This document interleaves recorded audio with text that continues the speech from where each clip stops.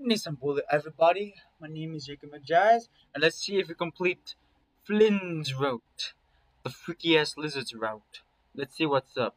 Because last time we played, we saw that we looked into what seemed to be Sydney's flashback, and we saw that his father was that he had a lot of siblings. The father wanted him to send him away to some place, and apparently the socket man was there. So let's see if we can finish this route.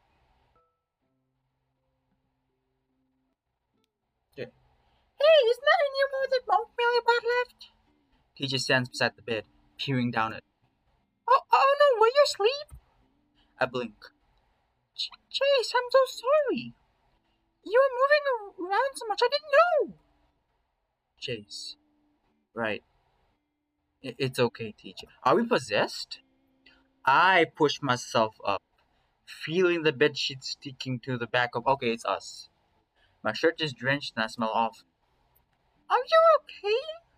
A concerned look crosses the lynx's face. I'm not sure how to respond. We'll get some water. He smiles at me in that eerily genuine way he does. He turns and walks to the sink. There's a subtle sound of oldies music coming from behind me, the suite next door. Sunlight peeks in through the beige drapery, but everything outside is just a pale glow. I can't gauge what time it is. I try to move my paw. It's slow to react. Every piece of my body is tingling with this sort of damp vibration. Sleep paralysis? But I'm awake, and I moved just a second ago. Maybe you're possessed. I blink again and little floaties dance in front of my eyes. Blobs, swirls, and smiley faces that flee whenever my gaze chases. Let out a long exhale from my nostrils and the weight of my tail behind me. Today is Saturday. Today is the day. And isn't it beautiful today? Did I say that out loud? He holds the polystyrene cup directly in front of my muzzle. I can smell it. The water. Way too mineralized. Like a foggy calcium broth. But calcium can't hurt you. It's just bones. Like a clockwork automaton, I feel my arm jerk and arise, grasping my cup and bringing the contents to my lips. I finish it in 3 swallows. Water. It's been so long since I've swam, and I'm starting to really feel the need for it. Air is fine, but it's just nothing. Water is something. It's got pressure. It hugs you as you move through it. No one understands like that like we do, I guess. I realize TJ is staring at me and I give him a look. Another smile, this one more sheepish. With a small grunt, I manage to throw my legs out from under the covers, my feet touching the firm carpet beneath. I rub the sleep from my eyes. I slept like 11 hours. Why do I feel like this? Looking around, I notice that the bed next to me is empty. Where's Jenna? My voice comes at higher pitch than I intended, and I quickly clear my throat. She went out. I'm not sure where exactly. I stare at him, eyes still only half open.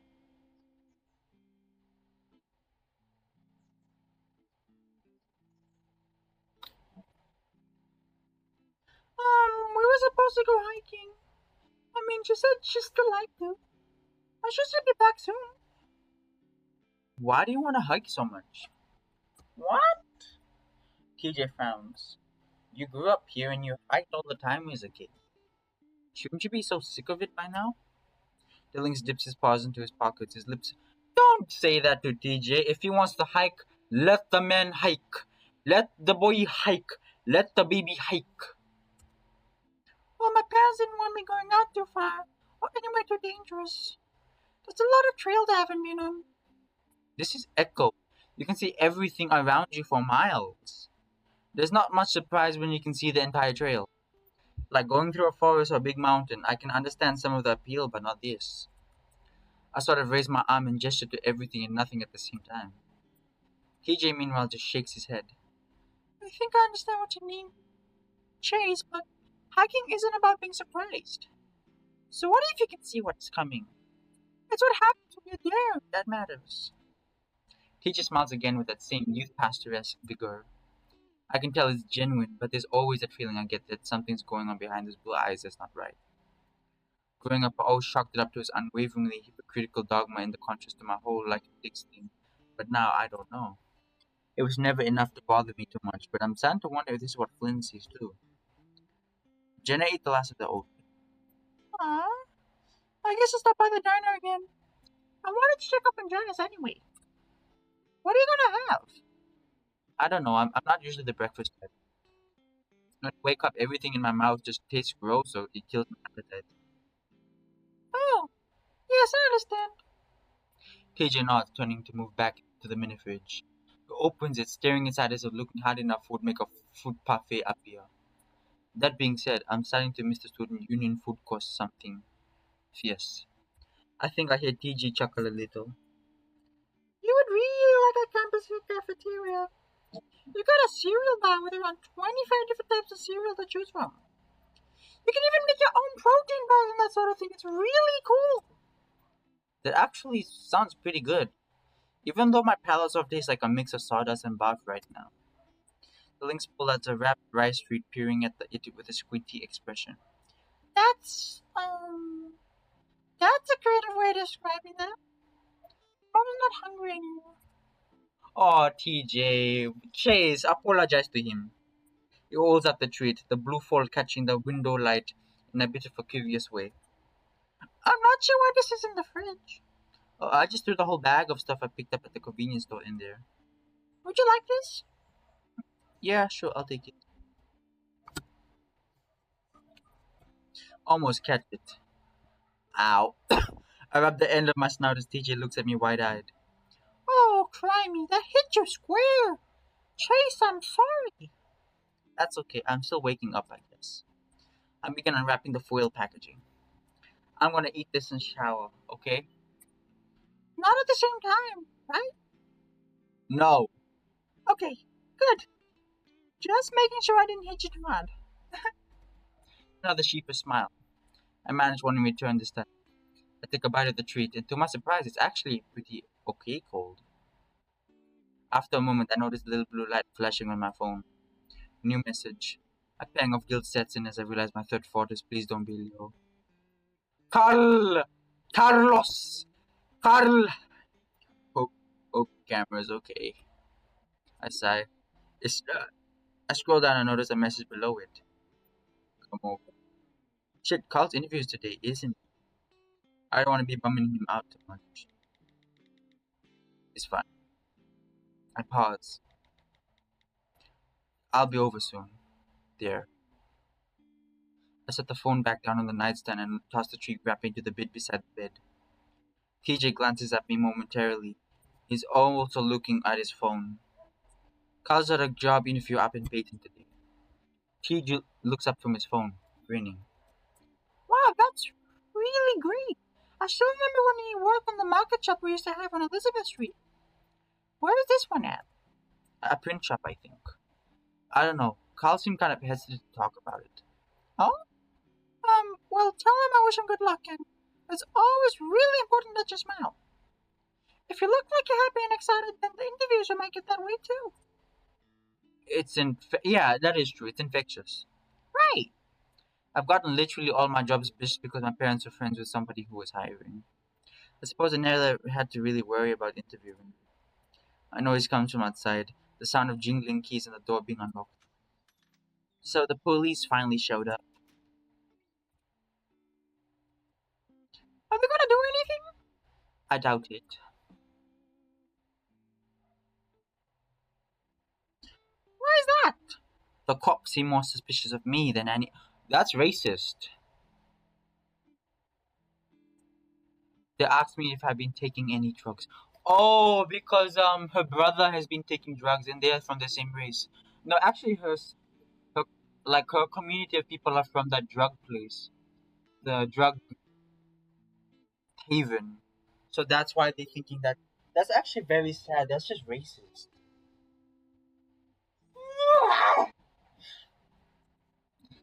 Jesus. Guess they're not used to seeing people our age around that turn. I think it's just more anti-native sentiment. Really? Yes. Chase, you really should shower. I blink. What? I noticed when I walked in. This whole room has your oily musk scent. It's not very flattering.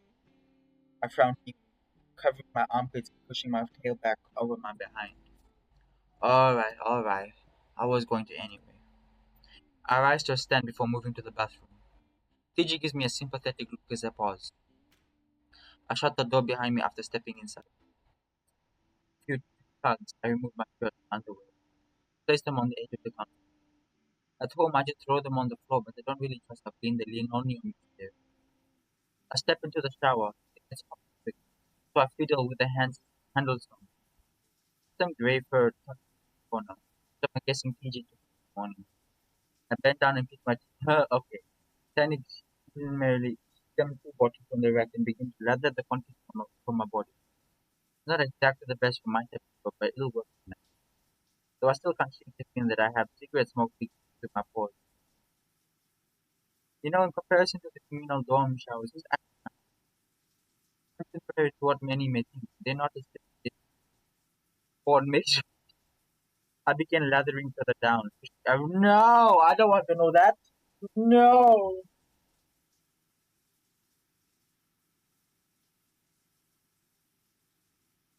Like all this stuff is going around me and I'm just here.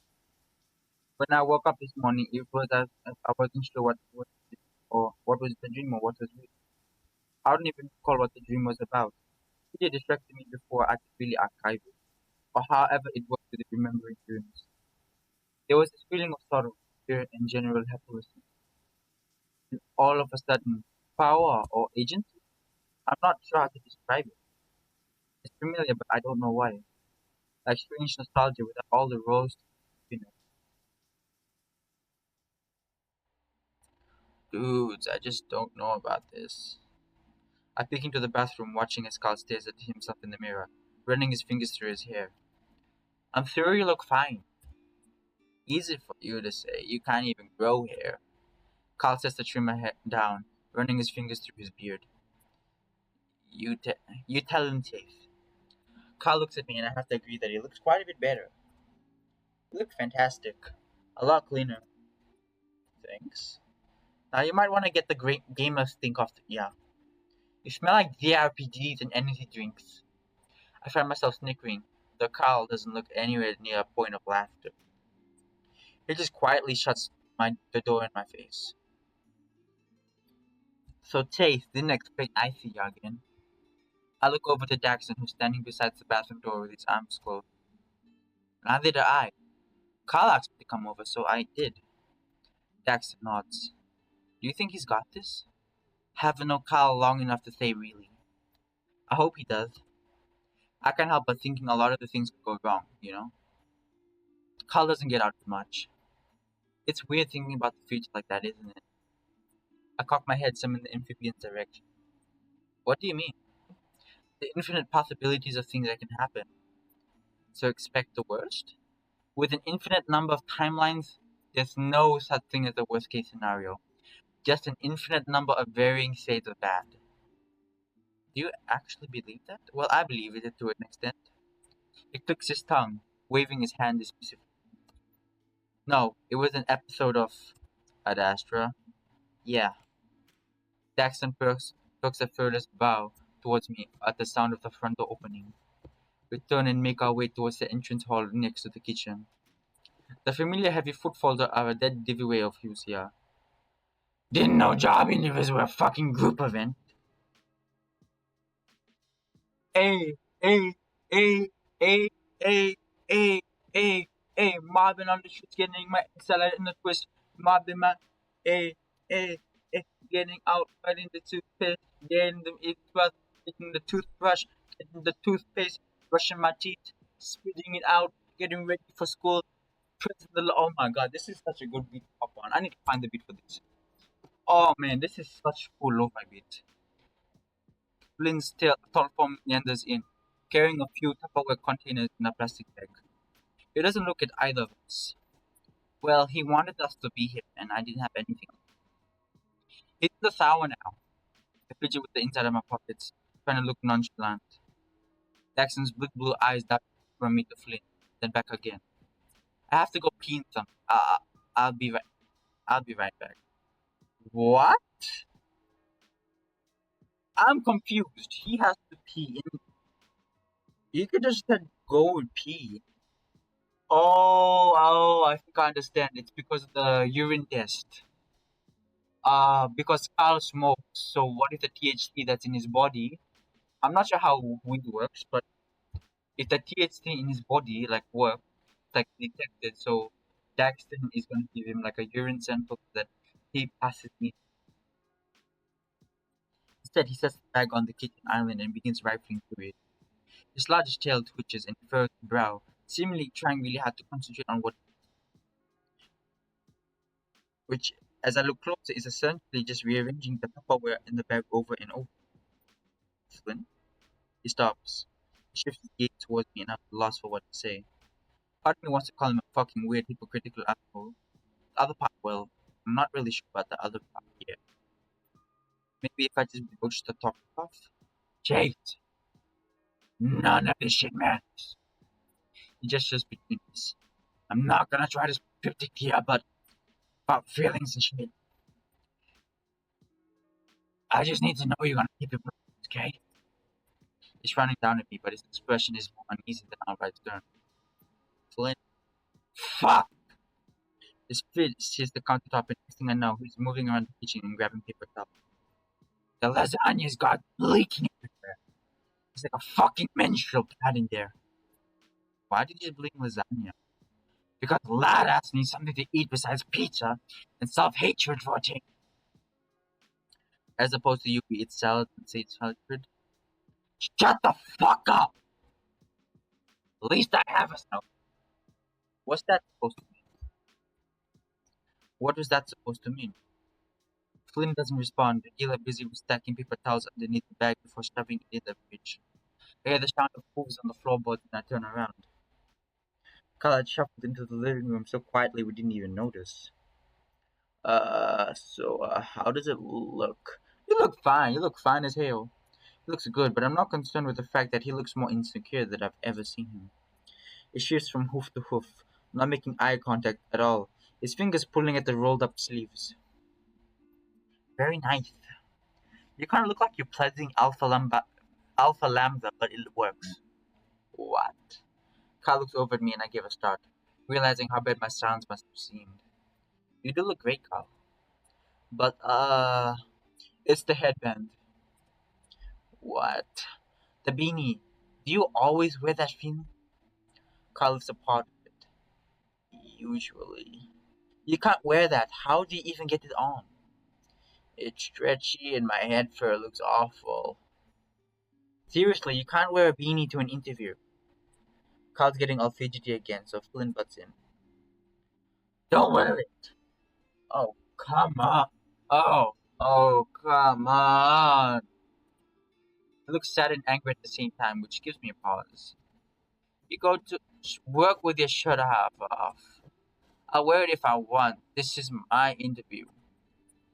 Usually Flynn would banter back, calling Carl a stupid dumbass or something of that nature, but he says nothing. After a couple seconds of silence, Jackson coughs. Jackson looks at me, then back to Carl. Well, I reckon that's alright. Carl sighs and shifts around again.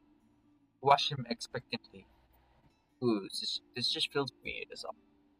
It's new. You'll get used to it. I pull up my phone to look at the time. Alright, we really need to head out. We should get there early. As we head to the door, Daxon makes as if to follow us. Flynn turns around to face him as Kyle heads out the door. Hey Dax! He stops. What? After the interview, Chase and some of our other friends, we're gonna be doing something. Wait, is Kyle on board with this plan too? Daxon raises a brow. Oh? So, could you fuck off for a bit? Jesus. Flynn, part of me wouldn't mind a guy with Daxon's attitude present at what would surely be the biggest downer of the week.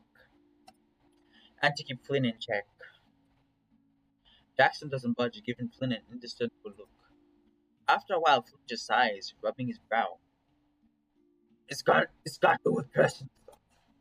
Oh, really? See, why did you just say that? You wouldn't want to come. There's gonna be some heavy shit. Are you the heavy fit in question? Flynn says nothing. After a moment, Jackson just exhales and shakes his head. Just let me know how the interview goes.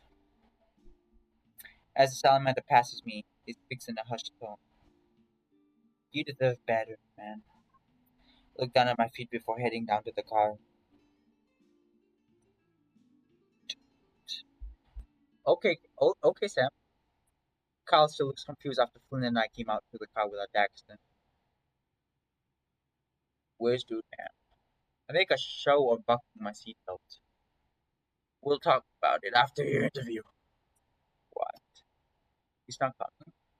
He's the guy who knows the guy who runs the place. Yeah. Well, you weren't going to bring it inside you anyway. Inside with you anyway. Kyle stares at the dashboard as I back out, pretending to be distracted so I can muster up something reassuring. You know, Carl, you should talk about some of your art while you're in there. I hear it's good to look like you have a passion, especially one that's tangentially related to what you do. To be honest, I have no clue what sort of skills you need. I mean, it is pretty useful. That is a good idea. I look in my rear view mirror at the ram, who still isn't saying anything. Hopefully, not many. By the way, Flynn. Flynn's nostril flares as he bracing himself. The big lizard has to back his seat up all the way to give himself some legroom in a tidy sedan. I need to stop by City Hall before, well, before we do the thing. Why? He responded with a very dryness. I need to scan some photos to my thumb drive. I thought I forgot to do it when I was there last. I know where everything I need is. Shouldn't take more than 10 minutes. Yeah, okay. I got my keycard in my wallet. Flynn scratches his groin. Okay. Kinda surprised he didn't protest more. Carl stays quietly as we drive through the rest of the Echo and swerve to avoid all the potholes. As I'm merging onto the highway, Flynn speaks up. I cooked you some shit to celebrate you joining the workforce and such. Fancy ass organic store Robin with his spiced sausage stuff and lasagna. Same recipe that my uncle used. That's, premature, right? If there's a food reward waiting for you, your fat ass can do anything. I resist the urge to nod in agreement. Hope you're right. We fall back into silence, and that stays that way for the remaining 20-minute drive. Carl gets more nervous the closer we get. I can see his knees bouncing on the corner of my eyes as he stares out the window. Flynn reaches back and puts a hand on one of them as we pull into the parking lot into the print shop. The Gila mutters something to the ram. I can't make any of it out. You look awesome and you're gonna look amazing. Carl starts taking deep breaths and staring at the ship. Just be yourself. Everyone loves a relaxed employee. I wish you had let me had a smoke before you left. The P tests. Yeah, going into an interview smelling like pot. Wait, oh yeah, we saw this in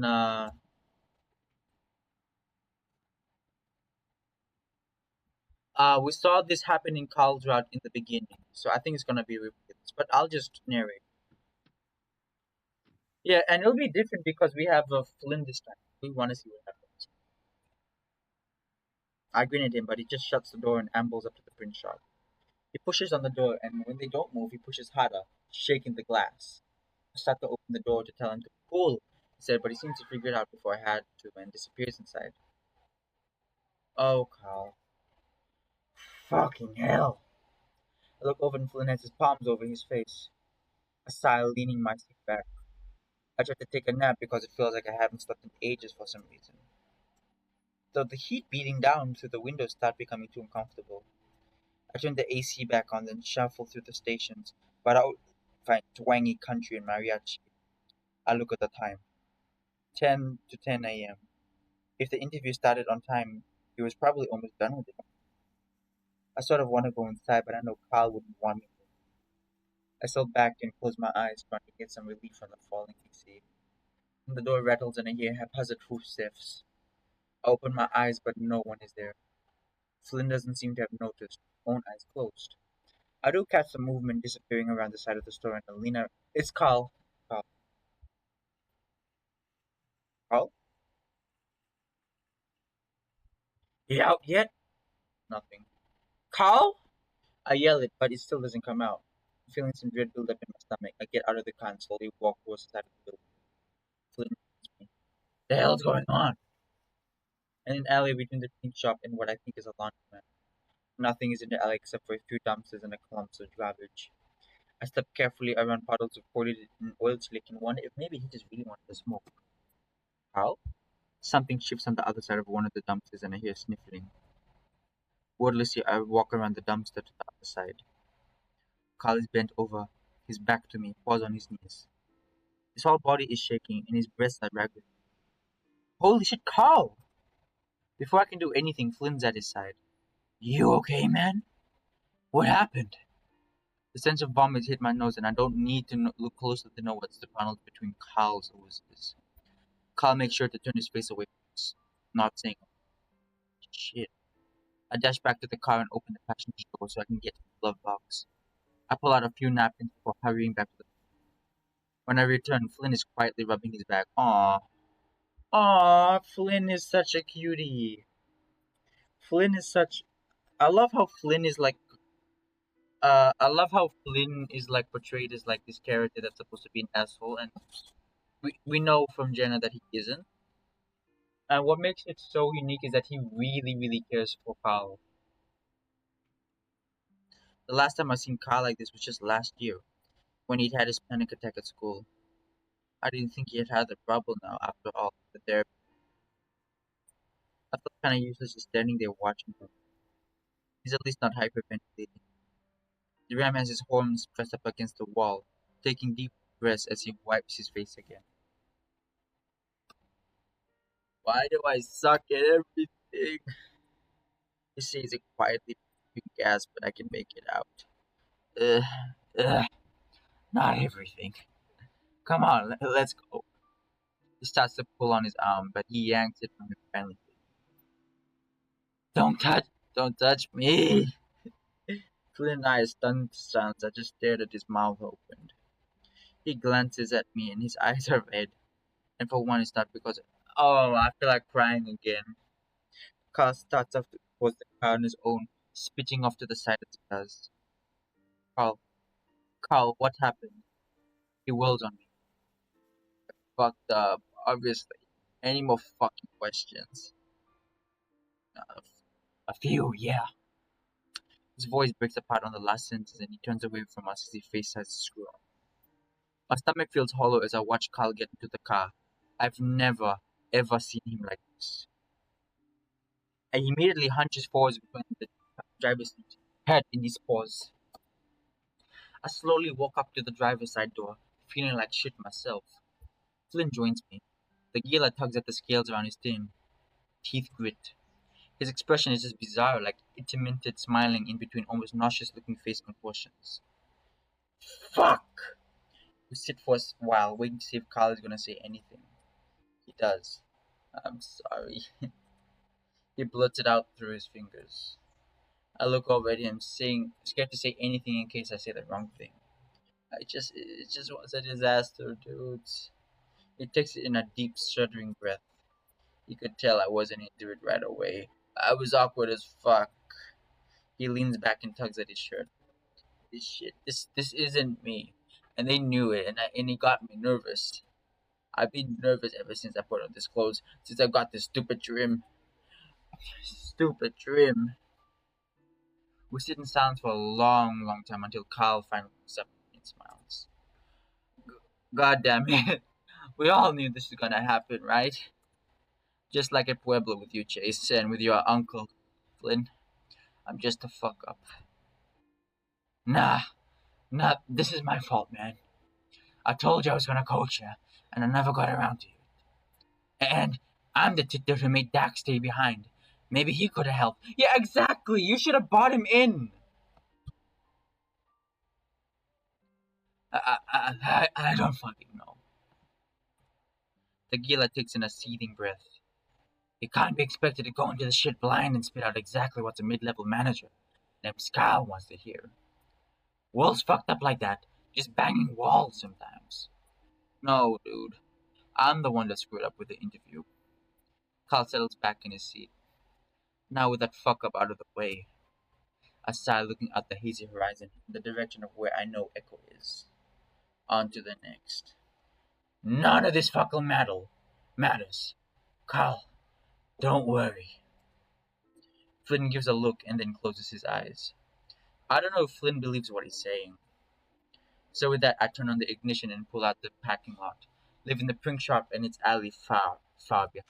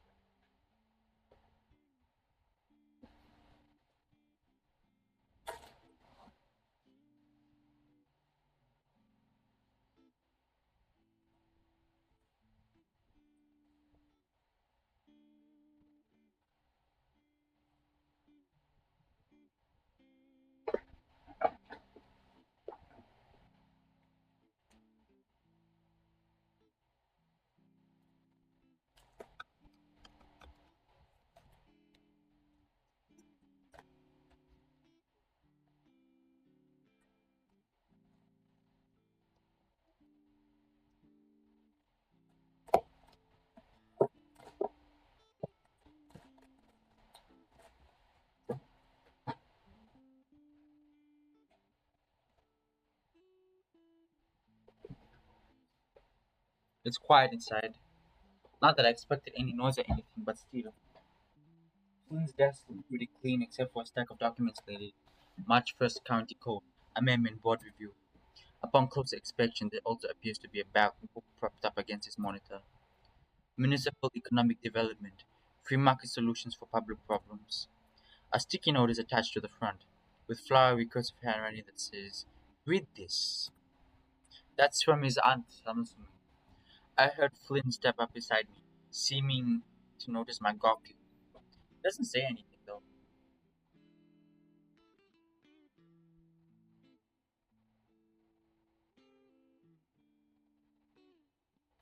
Instead, he just walks over to his computer chair and takes a seat.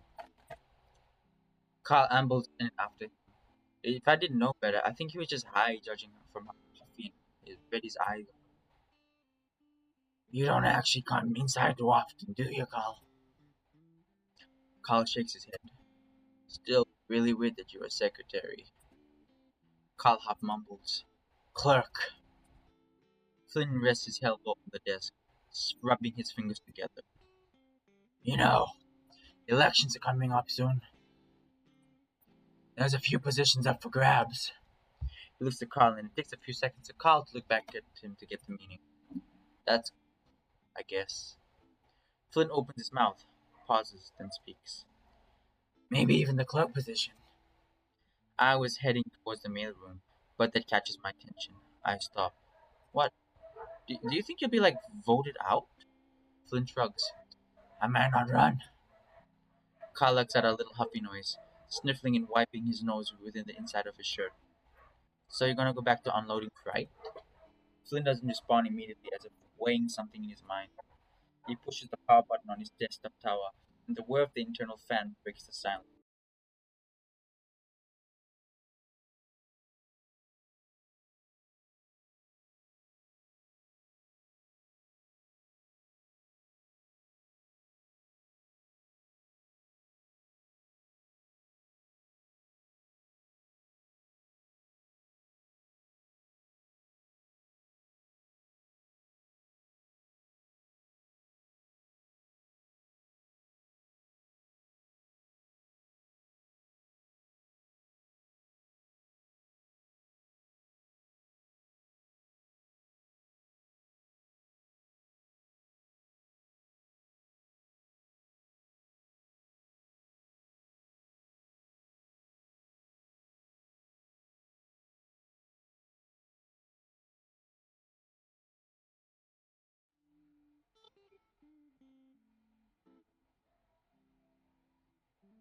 Oh, okay, it's still going. It's still going.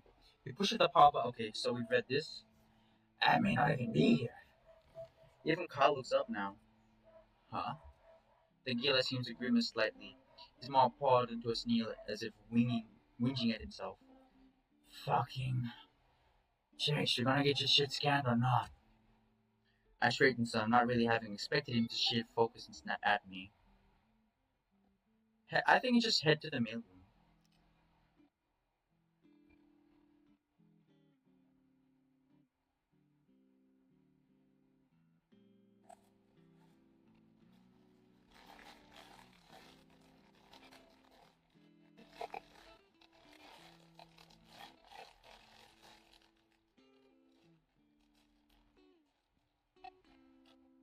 The mailroom looks a little different for some reason. It's not nearly as neat as it was, with some sort of a parcel folder scattered on the main table. Documents, dog-eared, and tape tied.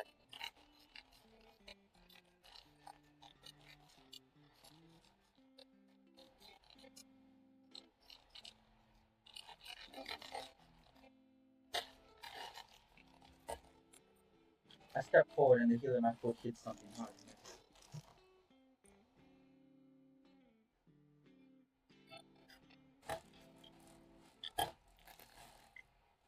Jesus, fuck. I found myself involuntarily clutching my chest, trying to regain my composure as I checked what nearly broke my neck on. Fire? Why is it there? Actually, pokers.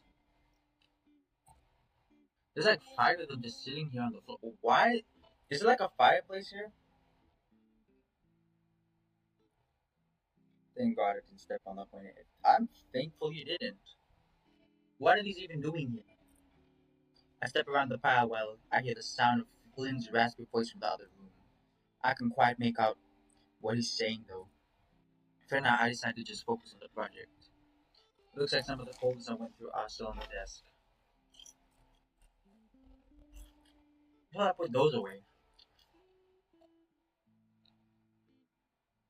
Maybe the mayor was just checking to make sure I didn't take anything, or just curious of what I was looking at.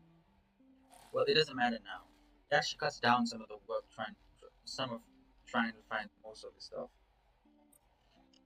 I plug in my keychain thumb drive to the printer and begin scanning.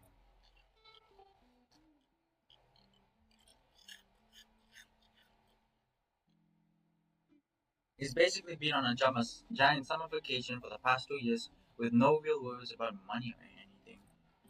So it goes from that to having to wake up every morning at 6 p.m., 6 o'clock, drive all the way to Payton and do this for 8 hours. I mean, it's easy, I think. Once you get the basic handle of things, it's the kind of job you can kind of autopilot. You can drift away and just daydream most of the day. I had jobs like that growing up.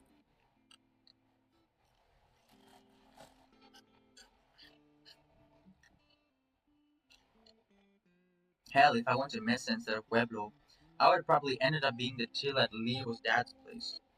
Despite everything, I can help but feel that might have actually been kind of fun. I mean, you get to see Leo, provided that he is okay and has a lot of mental therapy, then he'll be fine. Leo's dad is really nice, always offering to help with things and never seeming too skeeved regarding gay stuff. That's nice. But of course, I have to get away from this town, and Peyton's not far enough. I'm still not even sure I like journalism. I mean, the classes are interesting and all, but I'm imagining trying to sell myself on my work to all these outlets, and I don't know.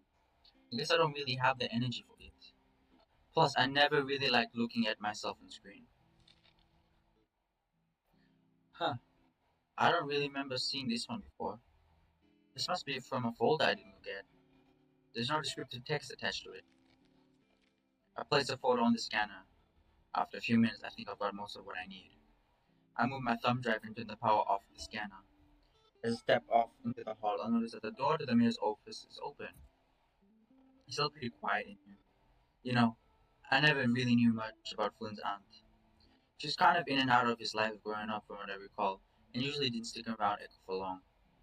Her and Flynn's uncle had a weird relationship, and it wasn't like I ever hung out at Flynn's place enough to learn more. He was always just a bit too old to really pal around with like I did with the rest of the group. I mean, Yale was like a year longer, but he didn't really act like it. Flynn was basically an adult by the time he was 14, by the way. He handled himself in all self-reliance. I mean, that makes sense because I'm assuming that his parents, he doesn't have both of his parents. He doesn't have his mom and dad, and I'm assuming that his aunt was the one that was trying to look after him. And because his aunt wasn't really there that much, he had to be self-reliant. Curious, I step into the office and I'm taken aback by how much it smells like potpourri. My nose takes me on the sauce, a small bowl filled with slightly decayed plant life on a wide variety of colors. It gives the office a sort of flower garden scent, which doesn't really match my aesthetic. Black, white, and red everywhere, like a supervillain could only buy hobby shop decorations. I step over a small pile of alabaster quartz, which sits in a ceramic dish on the floor. Which is strange, of course. There's a weird looking globe on the edge of our desk, too. What is that?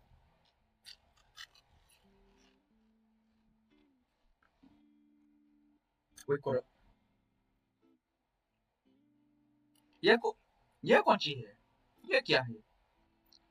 Oh, globe है. I step close and I notice several little prongs which hover over what I think is a meridian. Actually, there's no landmass indications or any labeling on it.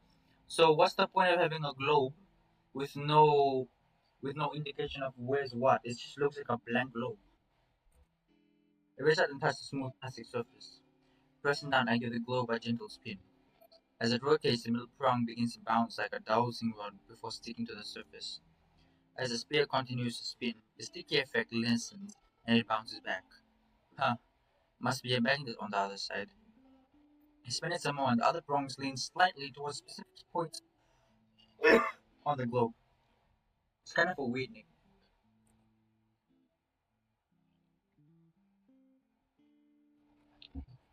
There's not really anything in here that can help me with my project. With that, I turn my way back to the front office. Suddenly, a familiar ring rounds the corner. DJ Chase? What are you doing here? He stops in his tracks, fidgeting with himself. The feline keeps rolling and unrolling the bottom of his shirt. I don't see any signs of Flynn or Carl. Hi. TJ, I was with Flynn and Carl. I'm scanning some stuff from my project. Oh. He frowns in acknowledgement, nodding. How did Carl show me the video? His frown shifts to a tepid smile, awaiting my response. Not good. And just like that, it's gone. Oh, well, there's a lot of work in patience. The snag one eventually, won't he, Chase? I fold my arms over my chest. I think he might need to get over some stuff before. Yeah, that's the thing. Because from Carl's route, we know that he has a lot of issues regarding his self-esteem, and hopefully, without the use, hopefully, like in one way or another, he can deal with that. Anxiety and all that sort of thing. What do you mean anxiety and all that sort of thing? You have anxiety. He has anxiety. TJ nods. Aren't you going hiking?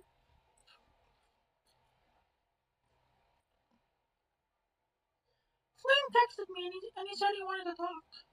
You know about what happened at the lake? I blink. And you agreed? My voice comes up more surprised than I intended to it. Again, TJ nods. TJ, you don't have to. It's my decision, Chase. I want to help. I sort of knew this was coming when I came back. And I know it hurts Flynn. Despite his words, TJ doesn't look remotely confident, the links shifting restlessly. But I didn't know that you would be here though.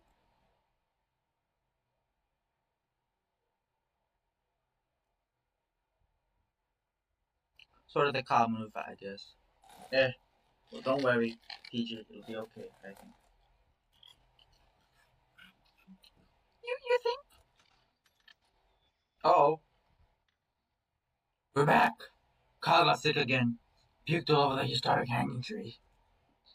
Kyle offers a meek wave, which freezes when he sees TJ next to me. He quickly shoves both of his paws into his front pockets. Flynn notices TJ as well. He doesn't show any signs of nervousness. Jesus, is this really happening? He moves over to us and rests his behind on the back of his desk, his large tail wrapping around it. There's something about the sight that accentuates how damn huge he is, and I can't help but wonder if he's doing it on purpose. Kyle remains motionless by the front door. We lock eyes for a moment, but our attention shifts as Flynn speaks. Thanks for, showing up and stuff. Oh yeah, because TJ, he doesn't want to swear in front of TJ. I'm glad I'm kind of noticing that he's actually pretty aware of how to act around certain people. TJ says nothing. The link stands next to a small pot, which he keeps bouncing his foot against. I see Flynn's Adam's apple bob, the wetting his palate like a whole mouth has gone dry. Meanwhile, Carl looks like he's about to be sick again. I want to stand beside TJ. I gingerly step over beside the nervous limbs because I know that he's gonna.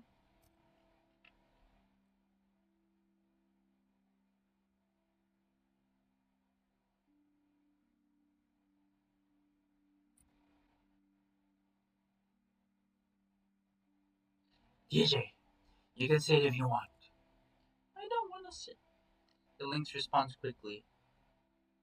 Want some water or soda? Do you still drink soda or does that give you too many health points? I don't need anything to drink. Thank you, though. The feline remains on edge, guarded, seemingly readying himself for the killer to explode like he did back in the river. I. So I'll ask her again. What happened, TJ? For some reason, hearing those words again makes my heart lurch within my chest. This is so fucked up. I told you, I don't know. How the hell can you not know? You were there. Play it back to me, step by step. Flynn. I see the lizard's tail pull inward. Flynn himself is stone faced, but he can't keep that thing still. TJ notices it too, flinching. He looks towards the exit. His longing to be out of this situation is pretty evident. I rest my paw on his shoulder in an attempt to comfort him, but I realize I might be coming off more intimidating than anything.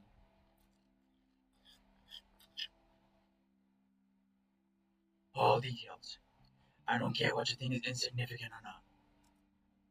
TJ takes a deep breath. We were all playing on the beach. I was building a sandcastle. There wasn't much sand, so I was using mud. Jenna helped. So Jenna was with you? Not the whole time. Sydney ran up and I did a wrestling on it. You were behind Sydney. You laugh. I think Carl did too. No. Carl's protest is barely audible. I'm starting to remember some of this. Carl was asleep, wasn't he? And Leo, I want to turn off the fan so you can actually hear me like try. Um, DJ's voice. Leo? Leo wasn't there. Leo wasn't there. Leo's prepubescent voice fills my mind. I'm sorry, I'm sorry. His language skills weren't great, so he just stumbled through a sobbed apology. I promise protecting all of you from now on. Chase was. He looks over to me for a moment. Yeah, he caught up with me after he ran off. Flynn, you were there for this part. You remember all this. I remember Jenna coming up and yelling at me about Sydney.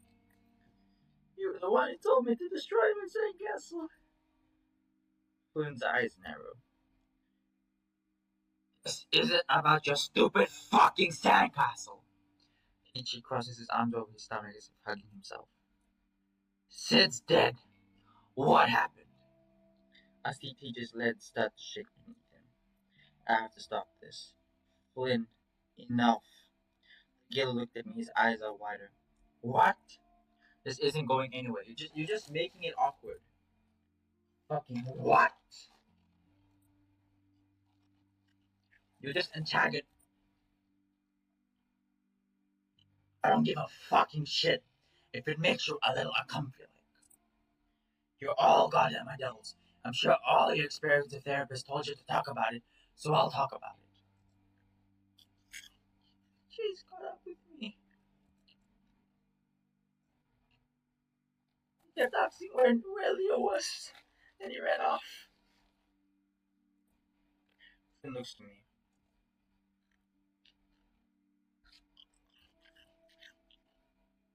I couldn't find him. Hello. Oh.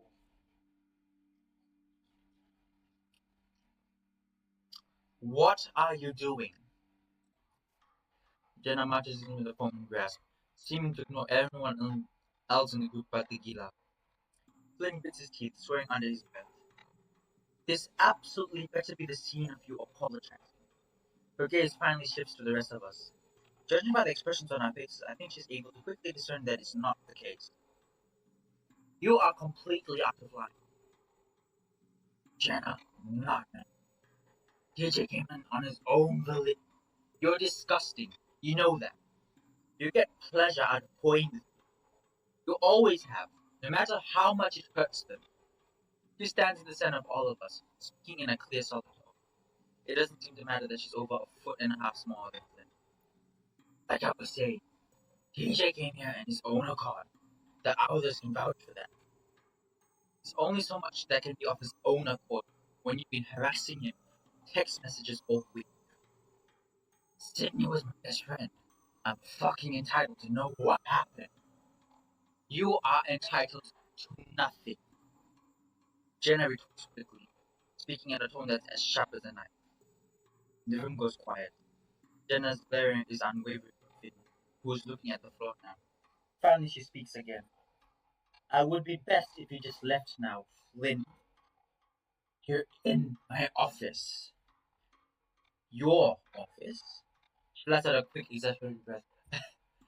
You are a receptionist at a publicly funded city hall for a town of barely 50 people. You need to get over yourself. Oh. Leo pushes his way past Carl, the wolf also looking at his phone. Flynn. Carl and I do our best to get out of the way. He doesn't even notice me. Flynn stands straight up. What?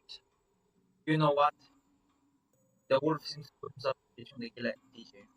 Flynn just thinks, holding up the flats of his large hands. I'm not gonna hit him. Jesus shit fucking Christ. Suddenly he looks straight at Carl. I told you, it's a goddamn conspiracy. Jenna looks at a disgusted noise. Is that what you think? It couldn't possibly be a track record of manipulating, self-centered, and downright mean-spirited behavior. Flynn clenches his fist. You're all so fucking quick, damn. All I want to know is the truth. Phil TJ's arm bristled against my own. It's happening again, just like it happened at the river. I leaned closer to him, replying back. I know.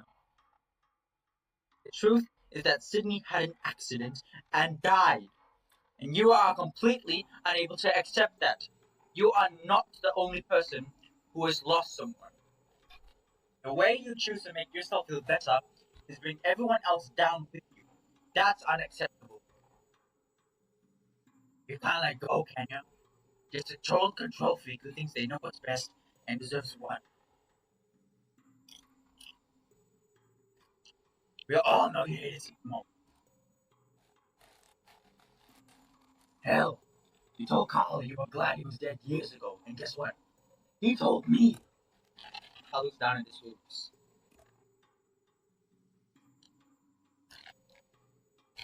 TJ, go on from where you left off.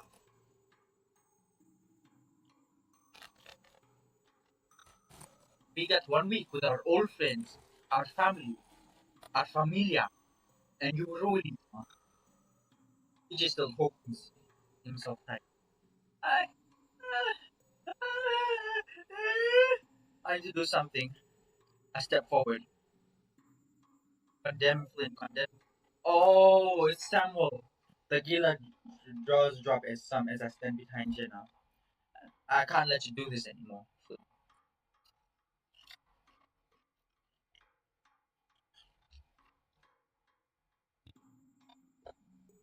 I'm not just your damn toy who you can use for your stupid plan. I just wanted to help you to fucking understand you for once. Remember what you said? I'll beat the shit out of him if I have to.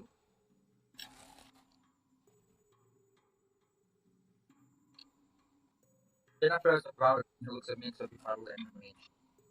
That's not happening. That's not happening. Bullshit. Bullshit. Bullshit. The giant gila practically kisses.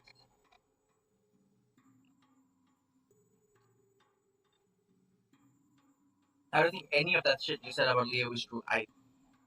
First, you just kept saying he's changed and that all he does is bully people and fuck Grant, Jenna's right.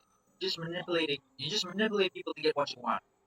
You know damn well that I was hoping that I wanted to make sure Leo was sort of sorrowful. I trail off and Leo quickly steps up.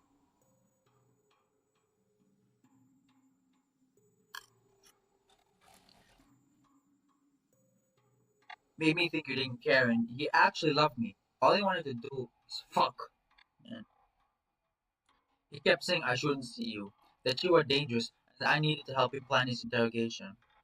He's making it all up. Didn't you see what he just did? He does it all the time now. That's why I texted you guys. I didn't want TJ to get hurt. You were the one who texted them. Jeez. Next thing you know, I don't trust you as well. You need to get your shit sorted. You need to get your shit sorted. You need to get your shit sorted.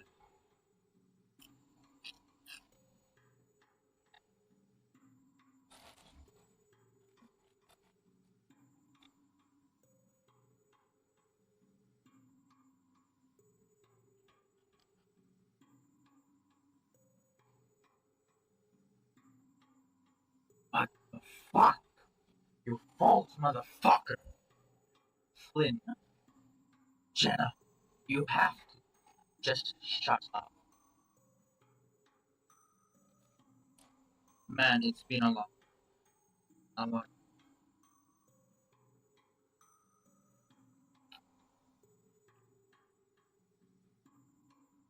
Fuck yeah, yes. But no. Carl speaks up from the corner of the room. Voices fade, but we all hear it.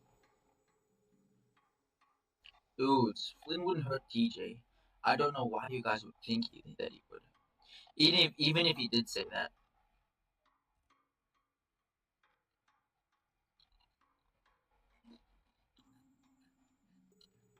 Touchdown. Huh? This sort of bad business sounds just like him, yeah? I felt it in my gut you were trying to tell me something yesterday at the party. I should have caught on sooner. I knew it. I just knew he was trying to take you, Walter. Even Jenna gives Leo a bit of a sidelong look. And was manipulating PG. That too. Adds quickly. I love how he's more concerned about us than PJ. Because that shows how fucked up this guy is. I don't like pretend to understand the whole Chase Flynn thing, but almost none of that sounds like him.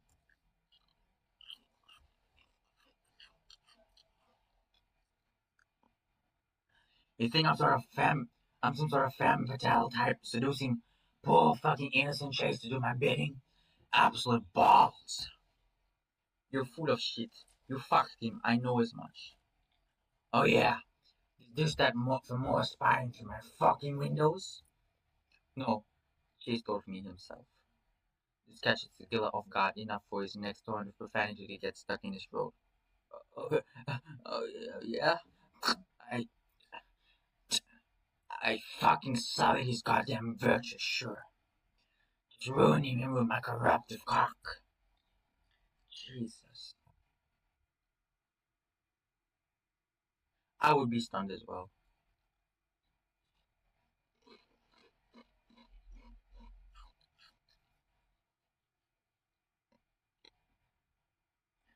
Yeah, Leo fucked him. He moaned like a. Leo touched such a fist like of a punch that Flynn's face looked like it vibrates in place. The gila come up to four. I love how he's shorter. He's like 6'4" and he's 6'7", and like he just ow. Oh, oh, ow! I should not have done that. Leo. Leo kicks the latch. Oh yeah. Oh no, I don't trust Leo. I don't. Still do not trust Leo. He's gonna kill Flynn. Yeah, you patchy shit. Who's moaning like a bitch now, huh? Stop. Flynn, are you okay? Jesus, Leo! Flynn is still on the floor and Leo's leering over him, fists clenched. Stop! He just practically shrieks. All heads turn, even Flynn's, which looks a little battered. TJ, Ouija. I saw how Sydney died. TJ, TJ, you don't have to give this piece of dirt the satisfaction. I want to. He deserves as much. He seems to take a moment to get his breathing steady. The links look shaky. I had run off to be alone by the water, on the front side of the beach by the outlet. I was upset and I wasn't watching the water. There was some sighing in the distance. It just sounded like I don't know how you guys used to be. Loud, you know? The lynx rubs his paws together, rocking upon his feet. About 10 minutes passed and I heard a splashing sound. I, I looked up and I thought someone was in the water. There were bubbles, lots of bubbles. And then I looked up and I saw these things standing down the shore. But wait, it was really tall, like a person, but burned all over like hot ashes in a fire pit. What? Tears brimmed at the edges of TJ's eyes. It started walking into the water, and I just ran and ran and I ran and I ran. Kyle looks at TJ, dumbfounded. Please. Flynn sputters, visibly in pain. No more fucking bullshit. I'm serious. I've talked to so many therapists, counselors, youth group leaders, and no one believes me. No one will ever believe me. It hurts so much, and I'm also scared all the time. Quiet. We all stand there, watching the lynx cry. No one speaks, no one reaches out to him. Snot runs down from his nose. He tries to wipe it off with the inside of his shirt, but he just smears it. He clutches at his own whiskers, tugging at them. As I was running back a quarter mile away, someone tackled me into the water. Held me under so long, blood started popping in front of my eyes. The lynx gestures, open and closing his paws in front of his face. Everything after that got fuzzy, like I was dreaming. Two bodies with brown fur. That's all I could see. Undulating, I in this constant wrestling motion. It all comes back so quickly. The sky is overcast, the air crisp autumn. TJ sitting in a daze, Jenna running back to town, Finn pulling me into the water, me grabbing onto next breath, pulling back to shore. Carl sitting on a rock, bawling. Leo starts trying to do compressions. And Sydney just stares. Silence. The helicopter rotors, adults everywhere. I'm home. Mom's holding me. Dad puts on my favorite movie. I watch. But still, Sydney stares. Oh, bodies. Both brown fur. Slowly, I start to feel the eyes shift towards me. All except for TJ, who stares only at the floor and mutters, I'm sorry.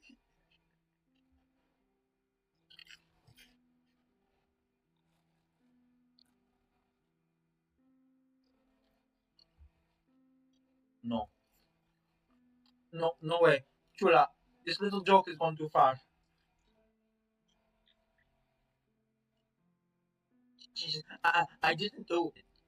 Yeah, I know that, Walter. You and I were closer than any other people. Any people I know, yeah? I would have found out if you did.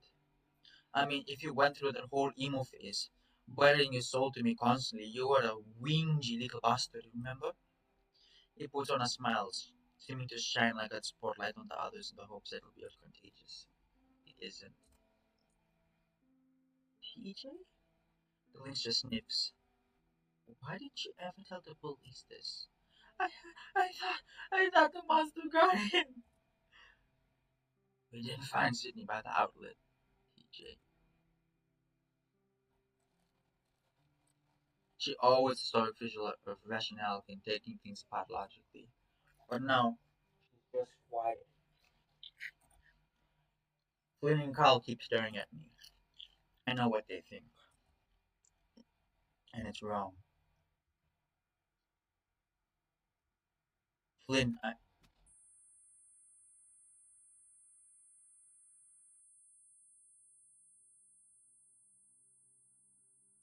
He knocked us out.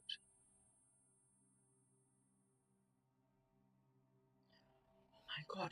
Flynn? Oh, it feels like my brain is scraping the top of my skull. I just want to lay down and sleep. My knees go weak and I can feel myself teetering backwards as if in slow motion.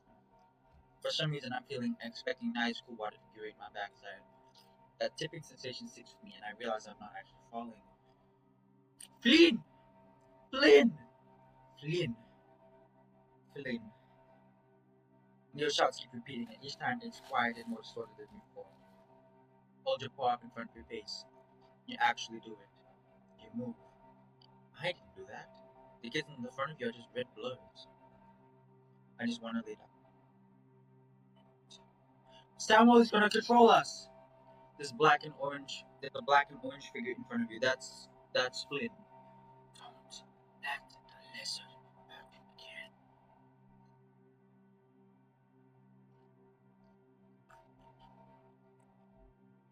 Get out. I don't care. I don't care anymore, you faggots. A crackling voice comes from outside. You have to guess it sounds like it's coming from down the block. Everyone but Flynn is peering out a small window near the door. Gila, however, is still staring at me. His eyes look like they're shaking in their sockets. Oh Lord, my Lord. I don't know how to sing that. Oh, how you test me so.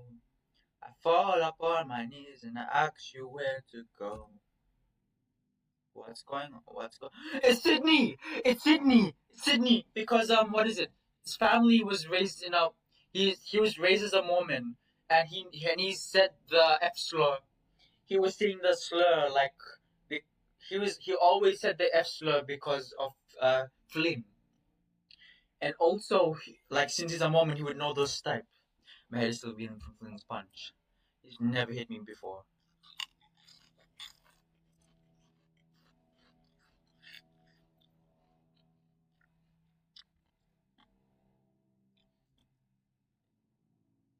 It's it's Clint.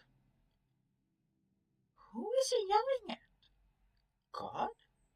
Leo looks over his shoulder, peering at me. You okay, Arthur? I feel hair. Okay.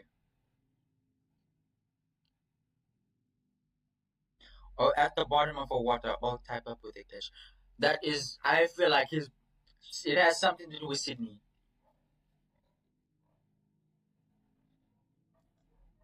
Yes. Flynn, you stay right there, or I will beat your ass double hard. Yeah. Leo, for God's sake, all of you stop. Where are you going?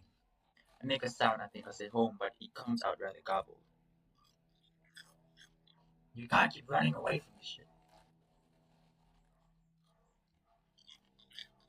Holding something. Yeah.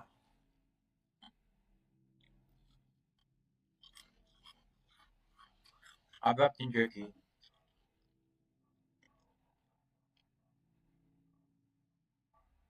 reading. I grasp the handle and I have to give it a hard shove before it budges. The door is heavy. I'm nearly overwhelmed by the musty smell from the inside. The corner of the room is completely stained from the rain damage and the roof is boarded up. There was an exit here, but it's gone now. Why do I know that? I stare at the little section of wall where the old wooden door used to be. A small picture of a group quail of crossing a dried washing in its place. As I move to leave, I notice the door won't open. It's hard stuck in place. Locked. A sharp crack rings out from somewhere outside, followed by the quick stirring of feet upon the carpeted floor of the lobby. Gunshot. I try the door again, more fervently hoping that I'm just pulling a Kalia and pulling it where I should be pushing. Still nothing. Oh no. Oh no.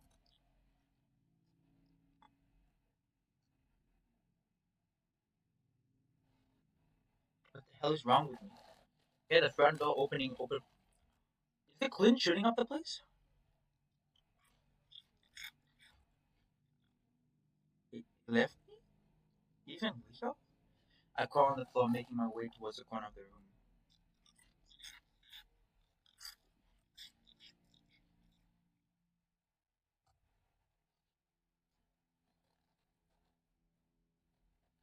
tweakers. Couldn't have showed up at a better time.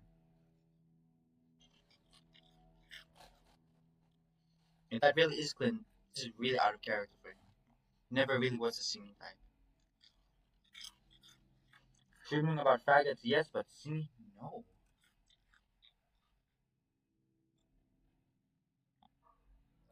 Looking around, it seems most of the old books and such have been taken off the shelves and put in assorted boxes to prevent water damage.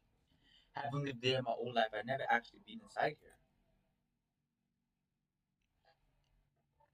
That feels like quite a feat, noting I've covered damn near every other square inch of town.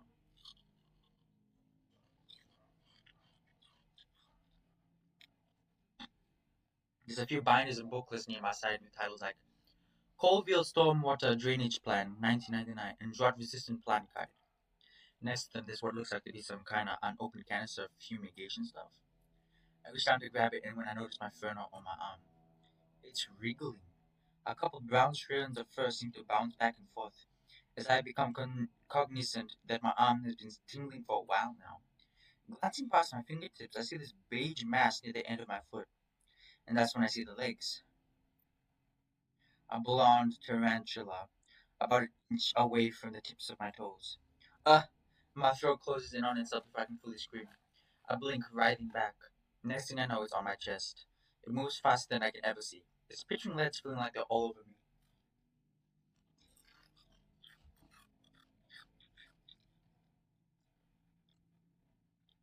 The edge of my neck begins to burn, and I pull back my paws to inspect the palm. There is no tarantula. Instead, I see the 8 razor-thin legs and black abdomen. On the abdomen, this splotchy pigmentation. It's a black widow. Black widow. Oh my god. Oh my god. Oh my god. Oh my god. I look down at my arms again and realize that isn't just my fur moving. Little red and black specks everywhere. Yeah, that's what I wonder what this was. No. I tear up my own shirt, jumping to my knees and trying to bat at the seemingly infinite number of spinally found arachnids. Each time I batted my arms, more of their guts cover my paw pads and fur until it feels like my paws are wet. It's not just my arms anymore. They're inside my shirt, my shorts, my face. I'm trying to plug my nose, keeping my muzzle shut as I roll on the floor, not daring to open my mouth to scream. Fling my shirt off, then pull up my shorts. See the webbing on the nest that had sat on the fabric on my shorts, oodles of the baby and not so baby spiders crawling out. Naked, I managed to scramble to my feet and run to the other side of the room. I tear my own fur, pulling out spider-filled clumps in the process with such ferocity that my skin bleeds. Pull and pull, my vision blurred from my own fear-induced weeping. The needle-shot sensation of where the bite is the worst part. It doesn't hurt as much as I thought it would, but I can feel it every time, over and over again.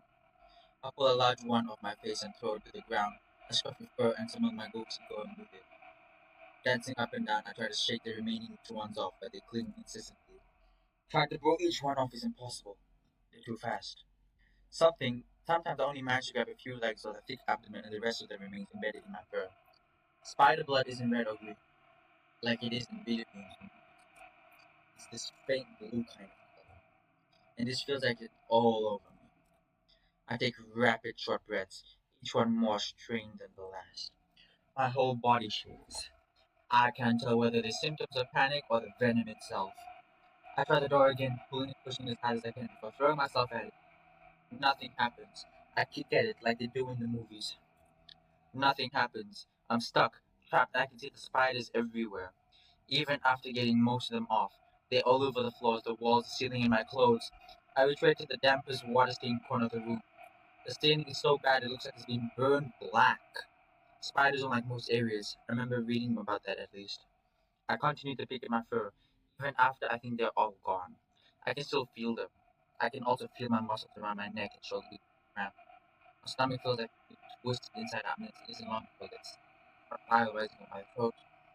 The rough edges of the morning's rice streaks scrape my insides. I reel forward as it all comes spewing out my mouth. I can't breathe. It burns so much. I try to call out for help, but every time I open my mouth, it's just more vomit. There's another black widow cramming up my leg, but I can't focus enough to squat at it. Each breath I take is blubbering, like acid is going straight into my lungs. I just need someone to help me. I clench my eyes shut, and when I open them, everything's different. The modern bookshelves and electronics equipment are replaced with all this old-timey crap I can't even make out. but I see it. Past the big wooden chair. Door. How the hell?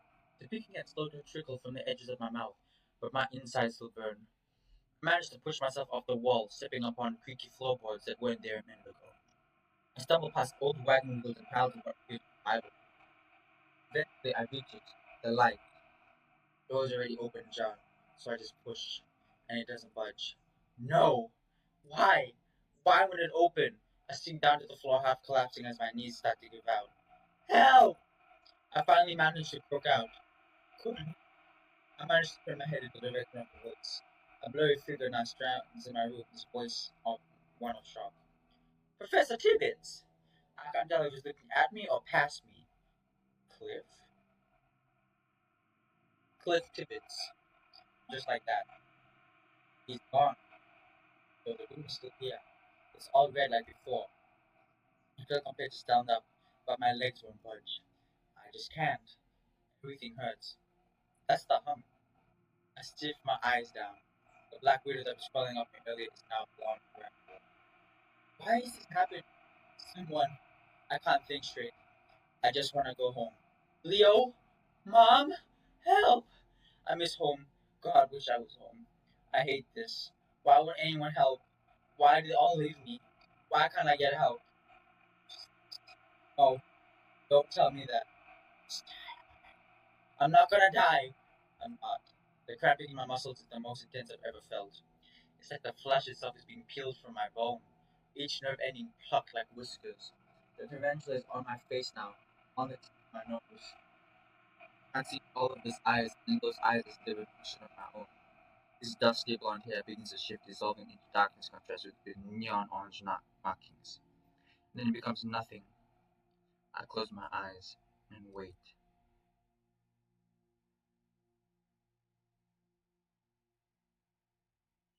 Find him? Dead. I swing the ball over to my shoulder and set my quiver down on the yellow plastic table next to me. A little cubby holder in the center meant for storing crayons and shit, but I haven't used it for that in a long time.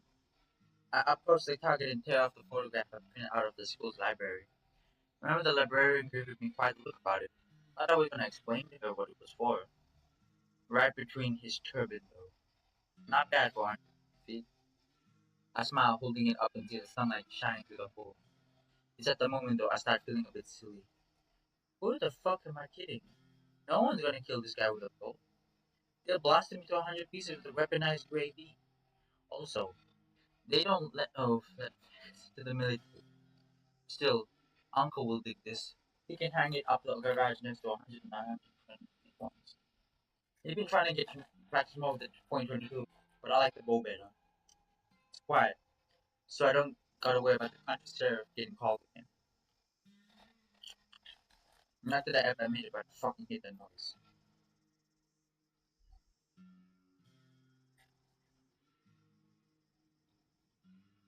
I think I got sensitive ears or something. How something just use a silence like that to fucking words. Silences don't really. It reduces some of the. It reduces some of the sound, but not all of it. Who's gonna grow up on dumb movies and video games and they have real world words?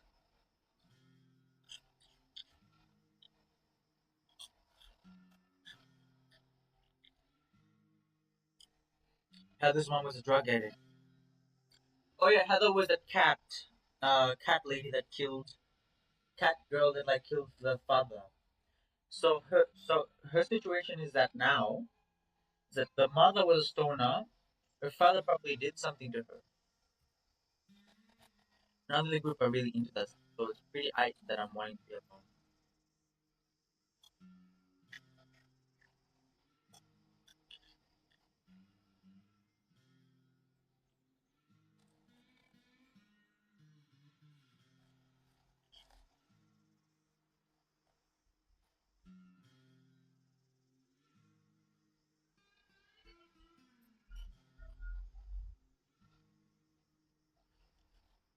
What the hell?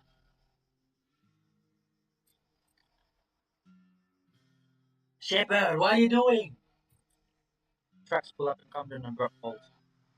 step up to the driver's side window about to chastise the furry bastard, but the look of his face stopped. I don't see any sort of jest, a self-satisfied mischief, as a flinch, as the kid said, "Oh, okay, that was Flynn." So the fact that like Flynn was trying to shoot up, trying to aim at something that had a turban. So I wonder if this is like during 9/11, where we're given what happened. We're given what happened. Like Flynn hates Muslims now. Like Flynn, like as a kid, he hates Muslims because of the propaganda that was being spread about them due to the 9/11. Is this where he meets Whoa, the hell's going on, dude? Flynn, will you come with me? Why? Please? Sorry. Yeah, scoot over. No way I'm letting someone younger drive me around.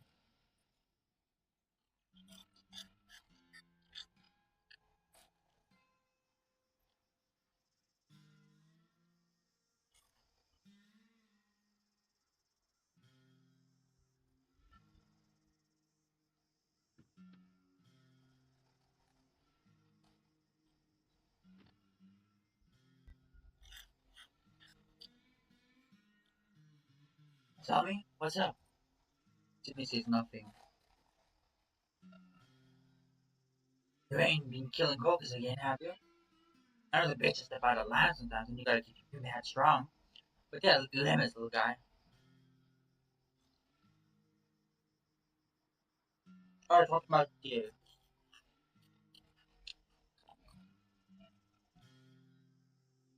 Oh shit, please tell me where we're going. Sidney rubs his face with his wet paws. Finally, he lifts his head and speaks. We step out the damn sticks and ramble before eventually reaching the clean. His dad committed suicide.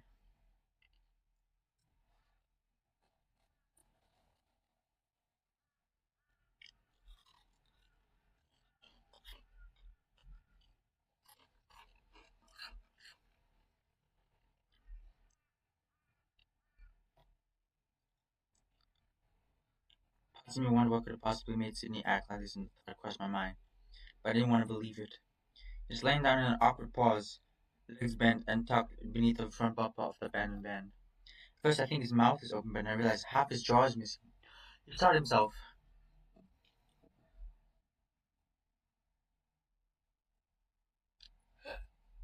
The word catches in my throat. I'm gonna be sick. I hear crying from beside me, and I know he's there, and I know he's seeing this too. Okay. Wow. Wow? Really? What did you? I didn't kill him. Sydney steps up to me, a surge of emotion upon his previous black face. I did it, I swear. I parked the rifle next to the corpse. It's a .22, a long barrel, a really awkward weapon to try to kill yourself with it due to its length. I turned the sight of it, making me feel like I'm about to lose my breakfast. Uh, uh, are you sure? I wouldn't blame you if you did. I didn't! It shrill yell catches me off guard and I nearly lose my nerve. Okay, okay, okay. He took you out here and he shot himself?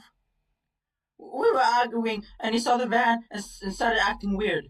His voice is much higher pitched than it usually is. Sydney always pokes on his gravelly sort of cadence to sound tough. He doesn't have any of that now. It sounds like just any other scared little kid. He left me. Come back an hour later with his gun. Said he wanted me to watch him. It looks like he's about to hyperventilate. He covers his face with his forearms, whimpering aloud. My head hurts. I take him by the shoulders and turn him away from the scene. Let's let's take you back to the truck. Yeah, I believe you. Sydney's dad was a weird motherfucker. Real greeny like TJ's folks, but even more completely fucking fake. We all used to go to the same church down in Prior Valley, so he treated me like I was one of them. As of late, though, he's been acting really strangely towards me. I always wonder if my parents told him something. Fucking doesn't matter now, does it? Let's sit you back down in the truck, okay? It's warm in there. Sydney just nods. We reach the truck and I start noticing little things about it that make my heart sink. The pack of Sydney's dad chewing gum on the dashboard, his switchblade pro green Bumper sticker. Alpine wind air freshener that dangles from the rearview mirror. All this shit for a person who's just gone. The keys in the ignition that turn on the heater and radio. All that Anna picks up is some twangy country stuff. I step around to the truck bed and unzip the plastic cooler I've got. I ate all the jerky from earlier. All that's left is a common 11-man soldiers. Here, drink this.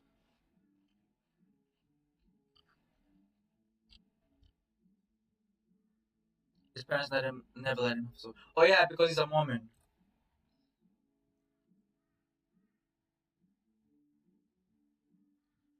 There's more in the back if you get thirsty.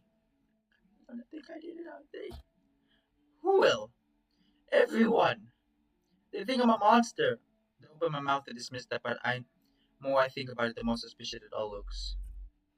Not that I doubt Sydney for a fucking second. He wouldn't lie to me about something serious like that. But the cops? Oh, it's Sydney. The angle of the gunshot. He looks at me, his big eyes welling up. It looks bad, like he couldn't have. I didn't want him to do it. I tried and I tried and I tried. I talked to him for hours. I just kept trying to pull it away. He wouldn't listen to me. He just kept talking. I don't think many people come to this part of the state land. Instead, I place a hand on his back, rubbing gingerly. It's okay. It's okay. I thought if I yanked out enough, it fired. Fuck. I feel my gut twisting at the prospect of what I'm about to do.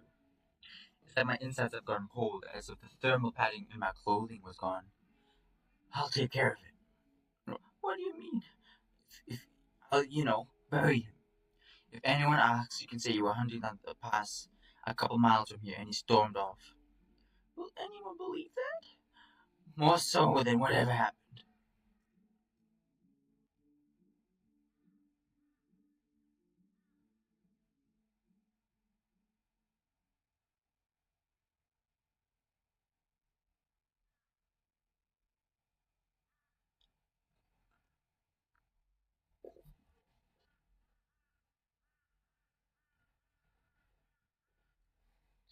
He was at us. Alice began to dig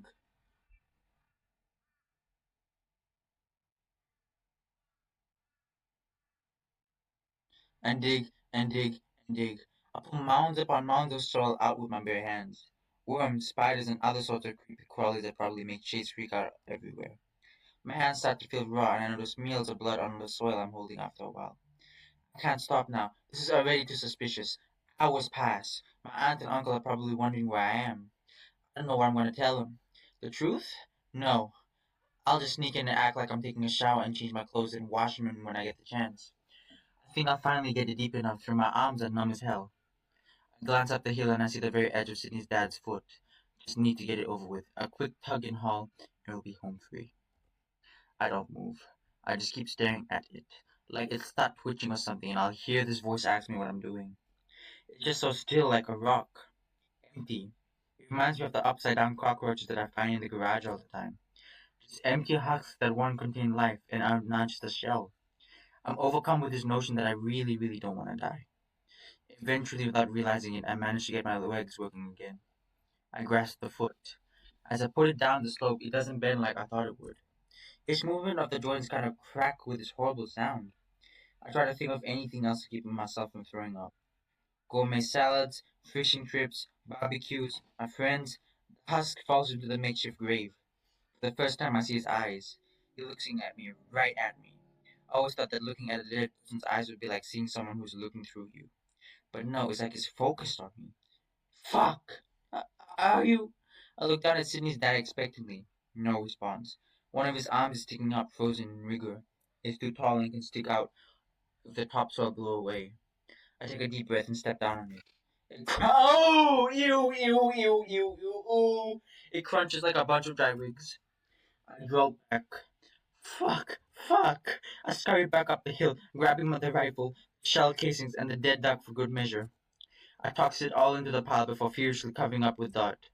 It's at this moment I notice Sydney standing nearby, clutching on a tree that he's afraid he'll blow away. His brown cheek fur is matted with tears, and his rings is heavy like a wet cloth. Make sure to cover the face as fast as possible. But I still think Sydney saw it. I wonder if he thought that the eyes were looking at him too. I scooped the last full amount of dirt on top, wiping the blood off my jacket. I'm panting. Sydney looks from the grave to me. He opens his mouth, pauses, then quietly mutters, "Thanks." I don't know what to say. Yeah, I nod for some reason. I manage to look at him straight in the eye this time. Where do we go off from here? Something happens. It's something on his face. It's like he's not himself. We'll be okay. We're tough. None of this matters.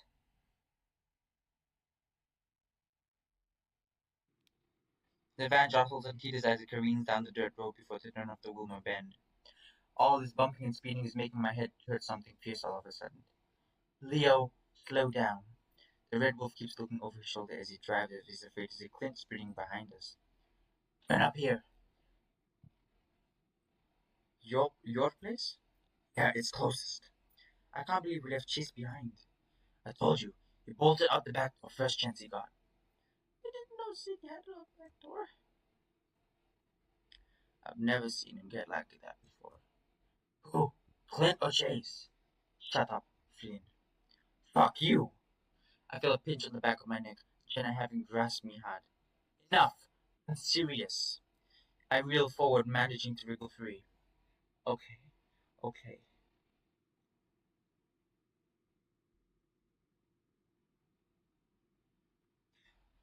Leo pulls up into the driveway and as the van stops, he's already out on his way to the door. I need the piece. It's locked. Leo turns the front door and handle and to my surprise opens it up and steps right in. Or not. Oh yeah, because Jackson will probably be in.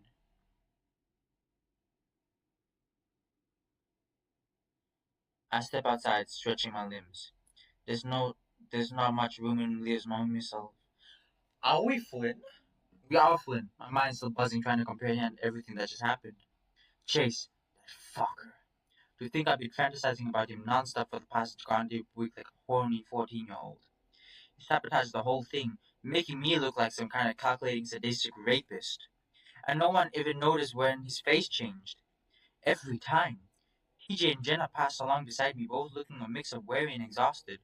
I wonder how much of it shit they believed. They're so gullible to bullshit coming from a whimpering face after all. Carl follows shriek, clutching his phone in his paw but not looking at it. Maybe not all of them though. I shut the car door and headed. I enter and the dry heat feels so good on my scales. I let out a big sigh, taking a moment just not to think for a while and ignore the stares in my direction. Flynn? The moment lasts less than 5 seconds before Jenna interrupts. Yeah? You have a landline. We're trying to dial the sheriff, but none of us can get any reception on our phones. It shows bars every now and then, but then drops shortly after they appear. Do I look like I'm 40? No one has landlines these days. You kinda do. I'm in from the back. Let me check mine. I reach into my pocket.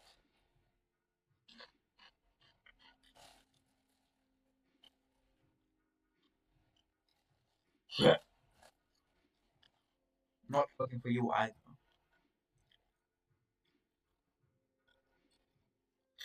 I'll just get my repeater. What? Flynn, seriously? Are you planning on turning this into some kind of Wild West shootout? This is not the time for one of your urban ass anti gun lectures. This is my house.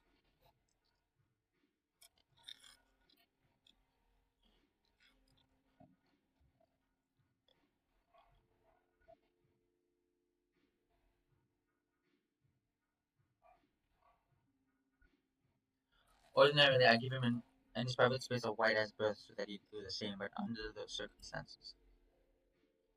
Yo, the Sandman blinks up at me from his bed.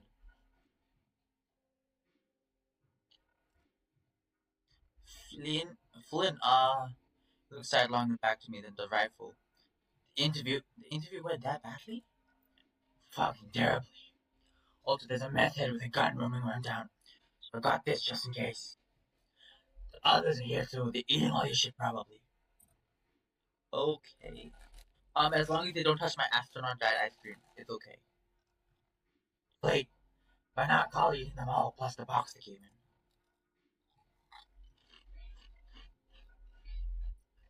Now go, sir. Speakers. Wait, seriously, the interview didn't go smoothly? I wasn't fucking kidding when I said that. Aston frowns. I'll talk to my cousin. Maybe make up some excuse or something. You look like shit. What? He blinks and rubs his hands over his smooth face. Oh yeah, took a nap and then had a real strange sort of vision. I'm wondering if this is like a mass hysteria thing going on. I've been having a lot of those lately. I know there's a pen and paper in his lap now, plus a notebook filled with rapid scribblings. I needed to write everything down, otherwise I'll forget. You know how they are. Well, after 15 minutes, it's all gone, but a vague sense of familiarity on the setting and time of day. I don't dream. Of course you fucking do. It's just you sleep a lot to the point where you forget that you're dreaming. What? I was joking earlier, but it looks like college straight up digging through our pantry already. Well, can I tell you about it? Look, I don't. Just take a minute. Dax, I'm distracted as dick right now. You're distracted by dick. Ass. Ass? Are you fucking deaf? Ugh. No, you're just confused me. Look, I was flying over this airship thing. In your dream? Yeah, but it felt real. I don't feel like I slept at all. Like, it was like I was there.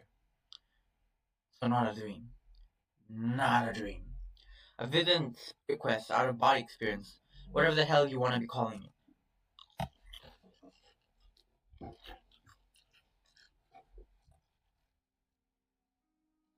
I could smell the metal of the cockpit, and I could feel the leather on the chair. I was flying over this giant body of water. I don't think it was an ocean, though. He says that the tips of his wet feet poking out from beneath the blanket as if they were reminding him of something. It made me nervous because I wasn't good at swimming. But I'm great at swimming. I'm a goddamn salamander, yeah? Mm-hmm.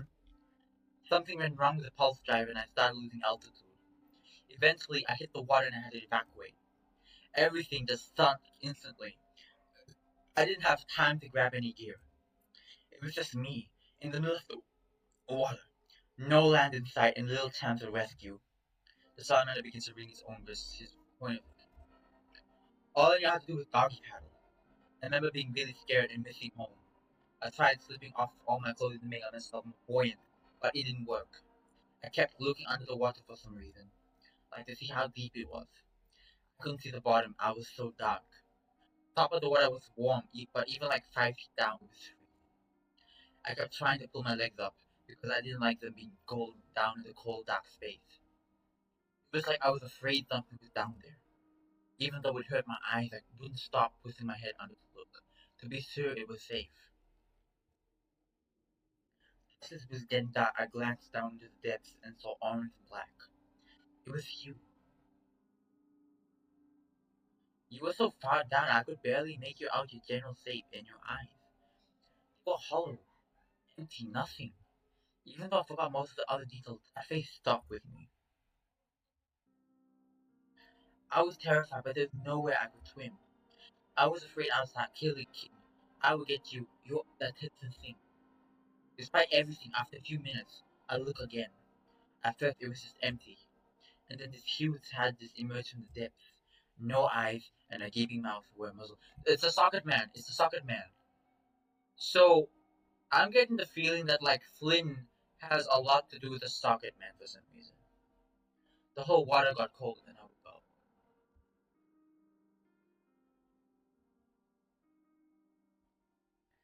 Sounds like something for a head trip done back. Cause fuck knows I'm not gonna try. Thanks anyway. Yep.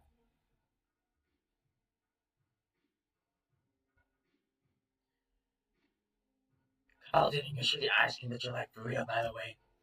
Well, I'll go damn it. Carl! The ram stops, his mouth full of the crumbly stuff. What? Daxon peels off his blanket, marching up to the kitchen in a half. I started shaking my head up as I picked up the rifle and plopped myself by a window in the dining room. TJ looks more surprised at the weapon in my grasp. He's actually stepping back. Jenna puts her phone down and Carl stops apologizing to Daxton. At the moment, Leo steps out of the bathroom. He doesn't move, he just looks at the rifle. Then, oh, what the hell? These idiots act like they've never seen a gun before. For fuck's sake! I bring the rifle up to my chest. Y'all don't want to worry. I just have this thing to shoot you off with reading back shit all these years. I smoke sneakering some. No one else laughs.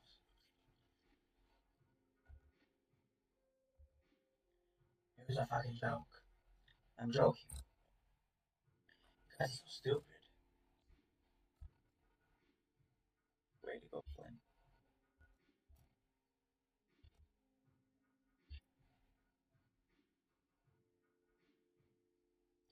I can't get a hold of Chase. No shit. The signal in that area is erratic. We couldn't get a call out to 911.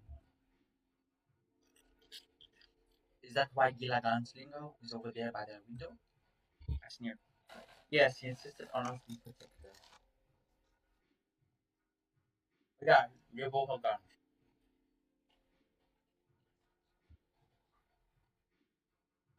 That's smart. I left my place at home. What? At home. Oh god, not you too. Let's just make some dinner instead. You're not gonna talk about what happened? I'm sorry, right now I just want to eat. There's a lot here to unpack, and I'm not saying that it shouldn't be, but we can do better than what happened earlier. I found myself actually surprised. I never would have figured I'd hear those words for dinner, especially with TJ around. No, I'll kill from the carne asada right now, yeah? Hopefully not literally. Finn's already got that planned. Yeah, I heard. He gives me a big of cold look. What the hell is his problem? I'm the goddamn victim here. Not that I ever put it like that. Um, I haven't exactly grocery shopped to hold the party off. That hasn't stopped. Side to corners all. 6. The salamander opens the fridge, staring into it. It looks particularly canyon. We got leftover salad, some fruit, cream cheese, frozen bass in the fridge. I glanced over and a few of them grimace. Of course. We got a blender. Could make some smoothies with kefir, yogurt, milk, and fruit. Maybe a side salad with it. I mean, I'm assuming y'all have been just quaffing down the local giant and junk all week, so it might be nice. Carl, PJ, and Jen exchange looks with each other. Leo, meanwhile, looks to be tapping his phone, occasionally looking out of the window. I'll work. Thank you, Daxton, and apologize for all this. I didn't say it was fine. Some of that's my shit. Daxton gives me a dull look. Without further word, he takes out the big bowl of leftover salad and sets it on the counter, along with a grocery bag of. I feel my teeth start to grit, so I shift my focus aside again. Still no signs of life beyond the usual distant spots of light. It's coming and going down the highway around the canyon. The smoke I noticed earlier rising up near the res looks like it's a billet higher. Despite everything, it's actually sort of nice out. The temperature's okay, with some light cloud over the only particular veil of the purple olive hues of the dusky sky. It's the sort of night I usually like to spend outside on the porch drinking tea and whipping out some bulk stuff. Daxton's usually quiet, cooped up in his room with his fantasy shit. I don't know how I feel about the music he usually has playing, but it's not bad. To think 30 miles away, Peyton's bustling with 10,000 people, all enjoying this Saturday. Hell, back in the day, I used to be a tiny ranching community that served echo, kept everyone fed and such. 30 miles in the other direction, you got the res. Population keeps dwindling from that place, too. No matter how much money the feds give them to live there. All the young folk just pack up and get out while they can. The rest really don't do a lot. Finally, 65 miles from the east, you got the Jericho Proving Grounds. I remember back when I was a teeny little jarhead, fuzzing to my uncle to take me there. They only did tours twice a year. It's a huge wait list. I expected there to be a giant hole in the ground the size of Echo Canyon, but there was pretty much nothing. Dust and sediment had filled in over the span of 75 years. Trigrass and shrubs have even sprouted on top. All that was left was the torn up hunk of a 3-ton cylinder that burned so hot the metal liquefied and pooled beneath it. You can walk through the site and have no idea that's where the fucking A-bomb was dropped. Well, if it weren't for the big black obelisk that they erected. Oh, that was a nuclear thing. which now is another spot for visitors to take photos of themselves. Man mustn't forget the past, for the past will not forget man, he reads. That's a very interesting quote. Man mustn't forget the past, for the past will not forget them. Because if you look at history, the reason, although history is something that a lot of people tend to neglect in their studies, it's really important because history is a giant reflection of humanity.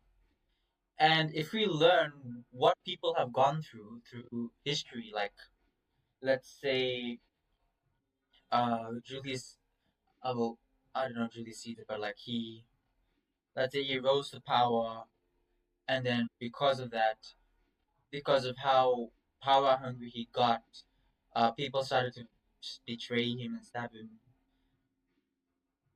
and then the whole thing kind of fell apart. So we learned that from the past, whatever happens in the past, we learn from it and change it. So it fits in well with those who don't know the history are bound to repeat it, and also it fits well with the theme of this game because, from what I understand, most of the routes are about learning to uh, accept what happened in the past, but not forgetting about it. People who try to, well, quote unquote, mature, try to distance themselves from the past and ignore it. But in order to move on fully, you need to accept what happened and also move from it, like evolve from it. It reminds me of that whole push from the county to make the mind some fucking tourist spot. Just a slap of plaque up there with a little blurb all about the death and shit. It'll make a great selfie spot. Traffic is traffic, right? Hell, call it haunted and you'll even get more weirdos coming here to exploit it. Like Chase. As I heard the background noise of the muffled conversation in Daxton, trying to figure out how my blender works, the presence sinks in. I wonder if he's gonna figure his way out before I can get to him.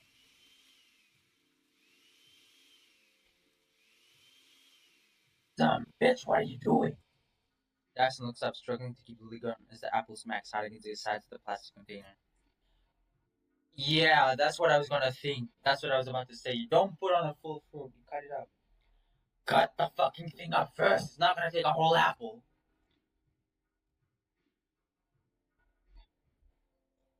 Uh huh. Don't just me. Do it, you fucking slip. Reach before I break my shit. Flynn. He's glaring at me from the living room.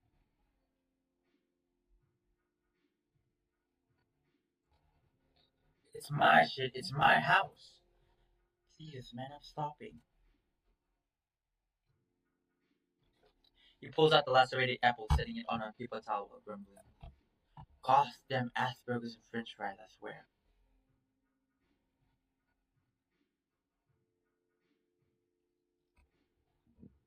I clench my rifle harder as I hear the old A word again.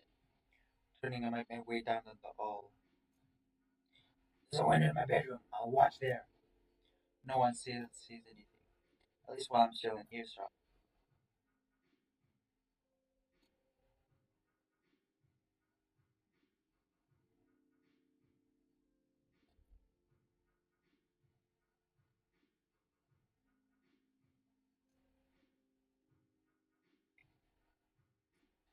Badass. I mumble. Coupled up the ice cream, which has a weird wafer-like consistency. I told Daxton if I'd give him a bunch of hands caught once I got back to my house. You folks won't mind? They won't notice. I could just say I ate it myself. Yeah, they won't doubt that. There's a light smile on his muzzle now. Right. I blink. You're okay? Not really. All this stuff got my mind off the interview, though. Just kind of wanted to go home and play video games without getting shot. There's a silent pause. Chase. What he said wasn't true. Oh, I know. I let out a sharp exhale, closing my eyes for a second. I put my repeater rest against the floor. Thank you, though. For what? Defending me back in my office. I don't think you'll see most of them besides Leo again after tomorrow, though. Like you said, none of this matters. The truth does. I guess your spring break hookup with Chase isn't going to be a long-term thing, is it right? Uh,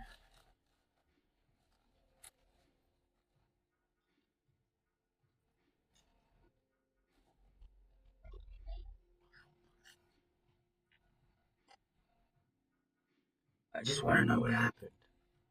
Dude, if I was Jace, I'd just get in my car and drive back to Pueblo at this point. I don't think he's gonna do that. Why? I locked his ass in the reading room. The fuck? So that's where you went. I think that's a crime, man. So is murder. Dude, this is Chase you're talking about. Yeah,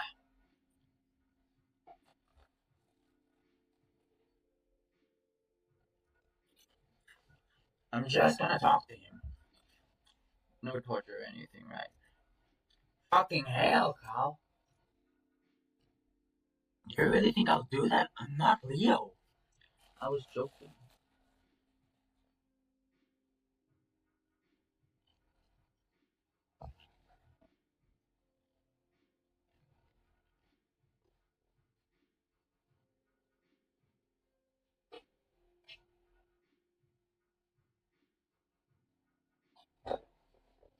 It feels kind of weird when we were kids again with all this stuff. Yeah, it's. He said it's not ice cream down on my nightstand, which I was like, okay. Uh, you wanna like something? Do you? He shrugs, seeming a mixture of numb and trepidations. I just don't want you to leave, dude. Not like everyone else. After everything that's happened, that's what's bothering him the most. The fact that I said I might leave town. Man, we talked about this shit earlier. I know, dude. Carl rubs at his jaw and the base of his paws, pacing up on the carpeted floor. It's just it'll suck ass, that's all. Not in a good way either.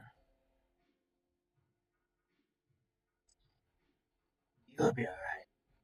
I don't know. You seem to be flirting up with Dax. He even plays video games and does that all other nerd shit that you like that I don't. You game sometimes. Yeah, only because you do. I guess. That's the point, isn't it?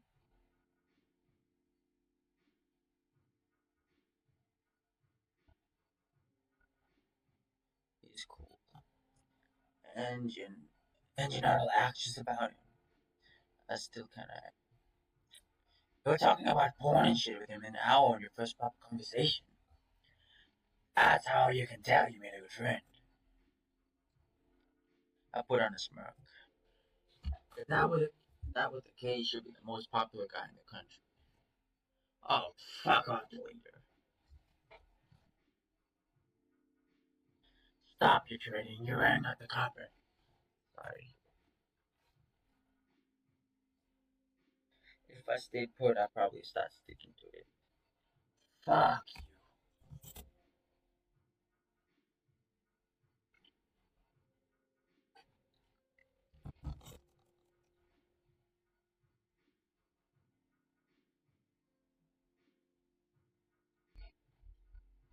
Like, oh, this is gonna sound real gay, but I promise you won't leave, dude.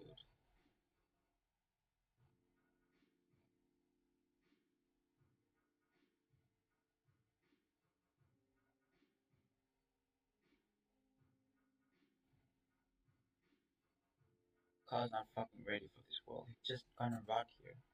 But I never really felt right feeling this whole big brother role again after what happened. Carl shifted his weight from hoof to hoof, noting my lack of response. I know I'm like a total burden, but you're not a fucking burden, huh? You keep me from losing my mind in this shithole. You know that.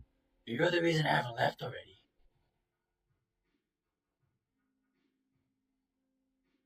And don't fucking go off again about how you're almost 21 and you should be better off on your own. Turning into an adult doesn't magically fix all the shit that fucked you up as a kid. Dude, you're not. I'll stay. For now. For real. That's what I fucking said, you absolute dumbass.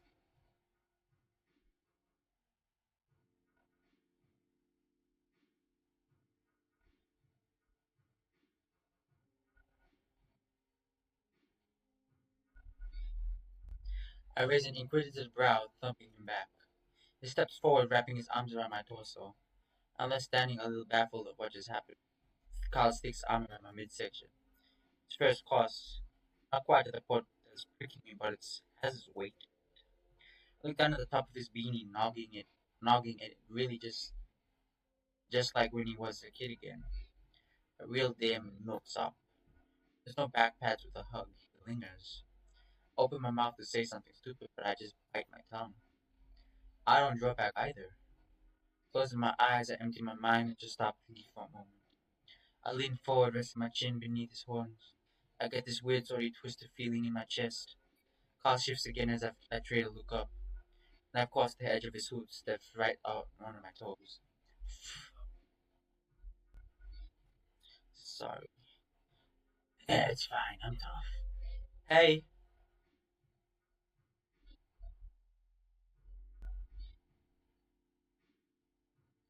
food's ready.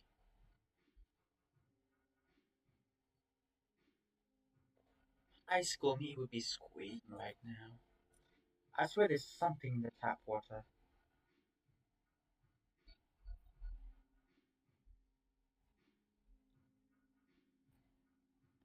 Then again, I'm pretty sure you don't drink plain water. Flynn, when you got a minute. What? What do you? What do you want? I need to talk to you. Not about this.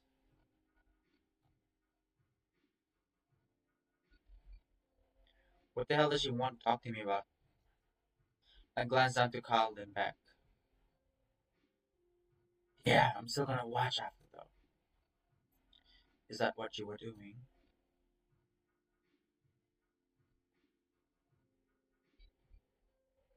It's just a hug. Fucker.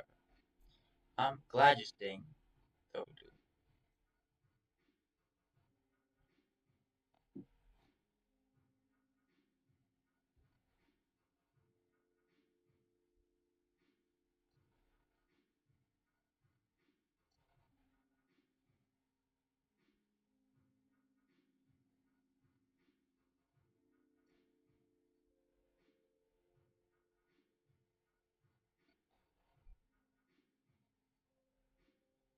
The fuck?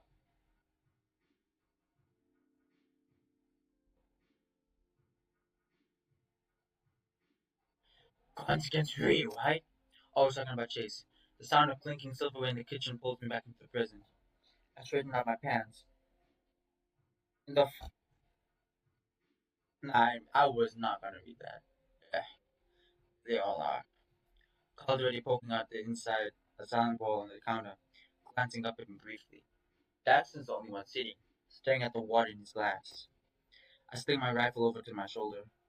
I grab one of the salamanders cups from the cupboard and get myself what looks like an apple banana smoothie. The cup itself is labeled for some sort of convention, though the exact name of it has been worn away from many washings. As I move to the salad, Kyle nudges me. At first, I think he's just being playful, but then I follow his eyes. He is pacing back and forth by the window, muttering something about Clint. He keeps checking his phone, the wolf pretty evident irrestant as all hell. TJ's looking at him too, his expression difficult to place. He's never been exactly hard to read when he's upset like this. His nervous tick always gives it away.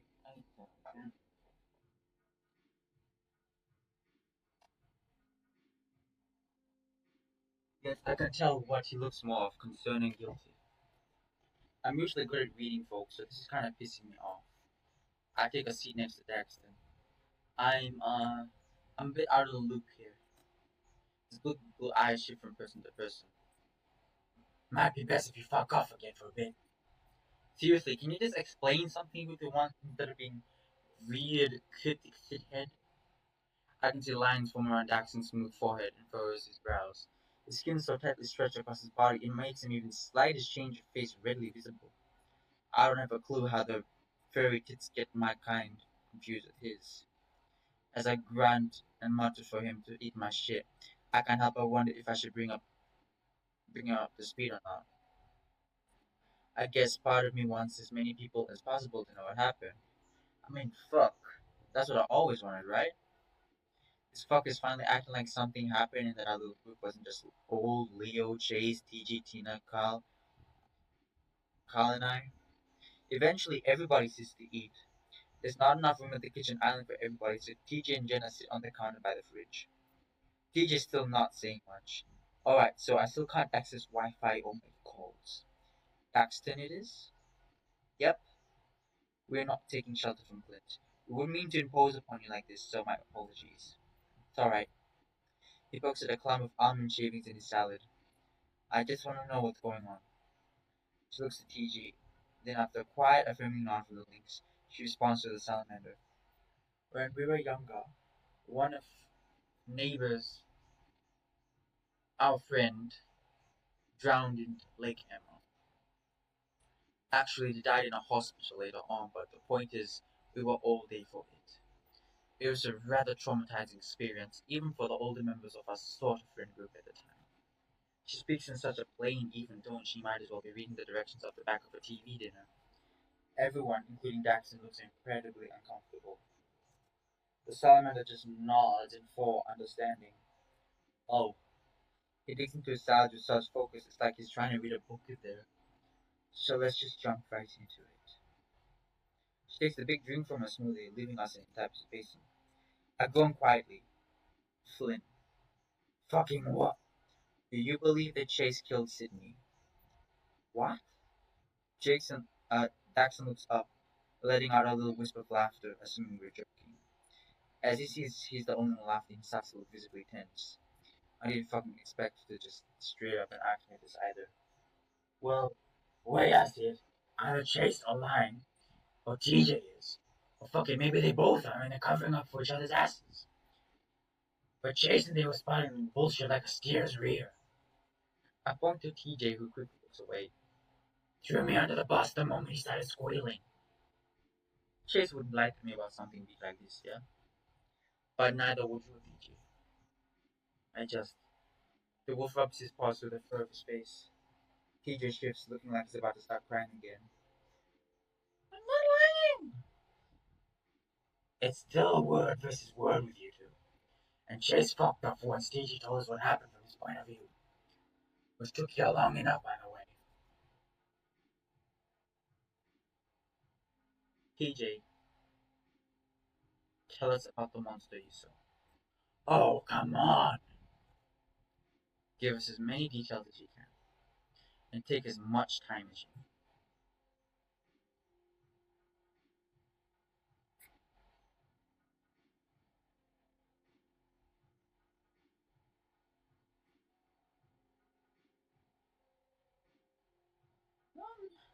Like I said before, tall, brunette skin, reddish, I guess.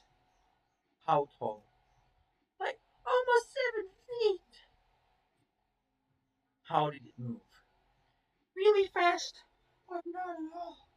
It was just like pictures, you know? A slideshow that was being fast forwarded. When it walked through the water didn't move like a wake. It just splashed out with each step. Tell me about the face again, please. Ah, okay. Teacher's having such a hard time getting the words out, but Jenna doesn't stop. She looks rapt. 3 holes. Two for the eyes, one for the mouth. They weren't like bloody or anything, just empty, dark. Everyone studied silent for a moment. The next to me, Daxon rises up to his feet. The salamander walks around to see where Teach is sitting, then points out something behind him. Like this? Oh yeah, because Daxton saw it as well.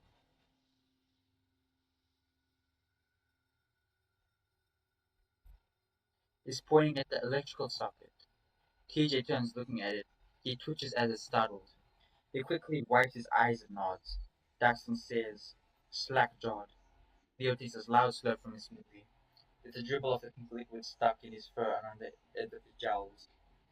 Guys, am I missing something? I saw it. So what, Carl? That thing.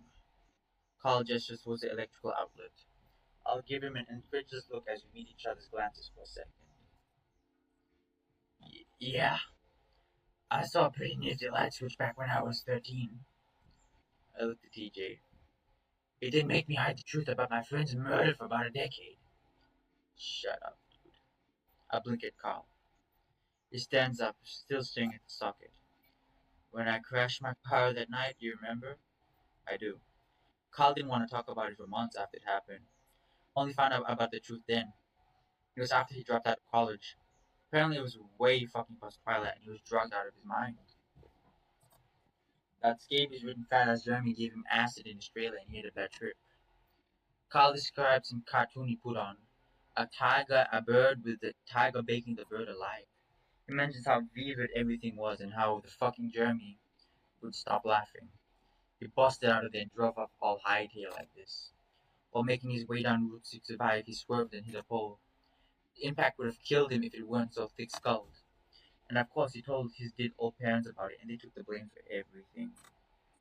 They didn't want him to be tested when the cops showed. It wasn't until a couple months ago he told me, in his drug-addled mind, he thought he had driven to Pueblo and picked up Chase. Carl, okay, stroking his horns, mentioning how he missed him and wanted him back as a roommate. You know, all the Chase never actually said after Carl dropped out. The fucker barely even responds to his messages. He could have sworn when he swerved at the road and struck the pole. He killed Chase, crushed somehow at impact. He wouldn't stop shaking. I made a joke that I would have helped him bury the body. I threw up later thinking about it. Yeah, the ram was looking at me now with his really big sad eyes. I'd never seen him like this. Sober and fully fucking aware of really bad shit. Usually the moment shit starts to get remotely bad, he talks like his mind melts the horrors away, as he calls them.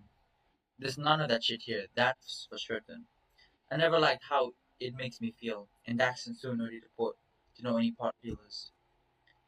This is gonna sound real nuts, but that thing TJ is describing with the electrical socket face, it was chasing me that night, man. I saw it exactly how TJ described. That's how it moved. I thought he had outran it, but it was the car with me that I thought Chase was. And I hit the fucking pole, man. What Chase was. Leo looks at Carl with raised eyebrows, let out a puff of exasperated air. You were tripping balls on acid. I looked at the rest of the group. That's why he thought he was with Chase. Leo's expression furrows. You done acid, Carl? Yeah, I know how it sounds. I thought it seemed familiar earlier when TJ was describing it at City Hall, but that face was just like an outlet.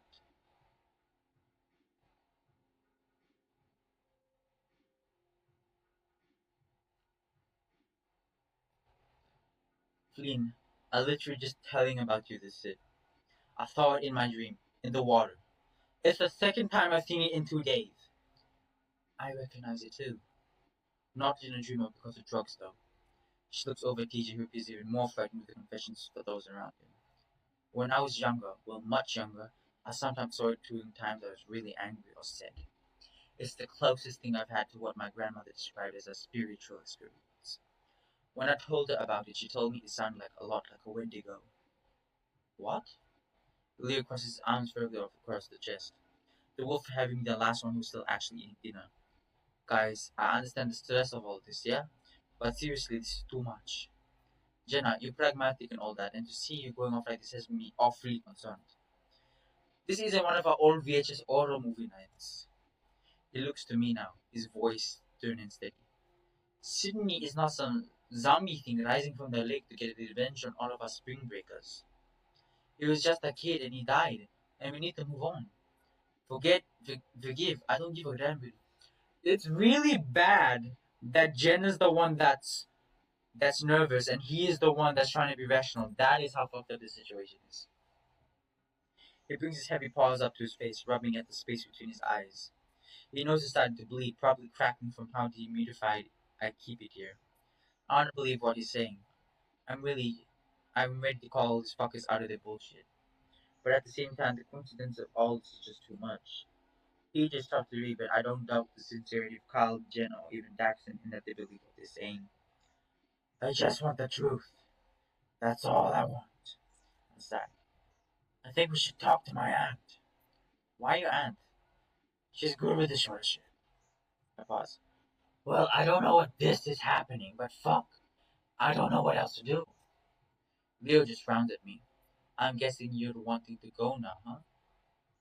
You can go home if you want. I know it's tempting now that Chase isn't here for you to stop. I just. You're like.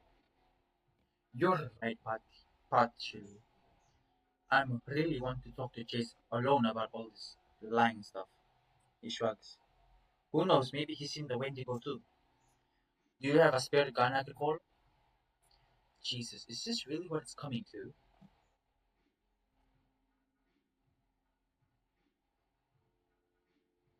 Yeah, even Flynn is noticing how fucked up Leo's acting. Your license? Yep. Open carry. I know what I'm doing. That's not saying much, noting our state has the most lax weapon licensing states in the nation. That's typical Jennifer, yeah. Oh, reality's going out the window, but she'll still be sussing some social political bull when in the middle of it. All matches license for me and alone. Ah, this isn't the time for your buy the book stuff. I'm grabbing one of your flashlights. I'll be the end of one. I guess we're going. Think so. Not feeling very good. If you're gonna puke, do it on the backside of the sink.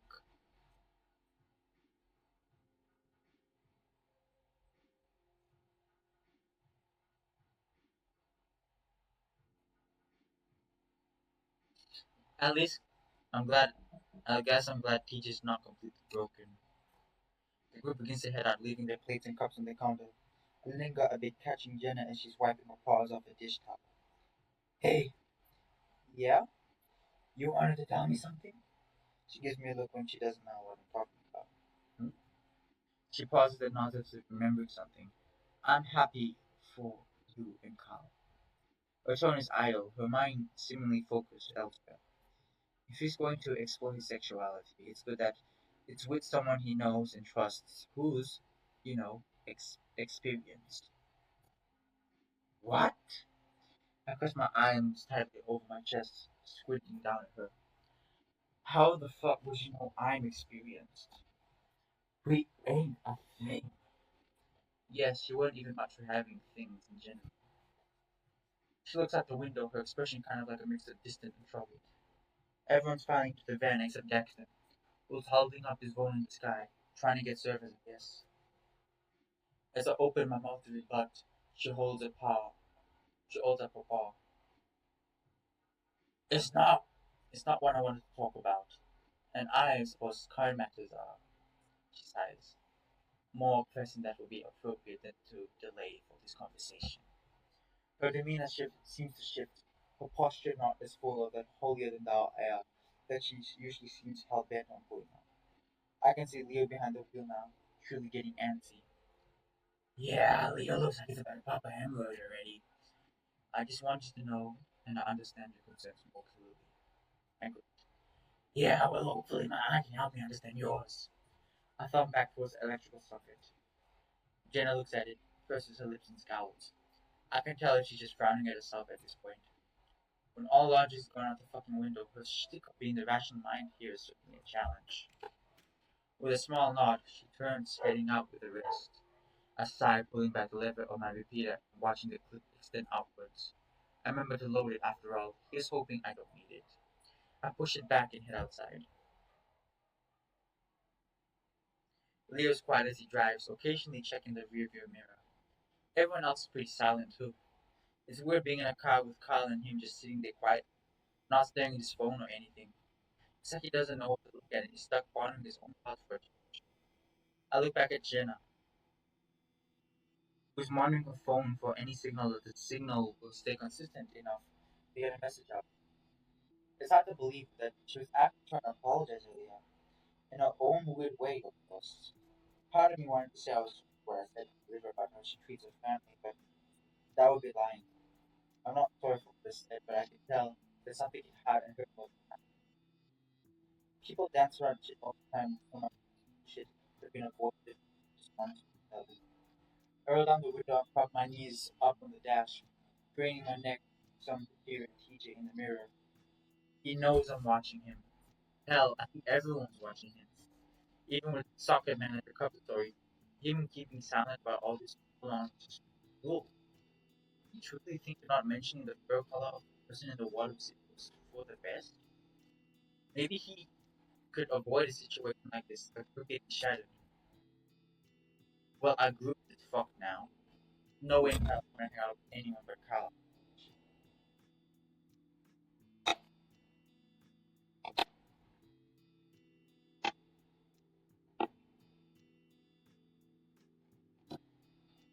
And it wasn't like it was all peaches and gravy the past few years anyway.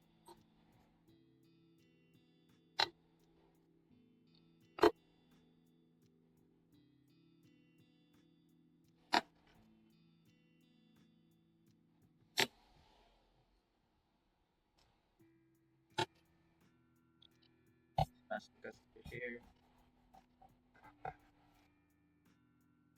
Chase, TJ, and Jenna had so much that's texted me since left college. And Leo, you used to visit me back at the warehouse when I packed, right?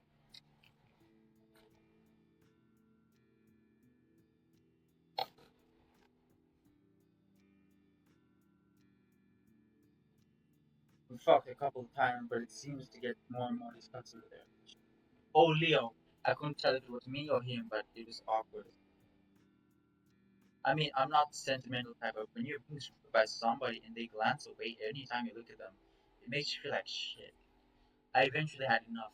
Told him I wasn't his fucking ardent to get a flashlight like the rest of us. He cut me out of his life right then and there. He even stopped visiting Carl. Yeah, I told you, Leo's a red flag. It's shitty watching someone who was once a social butterfly turn into an absolute recluse. For the first part of this week, he was trying so hard to act like his old self that nothing had changed. We were fags and weirdos in the middle of buttfuck nowhere, but of course we stuck together at first. But as Carl said, shit's broken.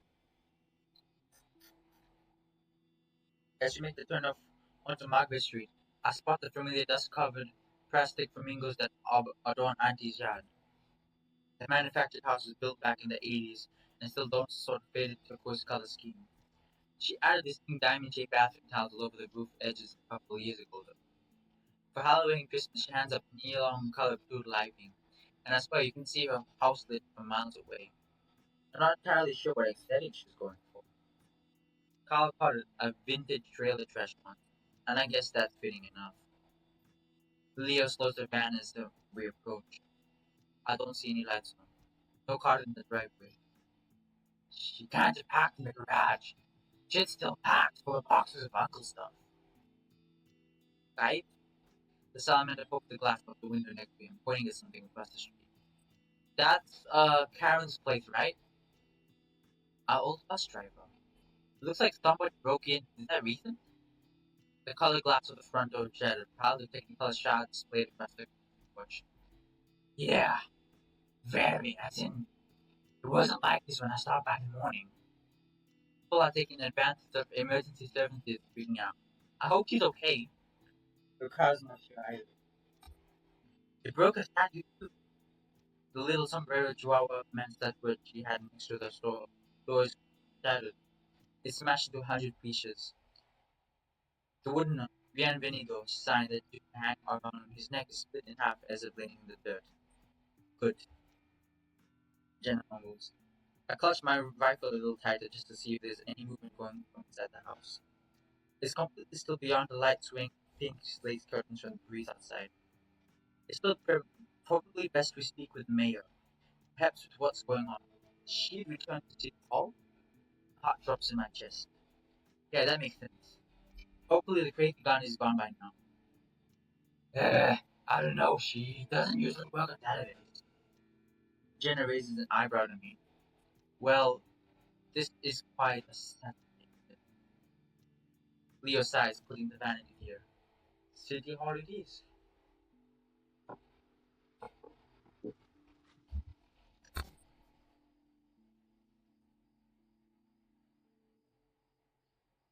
A death for bumper sticker. On the chrome bumper, there's a decal of what I guess is a silhouette of Captain Anarchus with some sort of insect on his face. In gold and spacey font, these things are harmless, don't worry. I didn't know your aunt was cool. She's not. I grumble idly, my mind racing as I try to think of a distraction to keep everyone away outside. Everyone but Carl and I are already getting out of the van. The ram gives me a nervous look, before nodding at me and speaking up. Dudes, wait a second. What? Leo's turn his courtesy looks back at the ram, who's sluggishly pulling himself outside. I feel like I'm gonna be sick. Now? It's all that freeze dried ice cream. So shitty I can't handle it. Oh god, Carl. Please just don't throw up in my mouth, yeah? Guys? Guys?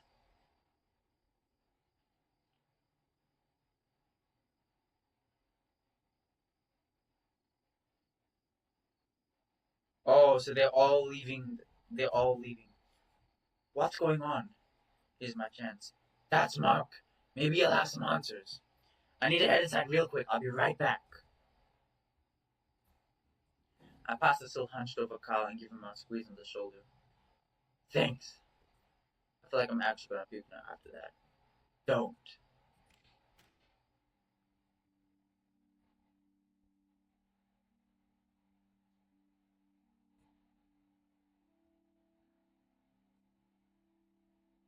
Oh, that's our aunt.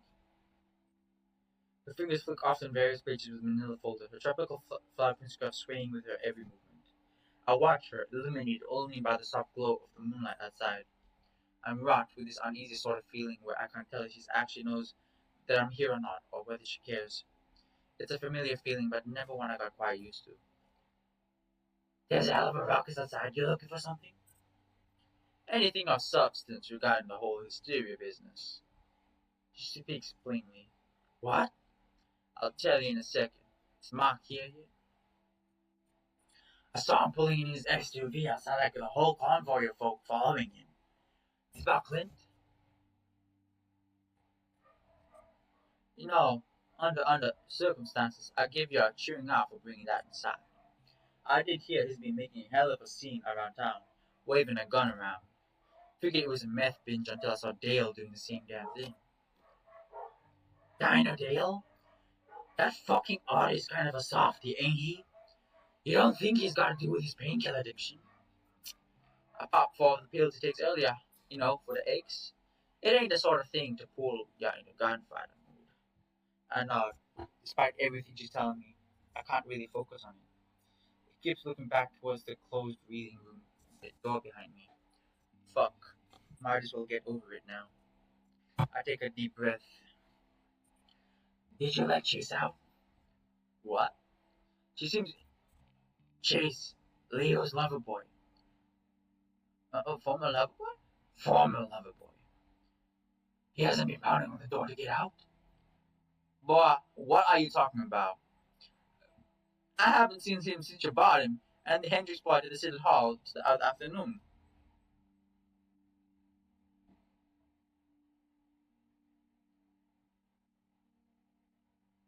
What the hell?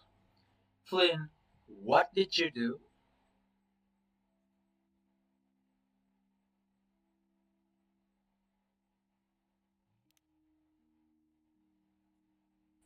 Chase? He's not in there?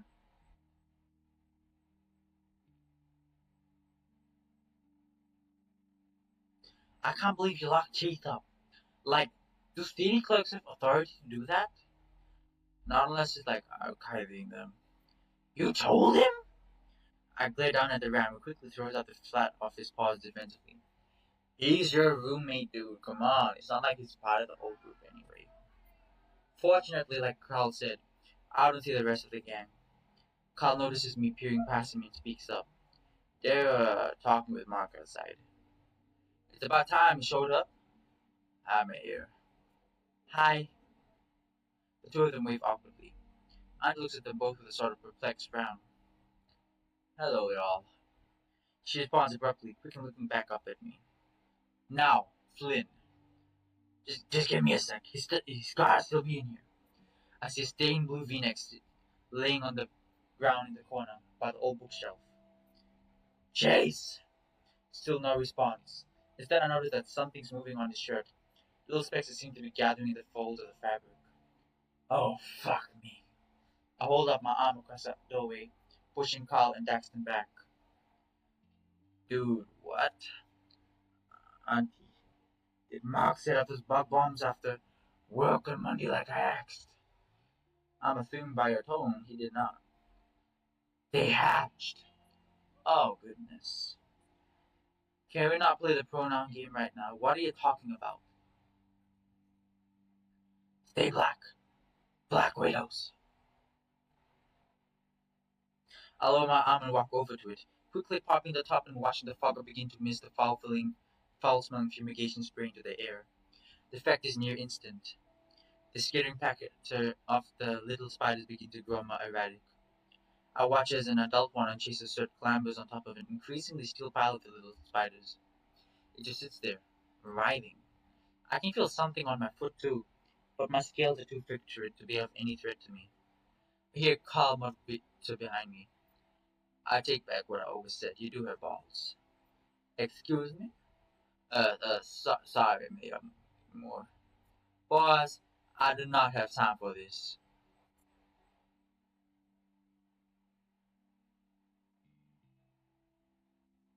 Oh, fuck. Oh, fuck. I dash over, grabbing at the other's scruff and yanking his ass out of there. He's surprisingly light, and I realize I've never picked him up before.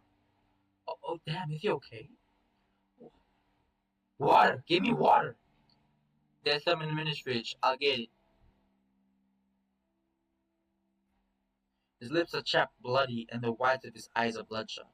There's all the dribbles of vomit on the floor, which I have the misfortune of stepping in. Vomit in spiders, fucking great. Jace, wake the fuck up. I feel like you should apologize to him because you locked him in there. The otter wheezes raspily, letting out a kind of low moan. Man, he's terrified of spiders. I know. Karma, right? The ram speaks in an uneasy tone, visibly uncomfortable at seeing Chase like this. Yeah, maybe. Next thing I know, Auntie's handing me a bottle of water. I bring it to his lips. Drink, you stupid idiot. If this was a prank of yours, it ain't a real gutbuster, Flynn. Move over, you're gonna drown him. I feel a weird tingle in the back of neck. Reluctantly, I step aside. I look at Chase, and part of me hopes he never wakes up. And I feel sick. Why is he just in his breeches? I blink, glancing down and getting an eyeful of Chase's briefs. You didn't undress him before you shoved him in there, right? Or was that part of it? Jesus, no, God, no. I didn't do that. Dad, Daxton gives me a dubious look before shifting his concerned gaze back to the otter. Auntie, meanwhile, is propping his head back on a couple of his chair cushions, quietly urging the otter to drink as well as she wets his lips. They part for a moment, and Chase complies enough to get a swallow down. Again, part of me breathes a sigh of relief, while the other half seems to be filled with a sort of angry dread. Don't wake up. Daxton crouches beside him, putting back some of the fur around his collarbone and showing the swelling red skin beneath. Must have been when you got bit, and of course, 911 ain't working. Child Carl chuckles nervously. I guess it's too late to set the venom out now, right? You know that doesn't actually work now, right? It's just dumb. Old westerns make people believe that crap. Well, I had a grandpa, a great great grandpa who died of a spider bite. I mean, I think it was like tarantula or something. Tarantulas ain't that venomous. He was old as hell. He might have been like a fuckload of them. I don't know. Boys, this is real reassuring talk, but could one of y'all get one of them first aid kits from the bathroom? It's just round the corner. Daxon stands up again and nods, heading off. Chase's eyes are fluttering a bit now. Maybe he's having a seizure or daydreaming something real crazy. I can't tell. The salamander returns, clutching the thick metal case that looks like it's from the 90s. Auntie takes it, opening up and grabbing what she needs like she's done it 100 times before. She applies the cold water to a piece of cloth and presses it against the spot near Chase's neck where the bite is. Once it's damp, she takes an old tube of antibiotic cream and squeezes out a quarter of the contents of the bite spot, then lathers it in. Chase winces, letting out a sincere cry. Stop. His voice is high pitched and quiet, pathetic like a child's. Oh, don't whine. You're a big boy. I'll be whining if I was in his position. It's kind of feeling like all that, ain't that though? He looks at me as trying to gauge my expression. I'm managing to keep pretty stone faced despite everything.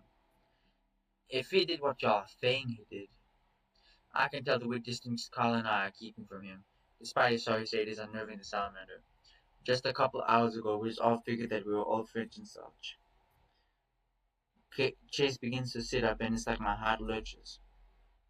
I get that feeling in my skull again, like brain freeze. No. Only Carl seems to notice as I clutch my temple, the ram giving me a nervous, concerned look. Finally, Chase looks up to me. Flynn? Again with a childlike voice. It's like it's taunting me. I suck in my lips. What the hell am I supposed to say? I want to slap him again. I want the fucking truth. But he looks fucking pathetic. Everything's stiff. No kidding, you rolled in a dark black widow nest, kid. More interesting things I could get to act a little movie and making our own fair town. I decides. I worried you might have some more content here in a bit. What? What? Ow! He sees through his teeth as he clutches at his neck. What's going on? He reminds me of TJ like he's about to start crying off at a moment or something. I haven't seen like this in a long time. Carl gazes stiff to the floor. I feel weird. Are you okay? Everything hurts, but it feels different. It's like this isn't a dream. It's not. I look to Auntie. He's, he's gonna be fine, right? His spies can be real painful. It could have been nasty with brown recruits, but still ain't gonna be fun. I'll get into some professional help if I were you. If that's possible. I'm not gonna die. Chase peeps up, still clutching at his neck. Unless you're an infant, elderly, or allergic, is doubtful. The archer closes his eyes, letting out a long exhale. Meanwhile, Auntie stands up, heading towards the door.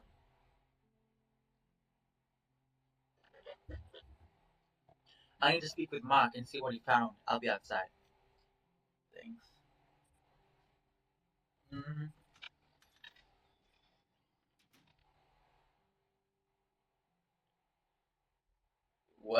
What's wrong with you, Chase? I try to keep my voice steady, though my vocal cords shrill a bit as I say his name. I practiced for years to get rid of the girly gay tinge my voice had after puberty, but times like this I can't really hide it. Are you like a fucking sociopath or something? Are you getting off this? You're just gonna go home and come thinking about all the pain you caused? Daxon flinches. I can tell he wants to step and change his defense. Chase says nothing. I can understand screwing you over, you know. I originally figured that you didn't give two shits about Sydney or what happened to him. You just wanted my dick and that's fine. You followed me back at the river because that's all you wanted.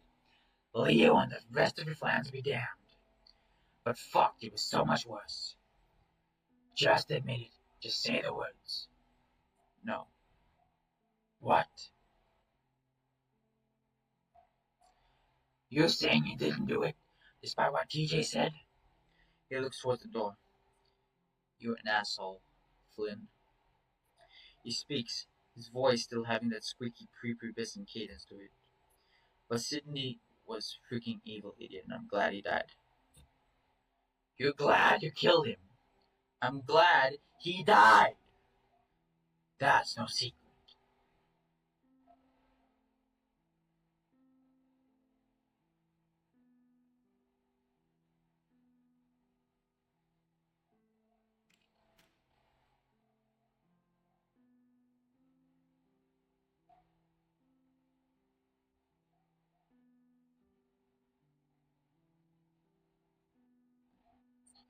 Those last 6 months before it happened, it wasn't him anymore. Or at least not fully him. What do you mean? You remember that one time you got Toby that ice cream cone from the corner shop in Peyton? The cactus themed place that had the I gave ice cream? I pause. It's such a weirdly specific thing that it takes me a moment to recall. It's also the fucking strange thing Chase called TG Toby again. He teased him the whole car ride up and he was upset like usual. Sydney brought him that strawberry waffle cone scoop, the one with the pointy end. He felt guilty, I think, for a while. Toby was talking about Sunday school or something, and Sydney just took the cone and started trying to stab with the pointy end. It just crushed in itself, but he wouldn't stop. He was super into it. Then he acted like he was scared, not of getting punished or anything, but just in general. Remember that. The shop manager was yelling at him and looking terrified. I told him not to worry about the townies. My teenage self thought it was hilarious. Did you remember that moment he decided to do that? The look on his face. It was like thing was in front of him. Jesus. It's like I just woke up from a really, really long bad dream. Had been myself in so freaking long. Out of the corner of my vision, I can see Kyle looking at me. The same shit that was happening to Sydney after what happened to you.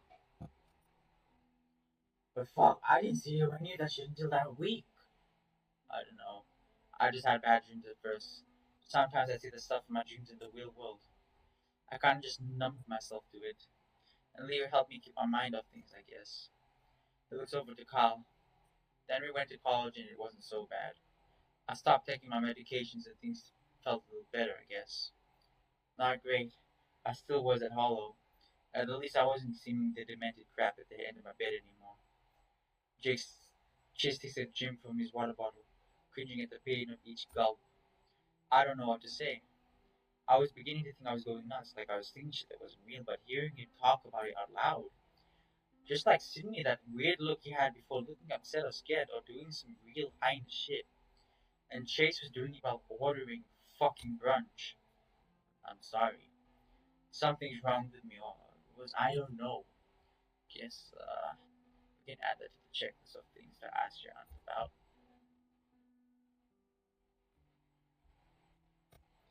What? Guys, you should get out here. Oh, Chase, you're here. And where are your clothes? The spiders in them. Okay, just get out here.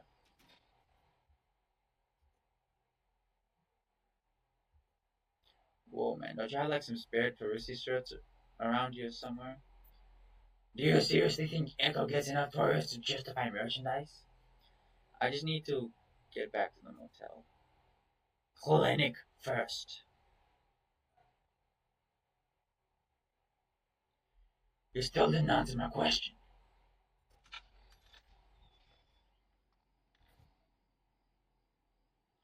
Oh, that's cool. We get to see Kuzdu and Micah. It's a load of fresh shit, you know that? What do you mean when we say we can't leave? Everyone seems to be gathered around the front entrance, the headlights from a half a dozen cars lighting up as we exit. Most eyes are on Auntie. The air has a sort of smoky tinge to it, like someone's cooking something. I wonder if it's from the fire I saw earlier. Y'all came here because you wanted answers. Now, are you gonna listen to him or not? I recognize most of the people in the crowd. Janice, Duke, Kudzu, Micah, Heather, Muck. I thought in this point of time we don't really know exactly who Kudzu is. Some of them look downright terrified. Others, like Micah, the klepto shithead from Tetanus Alley, just looks pissed, agitated about whatever the hell Auntie is saying. I can see Duke, the old widower who lives next to the Leo somewhere back in his car. He is not looking at my aunt anymore. He's fixated on Chase with that sort of thousand-yard stare. From the back of the crowd, I see the lumbering figure of Leo. At sight of us, he pushes his way through. Chase. Leo stops rubbing the back of his neck and looks on the side as he knows the odd state of undress. You're back and you're naked. Chase has a weird sort of look on his face, like he's never seen Leo before in his life. Like this is some incredibly awkward encounter with a stranger. Uh, yeah, Black Widow bit me. And that made you naked? Leo turns, looking to me suspiciously. Fuck you, I didn't do it. Leo's brows furrow. I keep expecting to jolt out his arm and slug me, but he just looks tired and confused. I sat in the nest of a whole bunch of them, and they got everywhere. That's awful. Are you alright? Leo brings his large paw up to Chase's shoulders. Chase flinches and the wolf quickly releases his grasp, leaving the altar a quizzical look. I'm okay. Well, not really, but you know. He rubs the bite area of his neck, biting his chest, cheek as he stares at the gravel between his feet. I don't know. Chase, we need to get you to a doctor. But I have to ask. Why did you run off earlier? I didn't mean to. I just did. Chase, that doesn't make any sense, yeah? That's let's stop playing like most of you are saying things, bad things. And so and some folks around here have started acting real strange, more so than the usual suspects on their bouts with happy juice. And nobody getting any tower or satellite signals from their phone and internet. Landline's fuzzy too. A couple of people know it. Mike is now looking over his shoulder, seemingly unfocused on what Auntie's saying. Mark tried to hand off to the patient to see if the country officers knew what was going on. He got about as far as Flynn turned up before he found himself on the old Route 65 leading back into town. He tells me he tried 3 times to get through. No luck. Now I would have slapped him on the head with a roll of newspaper and told him to take his clowning to the circus. If I haven't heard the same sort of thing from my grandpa decades ago. Folk traveling in buggies trying to escape the madness of this town, but they all snarled in one hell of a way. If you have been the thing your dreams have been getting real queer as of late, you ain't alone. It's been getting worse. Honestly, I was packing my bags to get out before it hit. I wasn't ready to leave. I remember telling Auntie I wanted to stay for Carl's interview, but I wanted to also see if I can get to the bottom of shit with TJ too. So you're saying there's no way out? That we ain't watching an escapable bubble? Sweetheart is at the tire. It goes in, it's pulled out. Sometimes it pulls stuff in with it. My grandpa, God rest his soul, told me it was attracted to the uncouthness of man, the eras and desires which we cannot unshackle ourselves. Simple thing. A mournful look crosses her face as she takes a deep breath. Mark. She looks over to the horn-toed town's treasurer, standing by his black four-door SUV. Always make fun of him for buying it. Black cars in the desert ain't good mix unless you're keen on baking. Yeah, that's a good point. He reaches into the car and pulls out a lumpy something wrapped in a flamboyantly colored beach towel. I recognize the faded logo in the collar as one of the Southwestern Adventures, an old souvenir maybe. Mark hugs Perks as he steps in front of the mayor with it, setting it on the ground. First thing I see are the feet sticking out the end. Someone in the back, head and I think screams. The banshee like wail as Mark pulled back the fabric. No! It's not Keith. At first it's difficult to tell exactly what I'm looking at, but after a few moments, I can clearly see who it is. Oh my, oh, ew, oh, God. Oh, that looks off. Oh, yuck. Oh, that's some dead body. That's Salem. Jesus. No.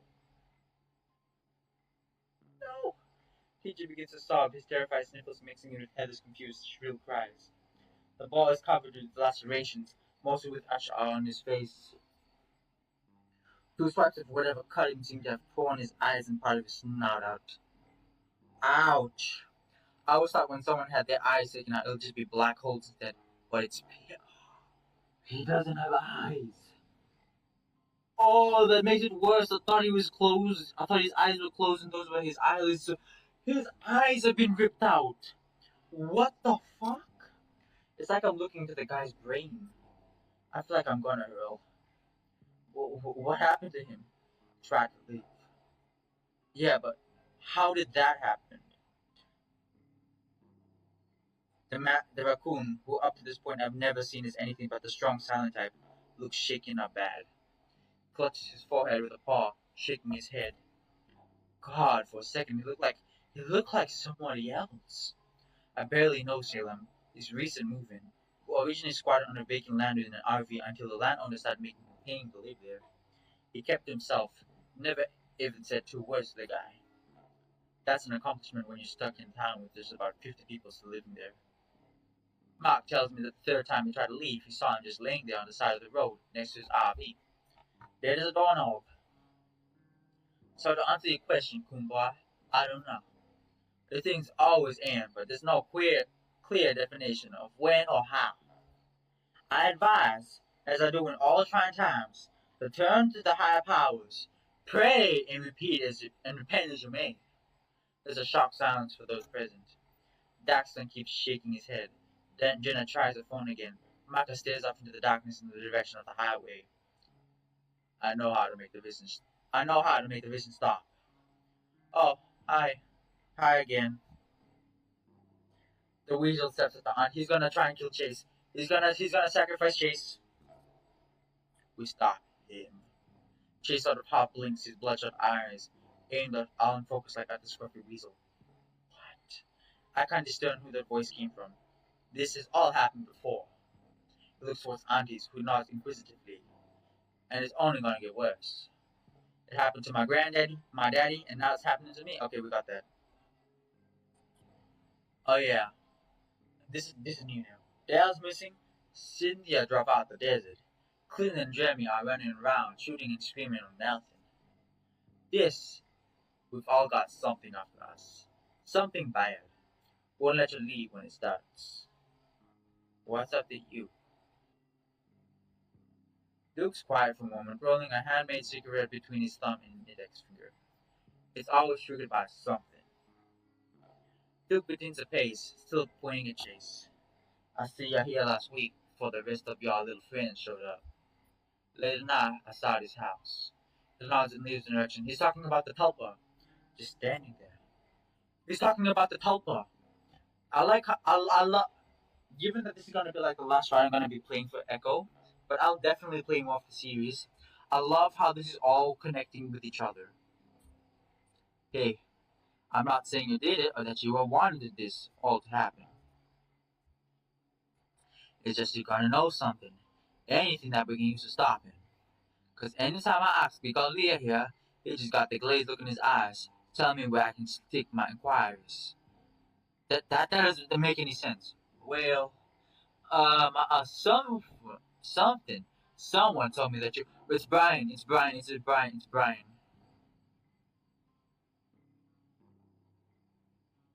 Oh shit. He mutters, and I feel Carl step closer against me. Who? Someone I know. He yells, leaning into a closer chase. Leo steps completely in front of him, ears down with his fangs bared. It makes sense. Something's bad happening. If you don't fix it, it won't start coming after you. Maybe for you.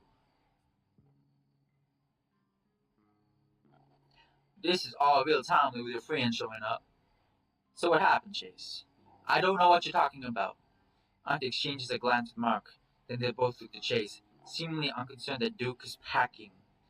Things are getting worse out here, and unless we do something, we're all gonna end up like young Salem. Duke's voice is dead and distant. He's right.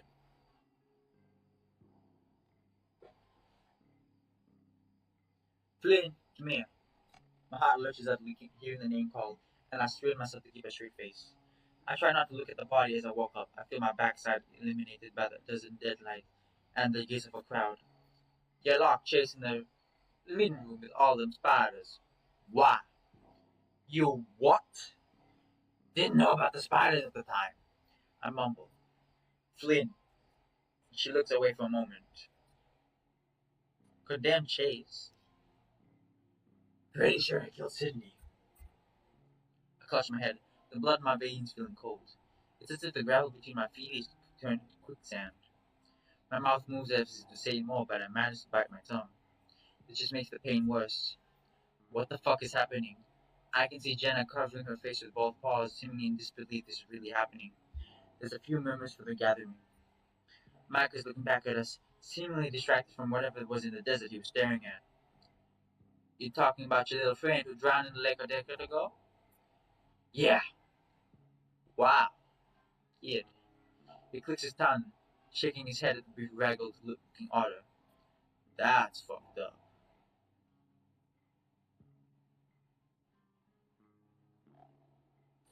This ain't right. How you guys are handling this, yeah? Duke, Flynn, Mayor Lady, you really need to fuck off. We'll handle this. I don't reckon I believe that. Sid died like 10 years ago. This doesn't make any fucking sense. Well, this sort of murder happened before. My grandpappy lived through this whole thing and stayed in the town after. Yeah, that's right. It happened weeks after the body was found. Auntie rubs her thumb through the floor stent, staring to the headlights of one of the old jeeps. The one in the mines. The air got all electric and fuzzy. Folks went out of their head. How do you know that? Brett gabbed about it a lot when you were a youngin', and even before you were born. Dad. The whole superstition was a part of his justification for making a library and booking it. Well, that and one other reason. I had heard Mom and Dad hate Echo, mainly the usual grumblings about godlessness. Any ailment that they should be the fucking result of some latent sin. Point is, the rotten ground between our feet is a tainted soil. Rotty, shaky loam. Duke interrupts, but Auntie doesn't seem to mind. She's just frowning now and looks at the crowd of people. Her scuffs comes at downs with all the fidgeting and all the old scratches beneath are visible. Tattered scales are replaced with pink flesh. What happened to her? It's more rotten in some places. You know the ones. My grandpappy thought that because they didn't catch the murderer, they planted some seed in the bad dirt. But that ain't true. Lou grabs at the scab along his forehead, squeezing his cigarette so hard that the ash starts pouring out the other end like toothpaste. They caught I'm right, then everything was okay for a while after they found me. I mean, he was killed. What the fuck does it have to do with Sydney? Duke continues ignoring me. So, I don't know what it is. If it's murder or guilt, I'm not catching something that did wrong. I shake my head. I can't believe this shit. Sid's not fucking onto the town, you meth-addled cunt. But it's out when you got here. So you gotta forgive me for wondering if you did something bad. He was a fucking 9-year-old. And brought that guilt back to the poison land to grow the seeds again. Duke, who doesn't sound like himself at all. Not even his recently crazed self. Still, though, I don't want to admit it. I start to have an idea of what Duke might be getting at. How this all fits into our history. And judging from the look of our gathered crowds, voices, the feeling appears mutual. There's murmured inquiries of what to do. Heather is still quietly sobbing, asking a group of people who ignore her why no one is helping Keith. Genevieve Sanders, a retired mail carrier from Peyton, mentions something about a lynching. Jenny's arms are crossed tight, her expression thus sort of furrowed, indignant stares that slowly falters to upset confusion. Keith is next to her, one paw on her arm. I can barely hear him, but he's saying he's sorry over and over. Leo begins to target Chase, pulling him back in the direction of the van. The two begin to hurriedly walk before Auntie speaks up. Stop! I always had this niggling desire, this idea of getting justice for what happened.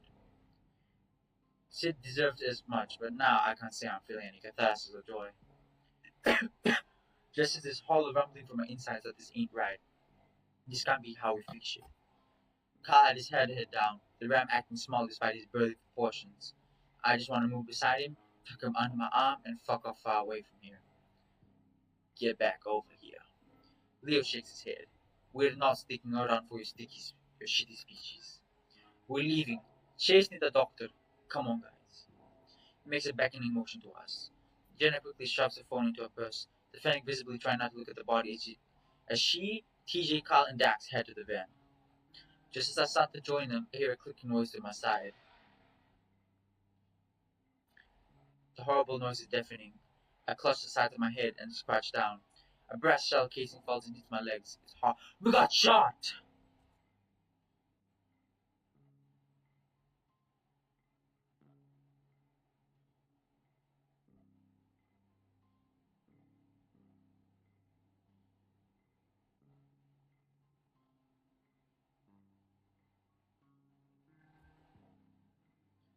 What the fuck, Duke?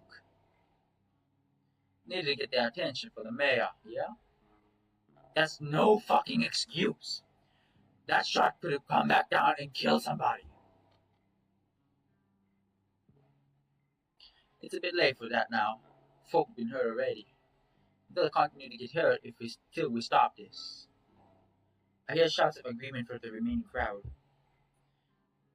Auntie just nods, and I can't help but give her a dumbfounded look. I clutch my repeater close. Spiders. Spiders got him. That's right, Flynn. She points to Chase. Yeah, he sat in a nest of them. Duke.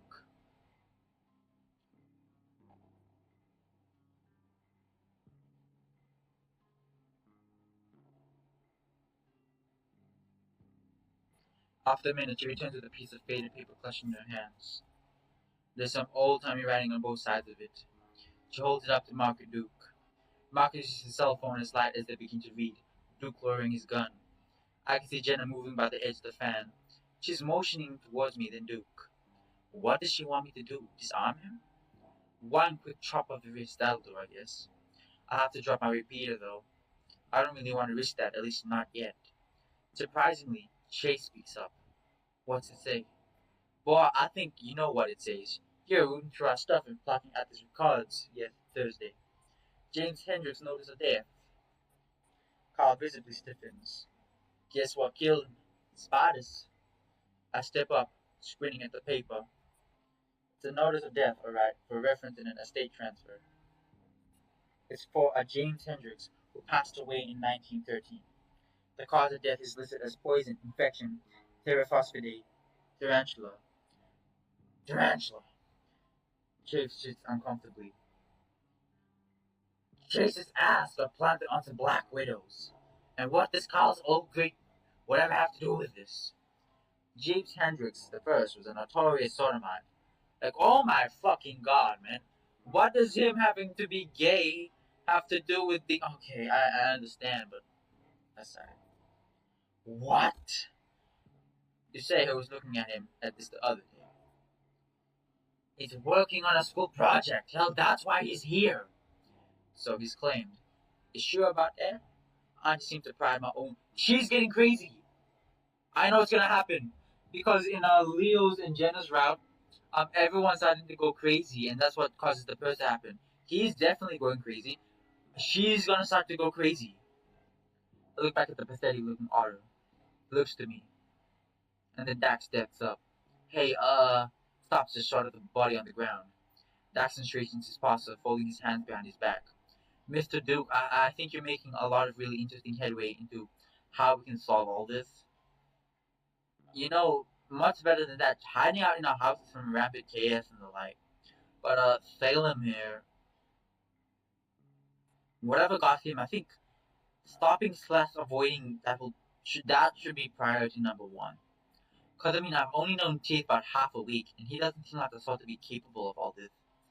Kid, I know Chase all my life, and I reckon something similar.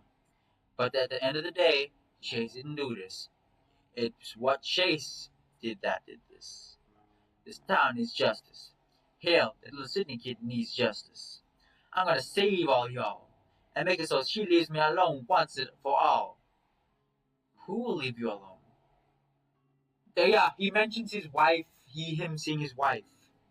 I can tell who's aiming at, but his paw is shaky. I need to do something. Jesus fuck.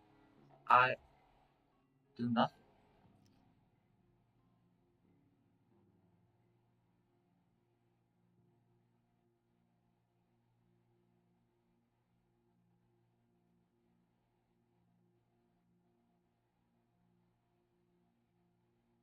I've had visions of taste too, but nothing that points towards a conclusion.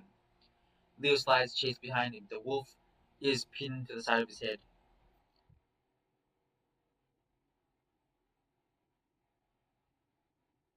I'm gonna raise a repeater. I know this guy.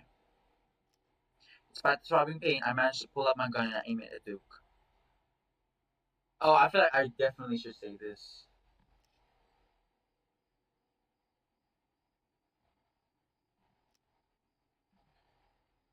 No, and then back. Because I know for sure that this is gonna happen. Drop it, fucker. Flynn, let him die. Someone in the crowd yells, Fuck you! I ain't gonna kill him, Flynn. He just needs to stay put. If the spider bites get in, then that's fate. And if he doesn't stay put, I'll make him stay put. The fuck you will. Put the gun down. Duke just stares ahead of the otter, pistol still raised. Jackson holds up his hand, ultimately stepping to the side and out of the line of fire. You don't need to do. I said drop it. Why won't you fucking listen to me? Duke says nothing. Do it! I see the weasel exhale, trails of cigarette smoke leaving his nostrils and dissipating to the hazy air. Slowly, his wrist goes limp, and he lowers his arms to his side. Okay, good. That's good. You knocked it out of his. You knocked it out of the paw. You're doing us all, kid. And your friend's gonna get away with murder. I scoff. The fuck you will. Now shut up. We're leaving.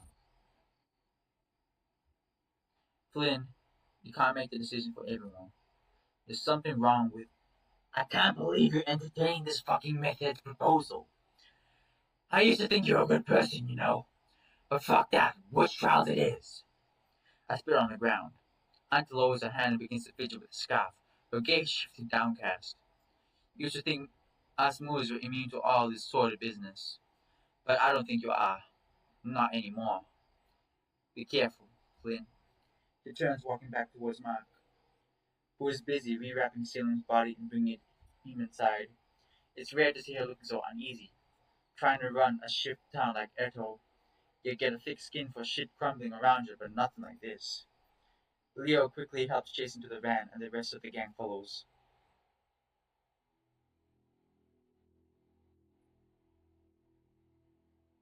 Oh, what the?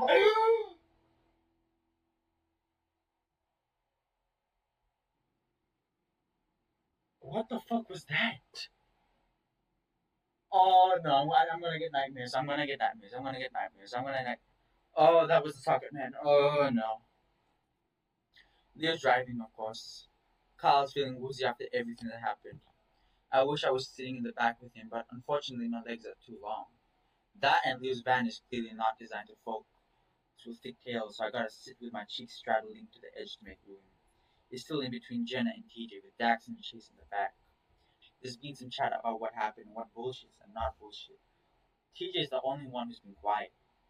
So one thing is for certain, with everything that's happened, everyone seems pretty focused on getting out of town.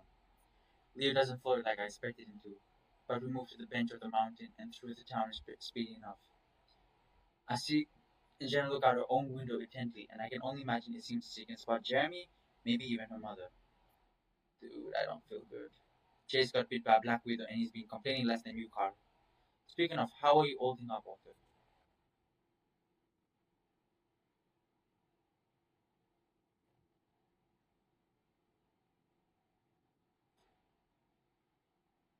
Mm-hmm.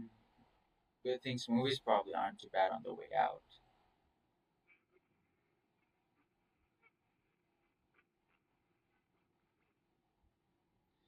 Just feels like a dream, doesn't it?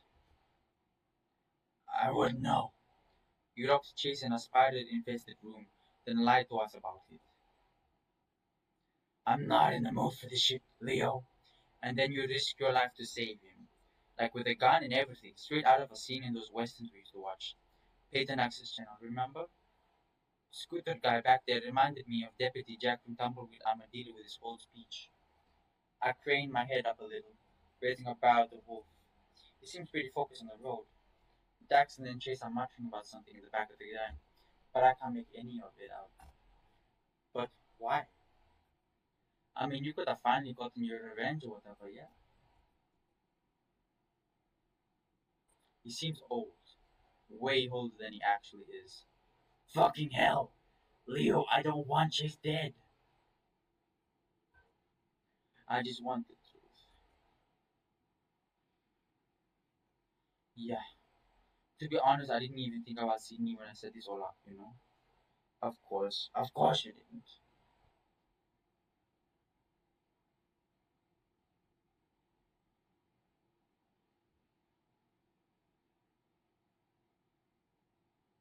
Huh. There's a long pause. And, hmm? Never mind. Nothing. Mm-hmm. So is it a Sunday already? Like Sunday morning? That's what the clock says. What a fucking day. We never got to ask Flynn about the thing. We could always go back and ask. What? No, I just. He's kidding, TJ. Oh. Do you actually think she knows anything about Flynn? Flynn? I don't know. She and Mark knew enough about what happened with their body, though.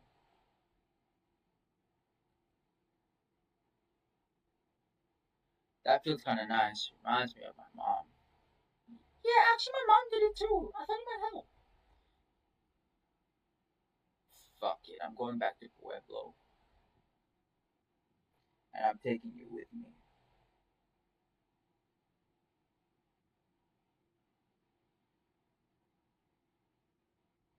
What a thought. The idea of being around guys my age in college. I'm not even sure what the hell I major in. Definitely not fucking poli sci. I squeeze my wrist, trying to refocus. I love you too, Carl, and everyone else. You too, Captain Daxton. Captain? Oh, I was promoted. Cool. Yeah.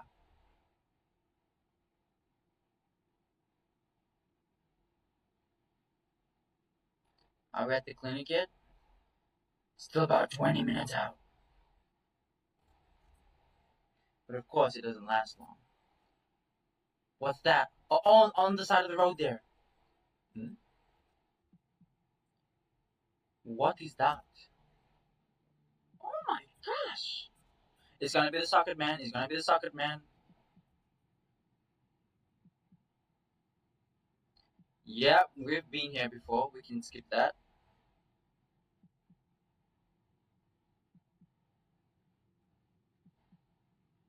And it says back at me. Okay, this is new, but only for a moment. That thing, whatever the fuck it is, disappears around. Almost the instant I registered it was there. I'm only sighting out into the blackness of the desert. Still three holes, iron mouth, blick back at me in a sort of afterimage before that too vanishes. It's him! It's him! It's him! It's him! TJ reaches up and grabs my claws out. I'm too shocked to even pull away. TJ leans forward next to me, staring out my window. At least I know I'm not the only one that saw it. TJ squeaks again when no one answers. It's real! I don't know. Some kind of animal, maybe? I've never seen anything like that before. Yeah, okay. We can. I feel like I'm gonna skip this for now because We've seen this play out. We've all seen it.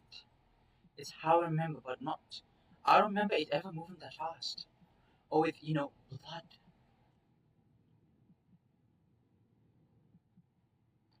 Fuck. That's what got Salem, isn't it? Jesus, don't fucking take off your foot off the gas, Leo.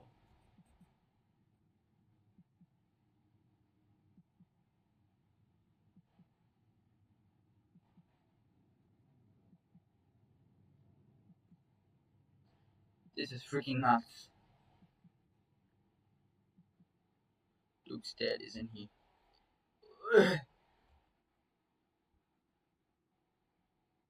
Okay.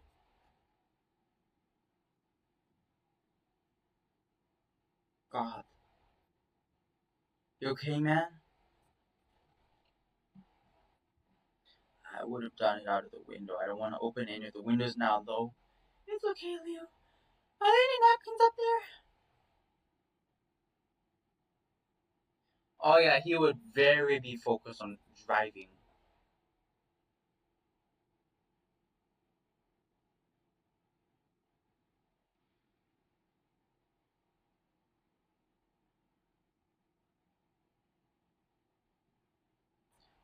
Fuck.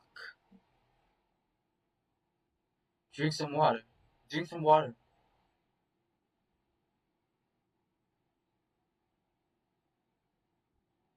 We drive in silence for the next 5 minutes with no creature in sight, thankfully. But I don't know what to think right now. There's no way what I saw was an animal like Carl implied. The way it moved, the way it was crouched, and most of all, its face. I've never seen anything at least that's not a Halloween costume. Maybe one of the locals dressed up in a costume or something? No, they wouldn't!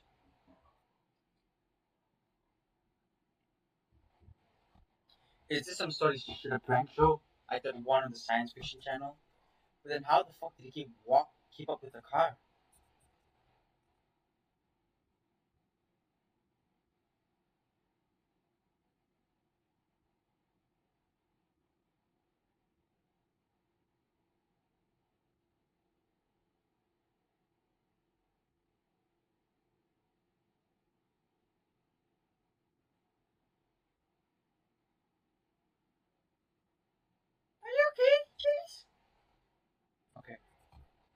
I've never been so freaking scared in my life. But okay.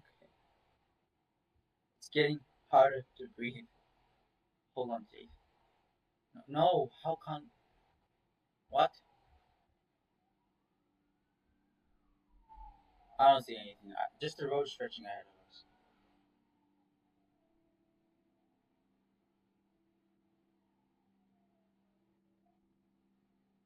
From the backseat, Chase's croaking, high pitched voices pipe up. What's wrong? I don't. I'm heading the right way. Oh, yeah, we can skip this. Because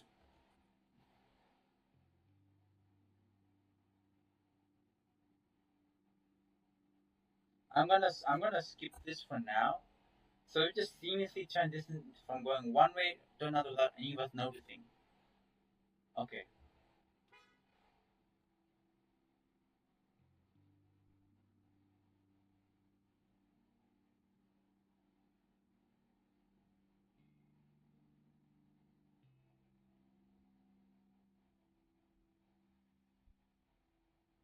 Okay, we're gonna skip on through this because we know this happens in Leo's route.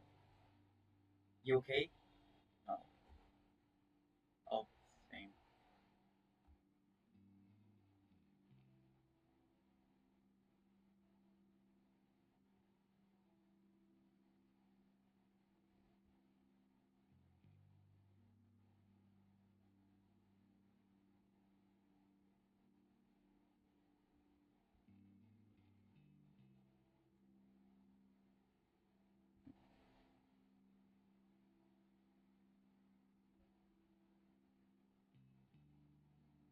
About my BB gun, and you run around shooting at mesquite trees looking for signs of lost native treasure.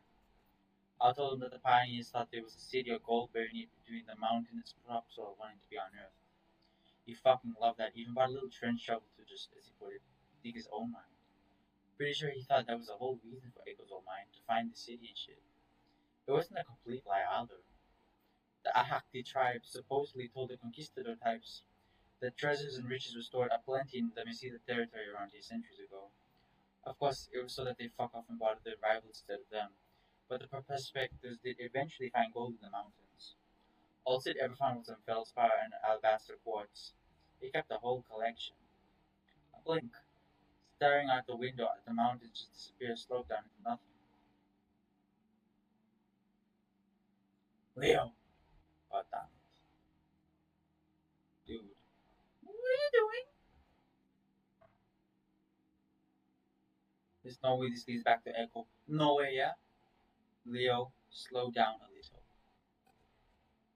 Just trust me, okay?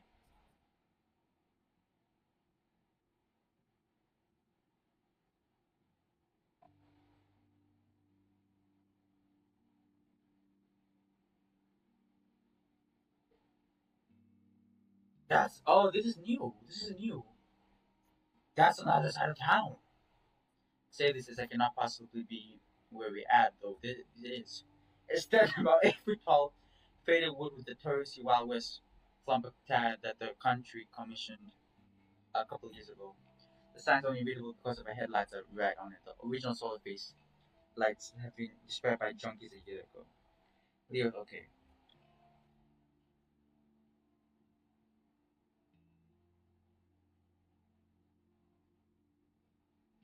It's like a barbecue out there.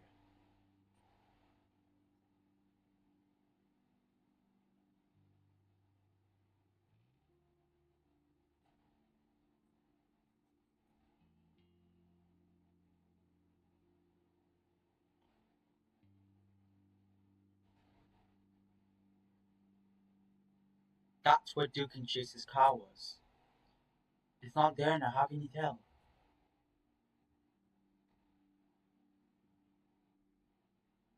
I remember that thing, its silhouette was outlined against a group of pinyon trees by the guardrail. Uh, oh, damn. God, there's nothing there. It doesn't make any sense. Oh, I'm just gonna watch the mountains. Let us know if you decide to flip around. It's like we're stuck in some kind of loop. Heh, what? This well is nothing. Gone. We've got time apparently.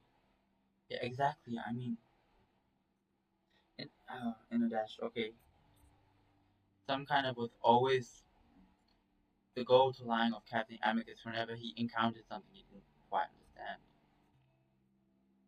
Some kind of alien transporter, some kind of time paragraph, some kind of matter replicator, some kind of reproductive goo, and so on.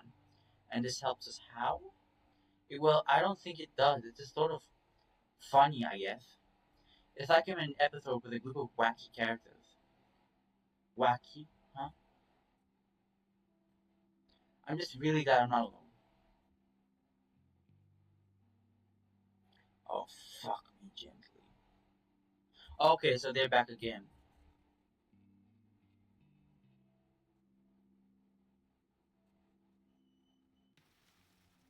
Oh, okay. Get down! Close it. Close the door. Close the door.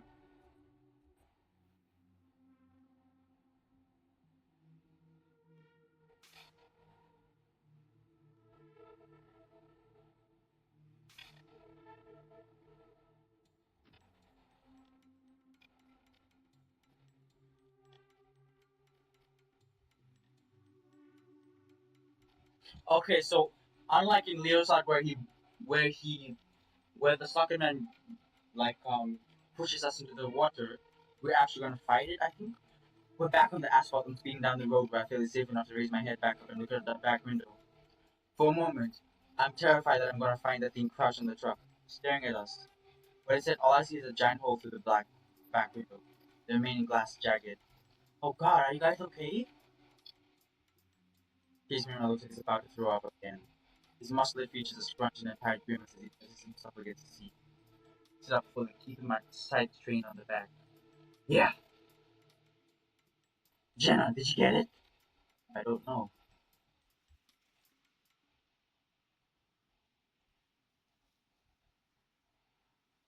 TJ, are you alright? What was that? Fuck if I know.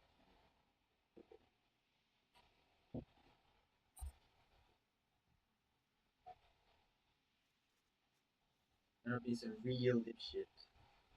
We drive for another 5 minutes in silence. And then the sign appears in front of us again. This time no one says anything near doesn't bother to hang around. I watch out my window as we drive past the historic path, where nothing happens. All I see is the tall piece of wood with the broken lights, and all I hear is the wind moving around us. Jenna keeps a paw on TJ's back as he remains hunched over, the other still holding Luke's pistol. Carl still sits quietly, sitting out the window. On the bright side, the bashed back window has diminished smell of sick, but the smoke smell is stronger than ever. Some vast dot of light drop on the horizon, indicating what echo is. That's when the years begun. Right? That's it. We're heading back to my place, shutting off all the lights, locking the doors, and eating toasted pastries until all this blows over. I guess we have to. I'd rather not meet the thing fate on the guy on the blanket. Yeah, I reckon that's fine.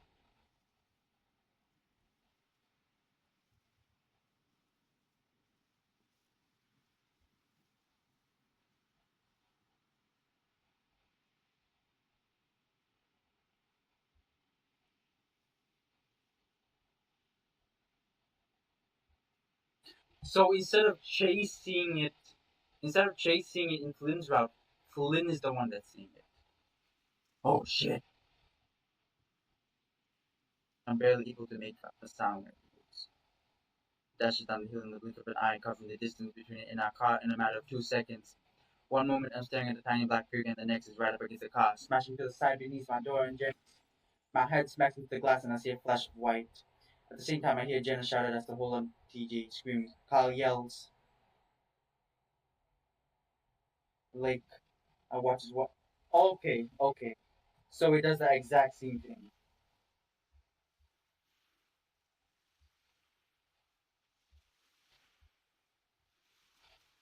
How? Can't open the door. Piece of shit. Carl, use the forehead. I don't know what to do, dude. The horns. Do the ram thing. Fucking speeches, speeches. Go on, Carl. Uh huh. Okay.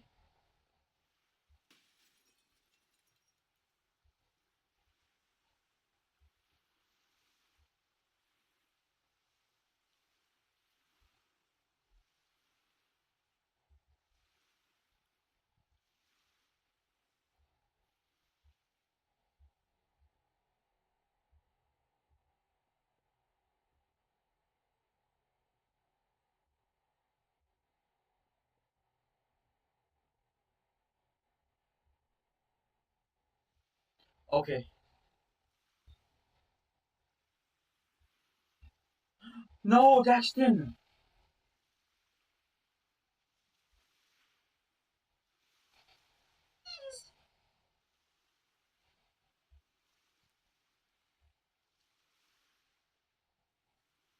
How in the fuck? Daxton. Dax. Carl, you need to stop yelling.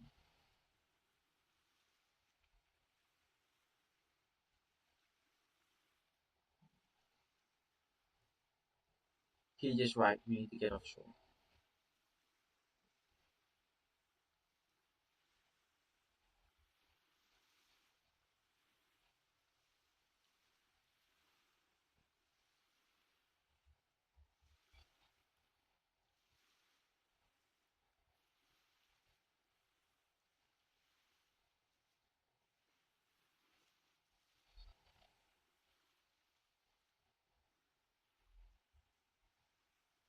Okay, so we're trying to save Daxton.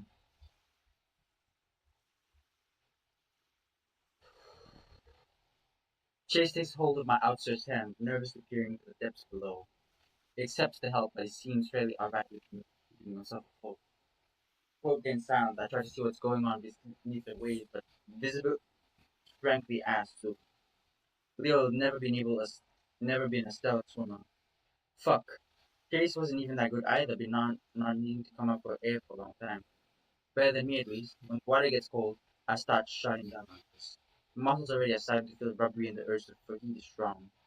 It's the worst in my feet, where the water's deepest and the moonlight can't. Fortunately, Carl and Chase are warm. The two cling to me in silence.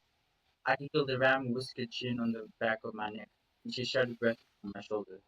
Where at any other time it might actually be comforting. But right now, I just hate the waiting. I hate not being able to do anything but tread water. I definitely hate knowing what's out there in my hills and not how the fuck we even got in the middle of the damn thing. Aunties always warned me that the world is more than what we see, that ideas how reality works are limited to what we've experienced back. I ain't even be stuck in a fucking boat time loop, attacked by a piece of electrical socket man or launched into the middle of lake before. So everything kind of just feels unreal. A full minute has passed. Fuck. Should have surfaced by now. Just Leo we're talking about. He wouldn't have come up here so the dude now start coming there. God, this is so stupid. Jenna, TJ, I'll keep this to afloat. I'm going down.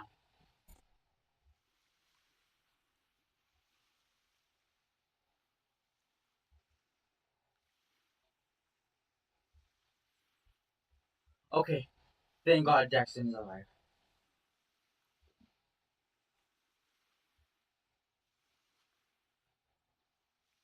Easy, easy. We're safe. The fuck we are?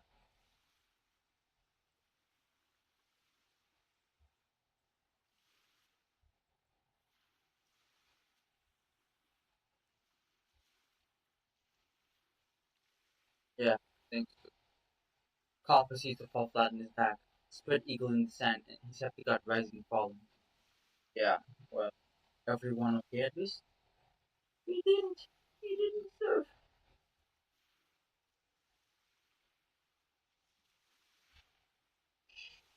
We just need to get to it.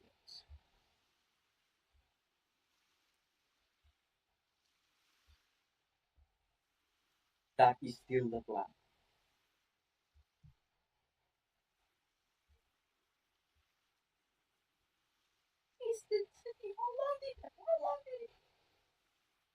Come on, TJ, we have to go. What?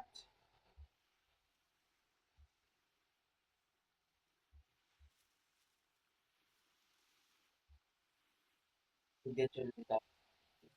I'll see what meds I have in my cabinets. For some reason, she's hobbling a bit, like her foot is injured. Leo always follows suit, helping chase out the shallow incline the loaming soul into the basin of dry grass. TJ peers back over at his shoulder. He's still looking at Chase. That's when I notice a large rock with a sole pinyon tree overhanging. There's a bullet hole in the side of the trunk, .22 caliber. I made those. I look around and right where Carl's laying, I see it. His blank stare, the blue eyes, he reminded me of a fish. This is where it happened.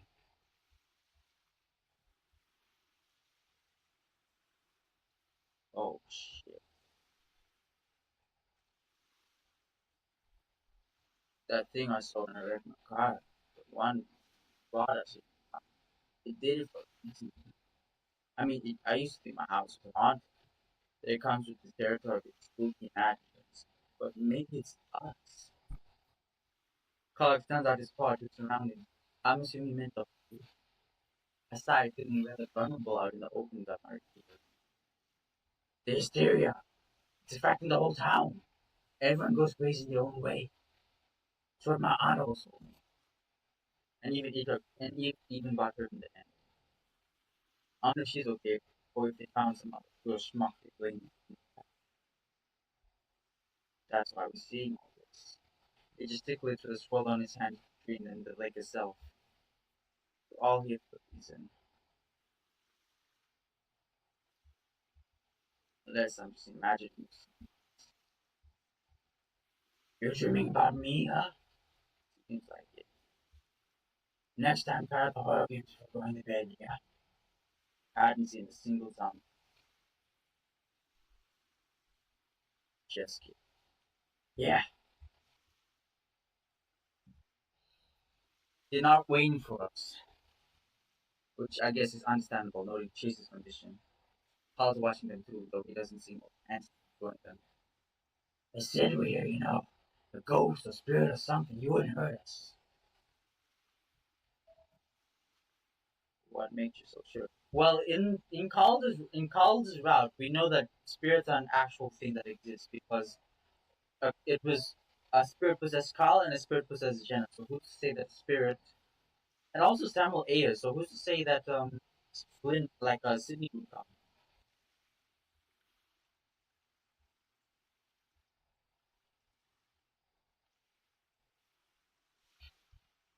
He was cool. I know he didn't never get along, but he had things that rough at home. He loves hanging out with the group and all. Hell, he thought music was cool. But oh, well, he never said as much playing like he just wanted to be him, I guess. To believe God and real and have a plan. To be good without having to try so hard. There are folks who give a shit about him. Dude, those last 6 months. I know he wasn't himself. Not really. To say so. I believe it. I was different then too, I guess. I was a child with and able over the thought of his calcium's come out now, at least doing a good job by blocking out the terror. He still got his tie on though, shirt's completely soaked through, and I can see his chest underneath what faces the moonlight. Man, if this wasn't real. Anything you want to say to me, not real me? Without hesitation, Carl speaks. Not a real big fan of fishing.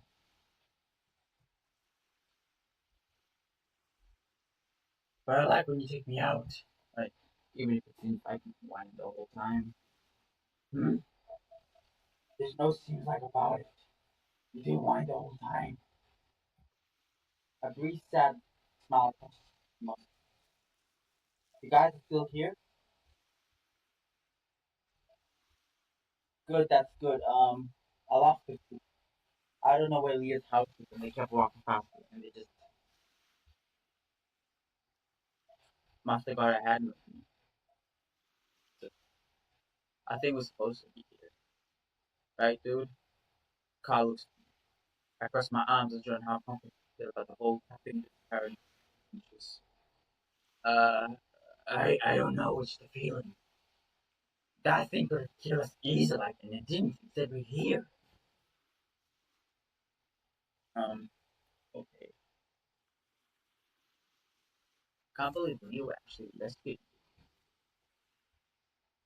Why do you even need sailing? You're a natural water boy. I was trying to save you. I was trying to save you. The hell you got? I got out of here in my own like 2 minutes before the Leo Jack just let me ass up in the dance. I thought I saw you. Drift off further down the lake. You wouldn't move. Anytime I tried to grab, just drifted further off. Always keep your girl back. Eventually, I couldn't see anymore. I was too dark. I'm sorry. I don't really understand what happened. There's not a lot going on right here. I can explain. That makes the three of us. So where's here that where our friend died? Well, he drowned and later died in the hospital. That's terrifying. I'm sorry I'm asked. And sorry for your I feel like the past week is just been a single bit with you guys. It's okay. It's cool to be here.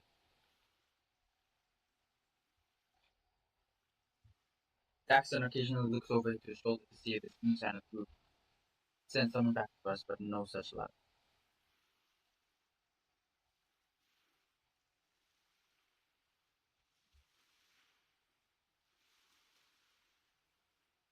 I wonder where the fire's coming from. No response. What do you want to happen? I just want to know what happened.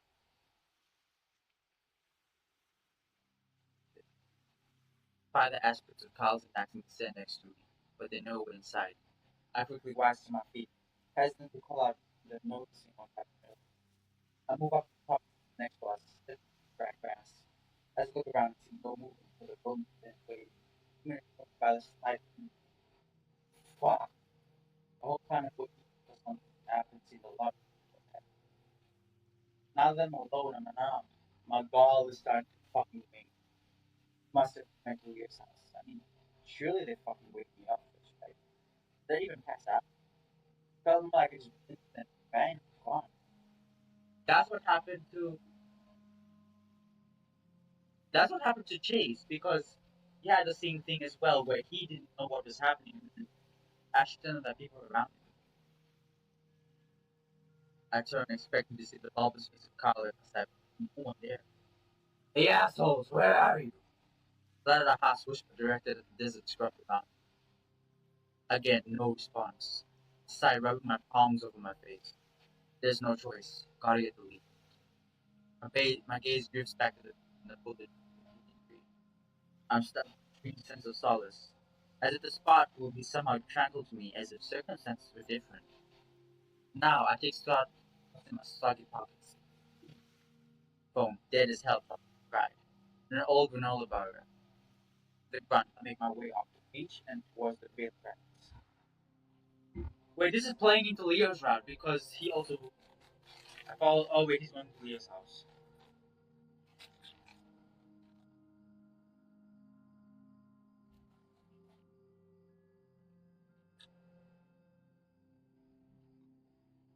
He kind of keeps the edge of solid and softens the noise of my footsteps, though though it ain't very time efficient. I feel like by now I should be able to see Leo's house, but so far nothing. It isn't until the tracks that enter like what?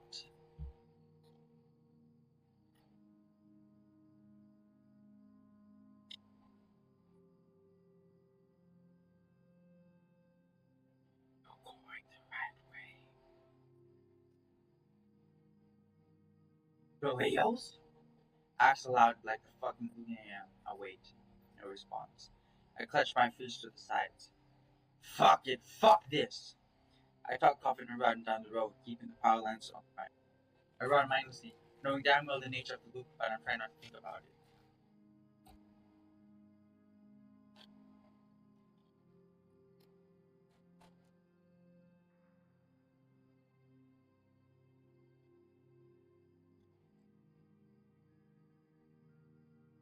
Somewhere between 30 minutes and an hour passed before I hit. I stopped somewhere along the central line of the winding old highway, the cracked asphalt feeling like it's chirping away at my already lucid heel. It's a smoke loop.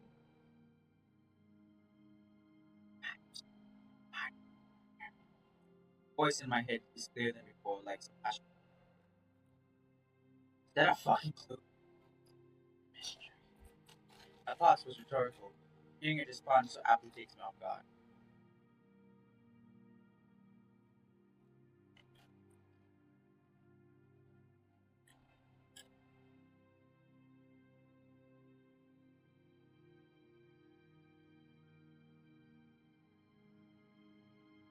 So he's at the smoke, but it's like a amalgamation of what if, because like in Carl's route, he happened the fuckery mansion that they were in was actually like places that they've been in before, just distorted. So what if Sydney is doing this? Like, what if Sydney is leading him here? A single key link is all that keeps inside of the geek together. It doesn't look too sturdy. I had to truck through the bars and then check to make sure I still have my keys in my pocket.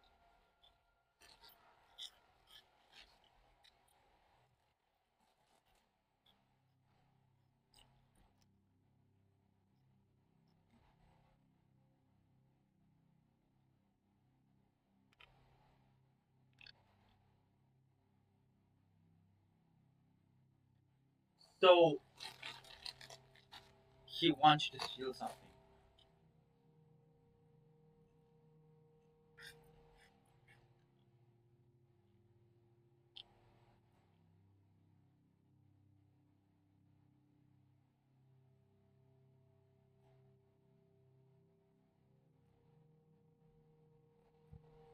It's not really offensive in this place. This is a fucking good that I'm seeing it. So why am I seeing it? That's the fucking question, right?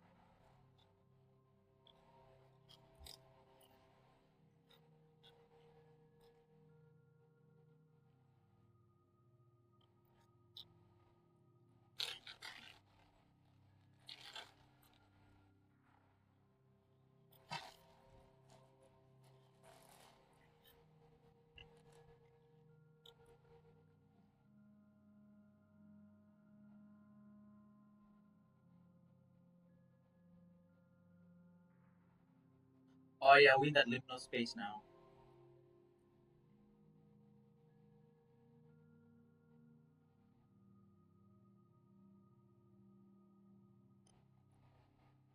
Here for the seed.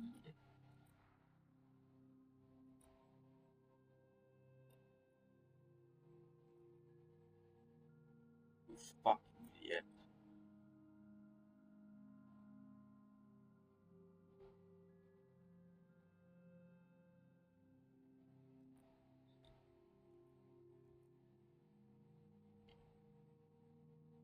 It's the burning smell. Okay. Yeah, cause Flynn was the only person that mentioned that something was burning. And this place had a kitchen. I swear something was being overcooked in it.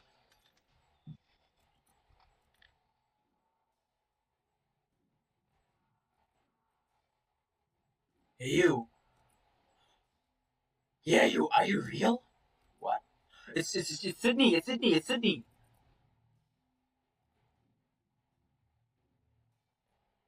Someone's tuning up an orchestra in here. What? After a moment, something seems to click and his eyes widen slightly. Oh, motherfucker. Oh, you look different.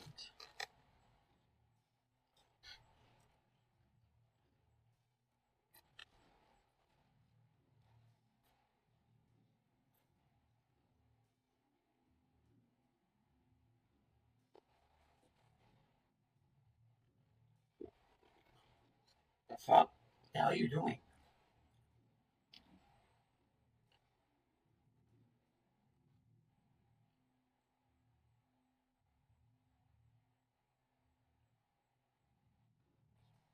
I was fixing to ask you the same thing. It's been dead all night and I wasn't expecting company. It's kind of unreal seeing you here like this, though. It's been, well, a while.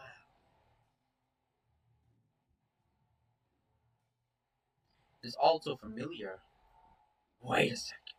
I blinked. Jesus, Sid? Yeah. Wait. Don't you even try to tell me that you're here by coincidence. He's an adult? Fucking 6 feet tall, I reckon. Cheap too.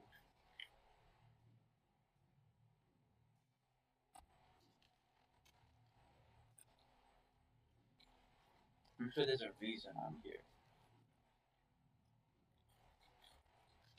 Knew it. I mean, I was glad, yeah? Did you get my Christmas package? I'm sure you'll like it. Storm in the Macy Maze, Thrish and Elwyn. Haunted Hacienda. Deadly Love Rivals too. Final Obsession. The Choir Boy. And the Horse Tooth. Should be movies I got from the bargain bin. Not a lot of plot to get in the way of the film. Plus, I bundled them up with a bunch of crossfire shooting mags. Yeah, I also threw in some jerky I got from a trade show after my match in Jersey Springs. Jerky. Good. Hash green chili flavored. You know, that's where they grow the shit in mass. Red capital.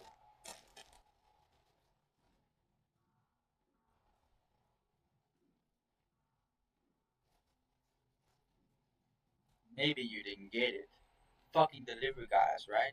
Probably some weasel or something with a good smell. Pining for my jerky. Am I fucking dreaming right now? Am I asleep or just tripping? You, wanna sit down or something? Uh, sure.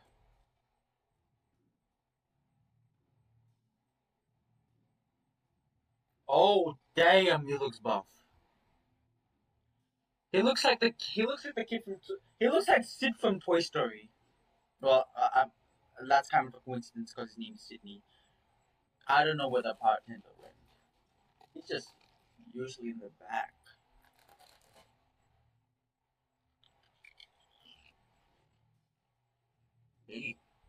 Yeah, he's a big tiger fella. Only guy I know who works as far as I know.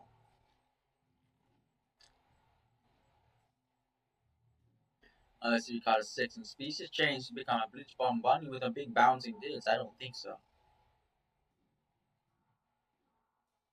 He was into dressing up in chick panties.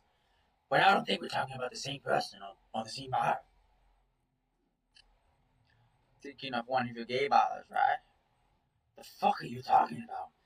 This is the gayest bar in the state. If this was real, there'd be 20 fucking dudes reaming each other behind that door as we speak, including the bartender. Including you.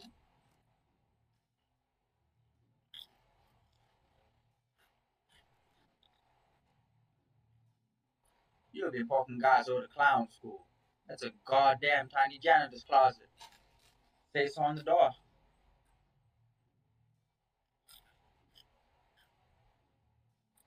No way. It's like Sydney actually manipulating the smoke room place. I honestly don't know why I came here tonight. I guess I just had a good feeling about it in my gut. And by that I mean I saw the picture aside from the chipotle dusted beer nuts and my stomach got a boner. And I guess it also worked out so they got to see you.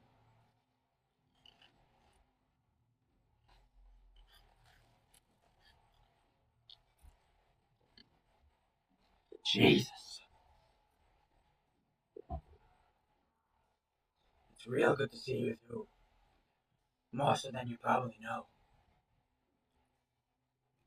Sid, where do you think we are?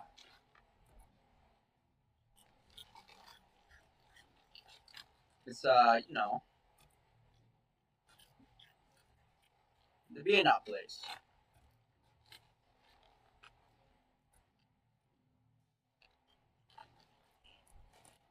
Fuck, I'm not that sauce. I just hit my head real hard on the counter when I was bending over to pick up my phone. Shit, do we have plans to meet him? I genuinely don't fucking know. She was fucked, didn't.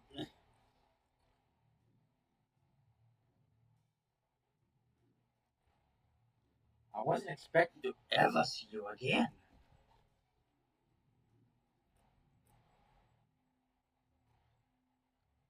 Look. I know after I bailed on an interview you set me up with, you're pretty pissed, rightfully so. Too, fully justified, I get that. I know, I fucked up. What? Wait, what if this is Carl? And like he's seeing Sydney. I'm trying to get clean. I swear to shit. It's just so fucking hot, you know? You on drugs? No, I mean not right now. I'm sober as fuck. Look to the alien in his paw. Stands the booze. Yeah. Look all the other guys I wrestled with at the road shows though. He's a wrestler. Oh, that makes a lot of sense now. That kind of makes sense because he obsessed with wrestling as a kid, and he also mentions that like people also mention that he'd love to do wrestling moves. Everyone's trying to bulk up and stuff, so they actually get a pop when the crowd sees him. His tone is completely defensive. The other looking me straight in the eye, searching for any sign of any doubt. This is one guy, Cody Alatro. Oh well, he goes by the name Rico Renaissance now. He's been getting booked as my rival in the Bastards. 25 pounds, up 25 pounds in 2 months. 20 fucking 5 pounds. No way the fuck is he doing that with chicken breasts and protein shakes. Wait. You're telling me you wrestle for a living? Like that's your actual goddamn job? Yeah, I used to go to my shows all the time. SFF, Sunday Funday fights. It's mainly fucking juggalos and shit now. And we get paid in pennies and grass, but you know, it's a start. I'm tough. He sniffs, eyes drifting down to his arms on the sneaky table surface.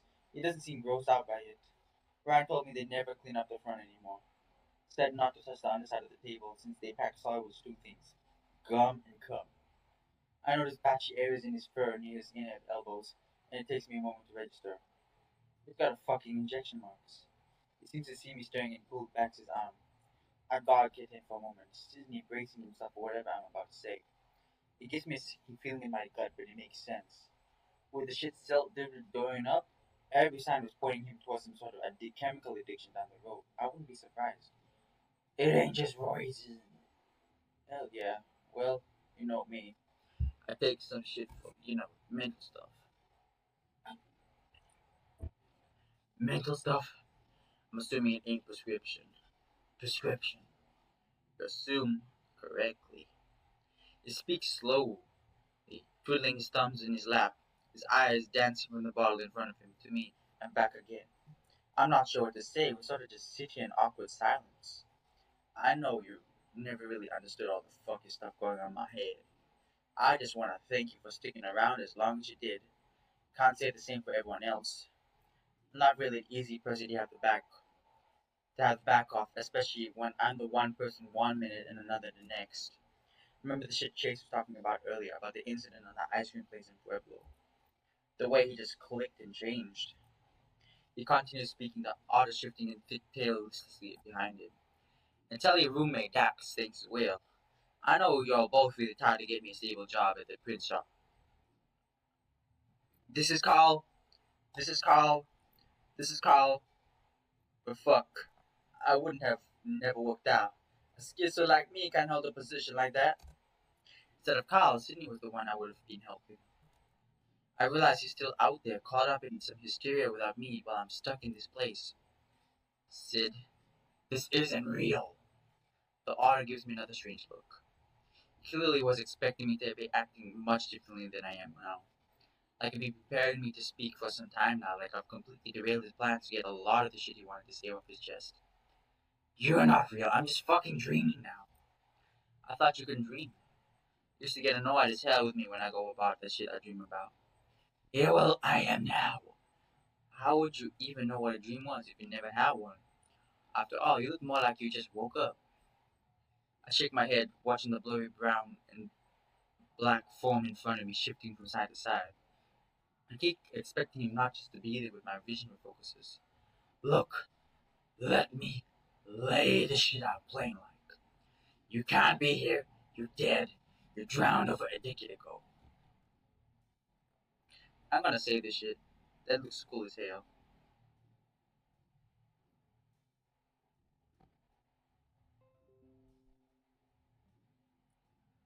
Or at least I think I did. Sydney looks uncomfortable as if the slight semblance of this is all some elaborate fun ruse I'm pulling on him is looking increasingly unlikely. Okay, well, that didn't happen, no nuts. And Chase, that twin couldn't hurt a fly. He sighs, rotating his half-empty bottle of pale on the table and smearing the ring of condensation that forms between him. I'm right fucking here, and I just want to talk to you. His tone turns terse, hurt even. No, shitbird, you died. DJ saw two bodies with brown fur riding the water before you drowned. They all thought you died on your own somehow, like you passed out on some shit, but I knew better.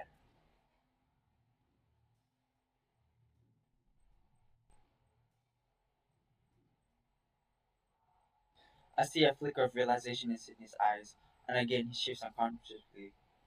I think I remember what you're talking about, but I'm not dead. I'm here, motherfucker, feel me. He reaches across the table and takes my wrist, squeezing hard. It's like he's trying to give me an Indian burn like he used to. I yank back my head. Fuck off! He just wide-eyed at me, his mouth suddenly agape. A moment passes before he speaks again. Why are you acting like this? Like you can't fucking just enjoy goddamn company.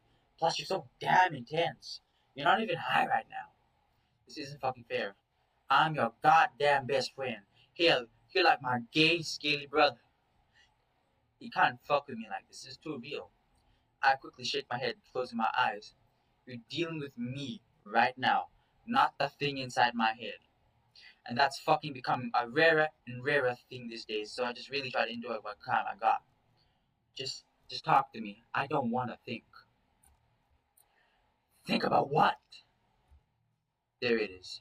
The change. The music seems to sound further and further away until it disappears entirely. Maybe you're right, Flynn. What the fuck are you talking about? The heat sick the sick heat left forgotten in conversation between crawling up my back, grabbing onto my tail to help maintain my own posture. It's clear that something has shifted. A little bit of light in Sydney's eyes is gone. Two bodies. What? Two bodies, right? I remember now. Man, that shit fucking sucked, didn't it? Two bodies? Sid, you're fucking dead. I saw you. I looked you in the face and I saw nothing. It's like I'm standing in front of a roaring fireplace. The smell of smoke and fresh air lick my nostrils, while the heat tickles. It's burning! The place is gonna burn down! Who are you? It feels different to me. The thing that isn't Sydney looks around. This is not the smoke room. It looks like it, but not to me. The Oh, I wonder if the guy that's talking to us. What if that is? What if that's Samuel Ayers? Except he hopped out of Chase and went into Flynn. Sam, I am. While he speaks, he points towards you across the table. There's something metal in his grasp, long and bobble end. I can't make out what it is exactly. I swallow and try to speak evenly. Who's Sam? A facsimile of a person that was. I'm dabbling myself with ink so I never dry, but it smudges.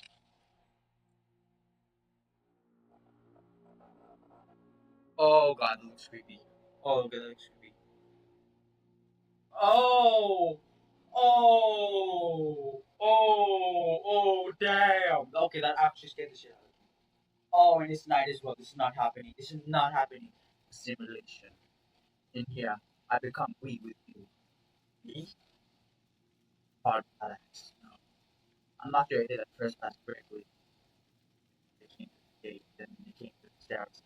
Oh, this looks so fire. I'm gonna keep this. I know this is fucking scary, but I'm keeping this. There is a pause. They come. Looks at me and I feel my legs begin to shake. I tremble, wishing I was anywhere but the others before. He bounced, undulating in constant restless motion. The hollow, bitter goes beating heavily as he sways Sydney's bodies up and down. He stares at me with eyes that remind me of fish Colin I caught in the pond. Oh, his eyes are popping. Oh no. But that's not what I want to answer. After all, it's a bit late for love. Still in the still for lust. I just fucking need to know what happened to Sydney so that this hysteria stops and everyone is safe again. But are you sure you really want to know? You can't chase the truth until you're red in the face. The thing looks over towards the smoke in the hall. With one Sydney raises his arm to point out naturally stuttering. Is there something behind us? Each time the tide comes in, the less important as rise. It goes worse to us, perhaps. Sometimes, particularly now, the waves are forward and I see the matter in his wall. He seems to look at me and holds it in front of me.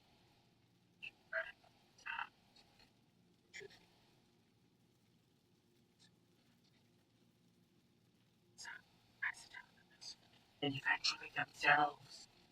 You'll make a good detective if you will. And he's just hold up. Unlovable shame.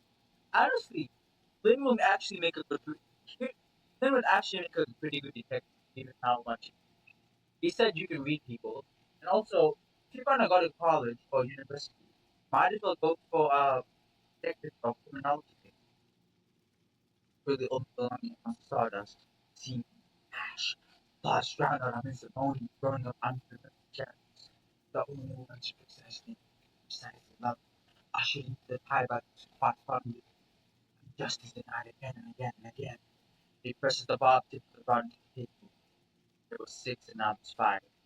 Distorted orders looking at me, grasping says this. Five. Wait a minute. In Lynn's office, Chase mentioned how there was multiple fire pokers back then. So what if this is like a loop? No, no. What if we're in the office? Or yeah, I get it, but well, what I just saw was that real? Good. Stop wearing. He seemed to be referring to the poker. I reached for it, but my hand got quiet because face is white through hollow and stares at me across my futile. I slowly rise to my feet, my legs gelatin like a wobble. I managed to steel myself with tail, grabbing the sticky table. So distorted order watched me, somehow looks almost eager. No small amount of trepidation. I began to push the smoke door. Sound of crackling thing. Sorry. This has to be it. The alternative is nothing. Which while red yell feel them healing, probably won't stop what's going on inside. That's how this works, then. I grasped it. Fuck me. Stop the back of my shoulder. Figures leading. Fuck you too. As I turn back to face the door, I swear I see the sheep smile. I turn the knob and sit inside. It is absolutely electric. Wait, that's like what I've said about the cave, but the air is absolutely electric. I brace myself against the wood-sided walls, staring through the darkness. Never seen this empty before, and I get the sensation in my gut of something terrible happening. Looking back, I don't think the shape followed me. God damn it, leave me alone! In my blood, just ignore it. Just ignore it. Version of the thing crossing blood, crossing back, perfectly reading, and it doesn't happen. It keeps moving on a I doubt even don't even know what else to do. A sharp crack, gunshot, low cry, something's going. Doesn't sound like I'm coming from something from inside, but the reverberating voices wait. Whole room begins to vibrate, activate, rumble, tremble, and hunt the room. I walk into the as I approach, I hear more wailing, more voices sounding, some sounding distant and rather close. Flynn! Flynn! After something faintly, sound of hooves and talking was a close, trying to catch up to me, the other, the far from the I mean, what? And it's very, very hot. I feel my whole body rumble. Shockwaves are melting my inside. Kinetic energy, electricity, like thousands of subwoofers reverberate walls. Here, the source, T, blue. Hey, stay back! Initiate, it's like a cold shower, an icy sensation that against my front, and washing me like fire. I recoil, but there's nowhere to withdraw back. First, measure the body. It's unstable to discern extreme cold heat. Though the time soon passes and burn heat does all through. I can feel it seep between the cracks of the skeleton and the more vibrant flush beneath. I'm standing in fire, but I don't see it. I see nothing. I can't even tell where it's coming from. Wherever I go, the burning follows. The fabric of my clothes trembles and seems to snap. Some of it falls to the floor. The rest clings to my body like new skin. Even the air of it burns, making my insides boil. It's in my head. This is real. I'm burning. I fled through the darkness, running low. After a while, it feels like I'm practically fighting. I hear a sound and I move towards it. Fucking help me! I utter, my voice rasping like footsteps. There's several of them and bonfire. I see the silhouettes of people running, looking around, like panic everywhere. A woman, then we stand the military standing by fire. A gun in hand, still body burning. Besides his aunt, face down with bloody. Oh no, she died! No! I pinch myself trying to wake up. I pinch so hard I feel the scale of my arm split in half with blood that seems like I grab all the seconds in my red is flesh beneath scar tissue. I look up and she's still standing there, mouth agape, frozen, but her eyes follow me in the field time. Sees me, but it's like she can't act. Why? Fucking why? I receive no answer from her pride visage. She's still holding the gun. She'll do it again. Stop her. A lunge inside she made her stand. Flesh dissolving away beneath my closet. Then it's like a rope wrapped around my waist yanks me back. The wind is like sandpaper against my burning head as I fly through blood-shaken silhouettes. What I do? Was that real? Oh God, Auntie. Jesus fuck, what's happening? Next thing I know, I'm in front of City Hall again. Though everything's different. There's a crowd gathered around the large tree outside and their clothes are all old-timey like. Men suspend. We travel back in time? Their faces are furious blurs, polygonal masses of fur and teeth that seem to exude the emotion more strongly than their distinct facial features. See the Phoenix stands upon a wooden stool with a nose wrapped around his neck, the priest next to him reading his last rites. The man is so angry, so hurt, tears like waterfalls down his matted yellow cheeks. Somehow hurls a That's John B. Gay. That's the guy that's lynched. That was the ancestor of Jenna. This is so cool that it's all piecing together. Somehow hurls a piece of hardtack that hits him square in the jaw, but it doesn't react. The cries of the crowd are obscure, distorted, somehow about a child or children. There's a man at the edge of the crowd, a ram, the one that Fanny is staring at. He looks like Carl. The ram pivots on his hooves, turning to walk away, but stops when he sees me, his expression vacant. The Fennec starts indiscernible hatred at the man, and then the skull is kicked from behind him. As he sways, feet kicking dribbles of piss cascading down his overalls as if the ground itself became to bounce. It's something so palpable, so awful that it's beyond words that I feel within my mind more readily than the burning of my flesh. The stony faces of the mob seem completely unaware that their actions are feeding something far greater than they will ever know. I'm sucked away again, and I feel my scales fall from my body like black and orange confetti. My thudding heartbeat is becoming increasingly irregular. I'm standing behind a shelf now. There's something in a hoodie next to me, but he doesn't notice I'm there.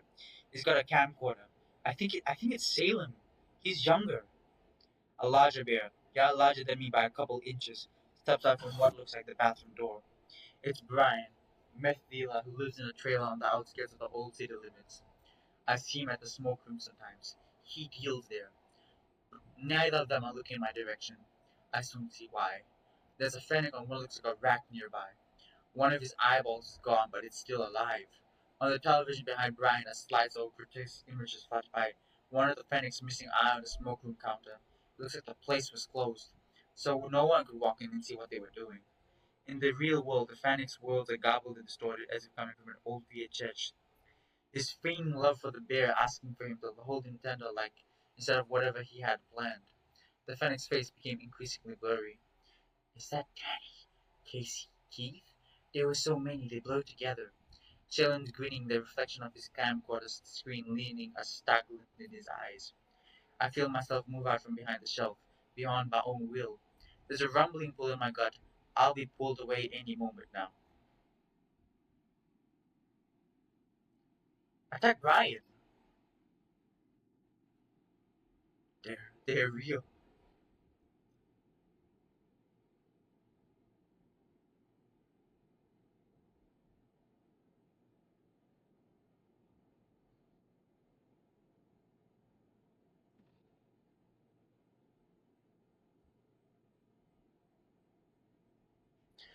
My actions no longer feel entirely of my own volition. It's like someone's pulling my skull. Like back at City Hall when I condemned Chase. We make the justice with you.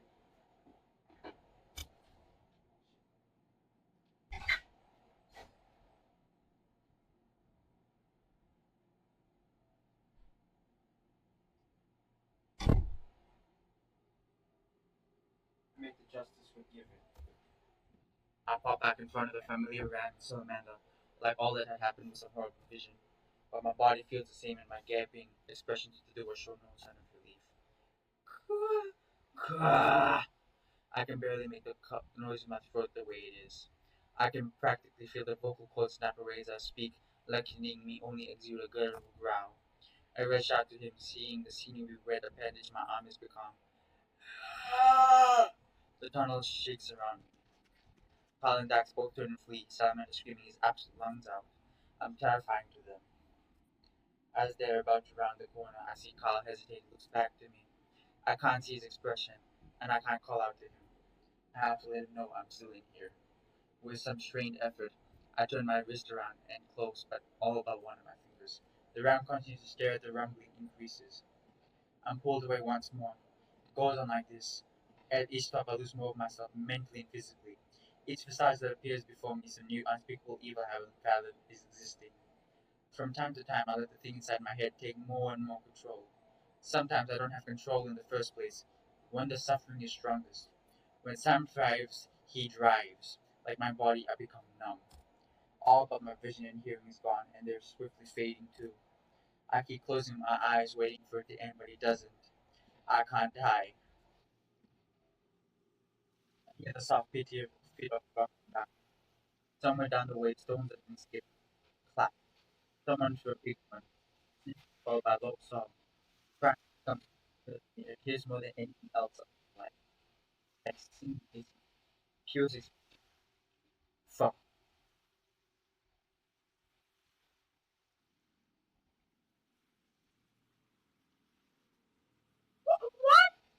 The voice hits me like electricity. This is it. I'm what he saw that day. We are the socket man. Flynn is a socket man. That's so cool. I'm what he saw that day on the beach. That is so cool. I hear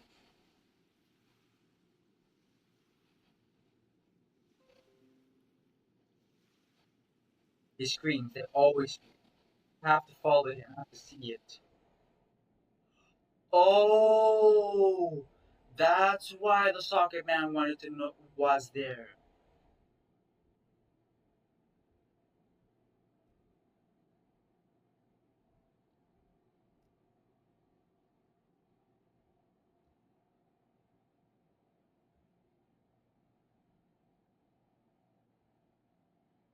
No, no.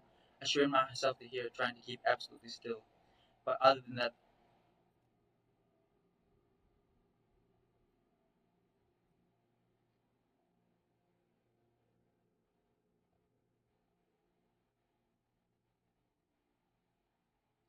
oh, that looks. He does not. So he can't see, but he can read the intent in his eyes that he very much wants to. Instead, he remains motionless and we stare at each other. Imagine speaking to him, telling him what's happened to me. My words are rambling, my mind's not what it used to be, but it doesn't seem to matter. He meets my gaze regardless. I asked if Carl's right, and of course he doesn't respond. I then simply state that I hope he's okay. I go. I go on and keep on about the crap the Ram and I have been through, about how much I hope he fucking makes it out decently enough. I'm sure they'll give him another shot at the interview on account of the tired and white madness. I tell him I hope it's over now, wherever it is. And finally apologize for what an absolute ass that has to me. Really deserve goddamn none of my angsty bullshit. He never showed any indication of understanding or even blinking. Most surprising of all, as though hours passed and the mysterious simple hold whisking me away. No rumbling, no fire, no screeches into sudden chaos. Just a slow, eventual feeling of drifting away somewhere else, somewhere dry. There's a telltale sound of a hot water heater rumbling nearby. It's humming away. Someone must be taking a shower or it's laundry day. I feel the vibrations more than I actually hear the thing. Then a faint whimper. The sound is stifled as the upset individual is trying to hold back tears. It's Jenna! He can travel back in time.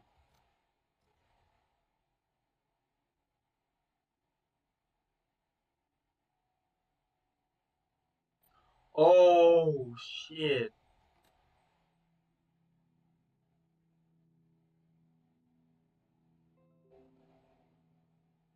Her voice is timid. There's another long pause. Are you real? I think for a moment. Then slowly I shake my head.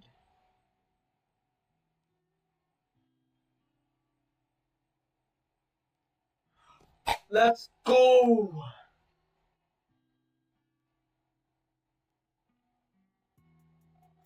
Oh, that was the longest episode I've done for Echo. I am really happy this is all over. But damn, I know a lot now. That explains a lot of things. Like what the socket man is. Like the reason why this that explains why the socket man was trying to help out the group. That's why Flynn wasn't able to see it in Jenna's route because he is the socket man. And that's why Flynn was the only one that has never seen him before, while everyone else has. It's because he is that person. Oh wait, this is this Echo after stay? I wonder what happened to his stay a while. 5 years later.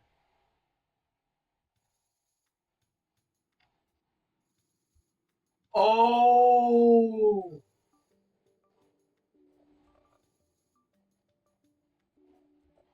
this is Arches. I remember in my first playthrough when I completed TJ's route, this also appeared up. So it seems that Flynn and TJ's route seem to be on the canon side.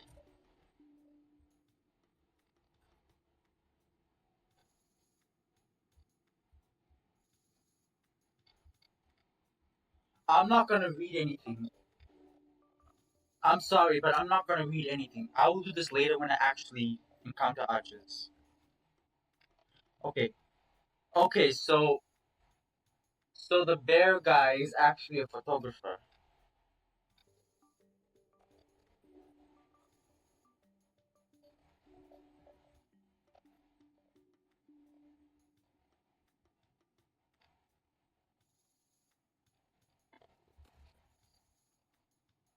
Oh, this is so cool.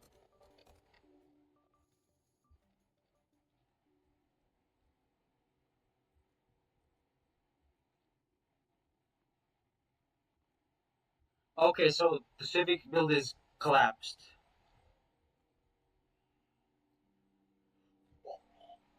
What? Chase? What? How does he factor into this? Oh, because in Carl's route, when Carl actually goes to college again, Chase actually mentions that he may want to come back to Echo again. What if what if different aspects of each ending is canon? It's just Flynn's and TJ's are the most play the most into the sequel.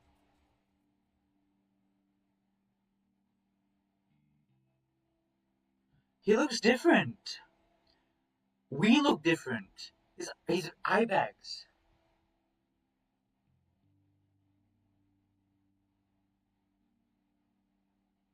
He's smoking. Yeah, I guess.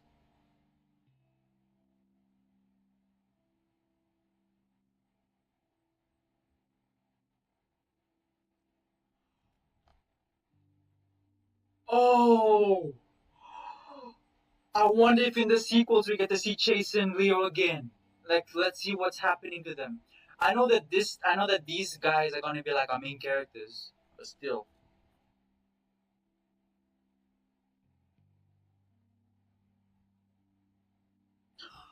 Oh, and I'm pretty sure because Chase is wearing something that's similar to Leo's outfit, and like he's smoking, so maybe he got off the stuff. Oh, that makes a lot of sense because like oh, so it also plays back into like it does play back into Carl's route because in that part he actually did no actually what if no because if what is it if the socket man or in this case Flynn can time travel, who's to say that he can that there's a multiverse thing going on, so it's all technically canon, it's just it's condensating into different places.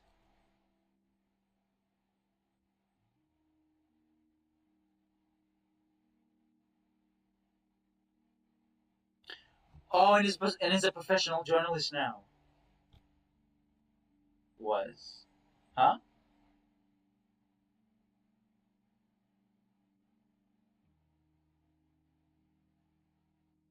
Oh man.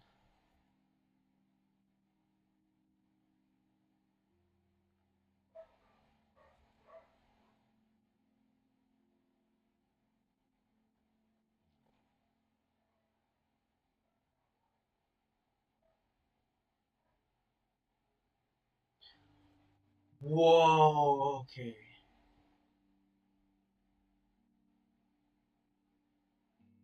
Okay, so these guys are like young are like younger than Chase, I'm assuming.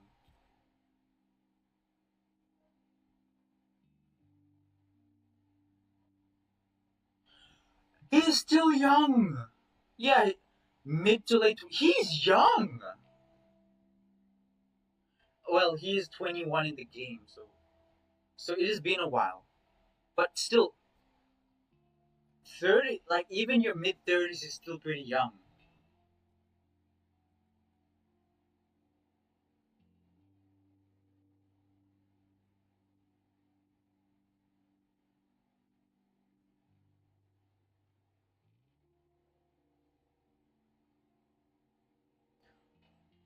Oh, oh, so this also does play into okay.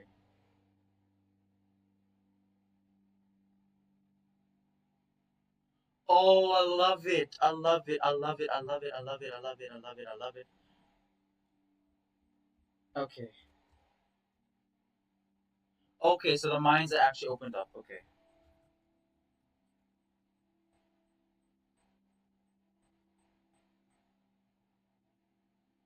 Oh, they're talking about Flynn. They're talking about Flynn.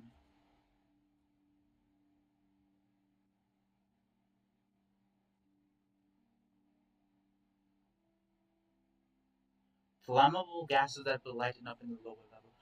Oh.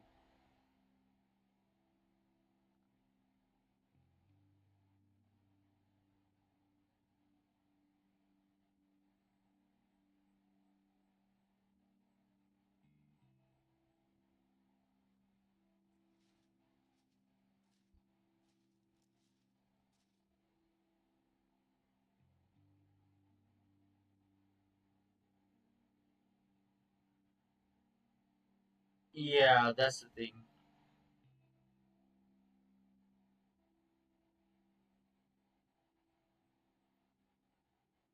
I'm sorry, but I want to just see if I can skip this.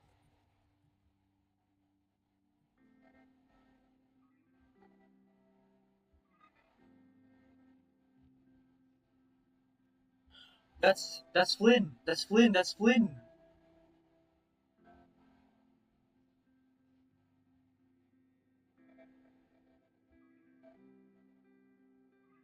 Okay, but let's be for real. This music is so cool. It sounds so calming.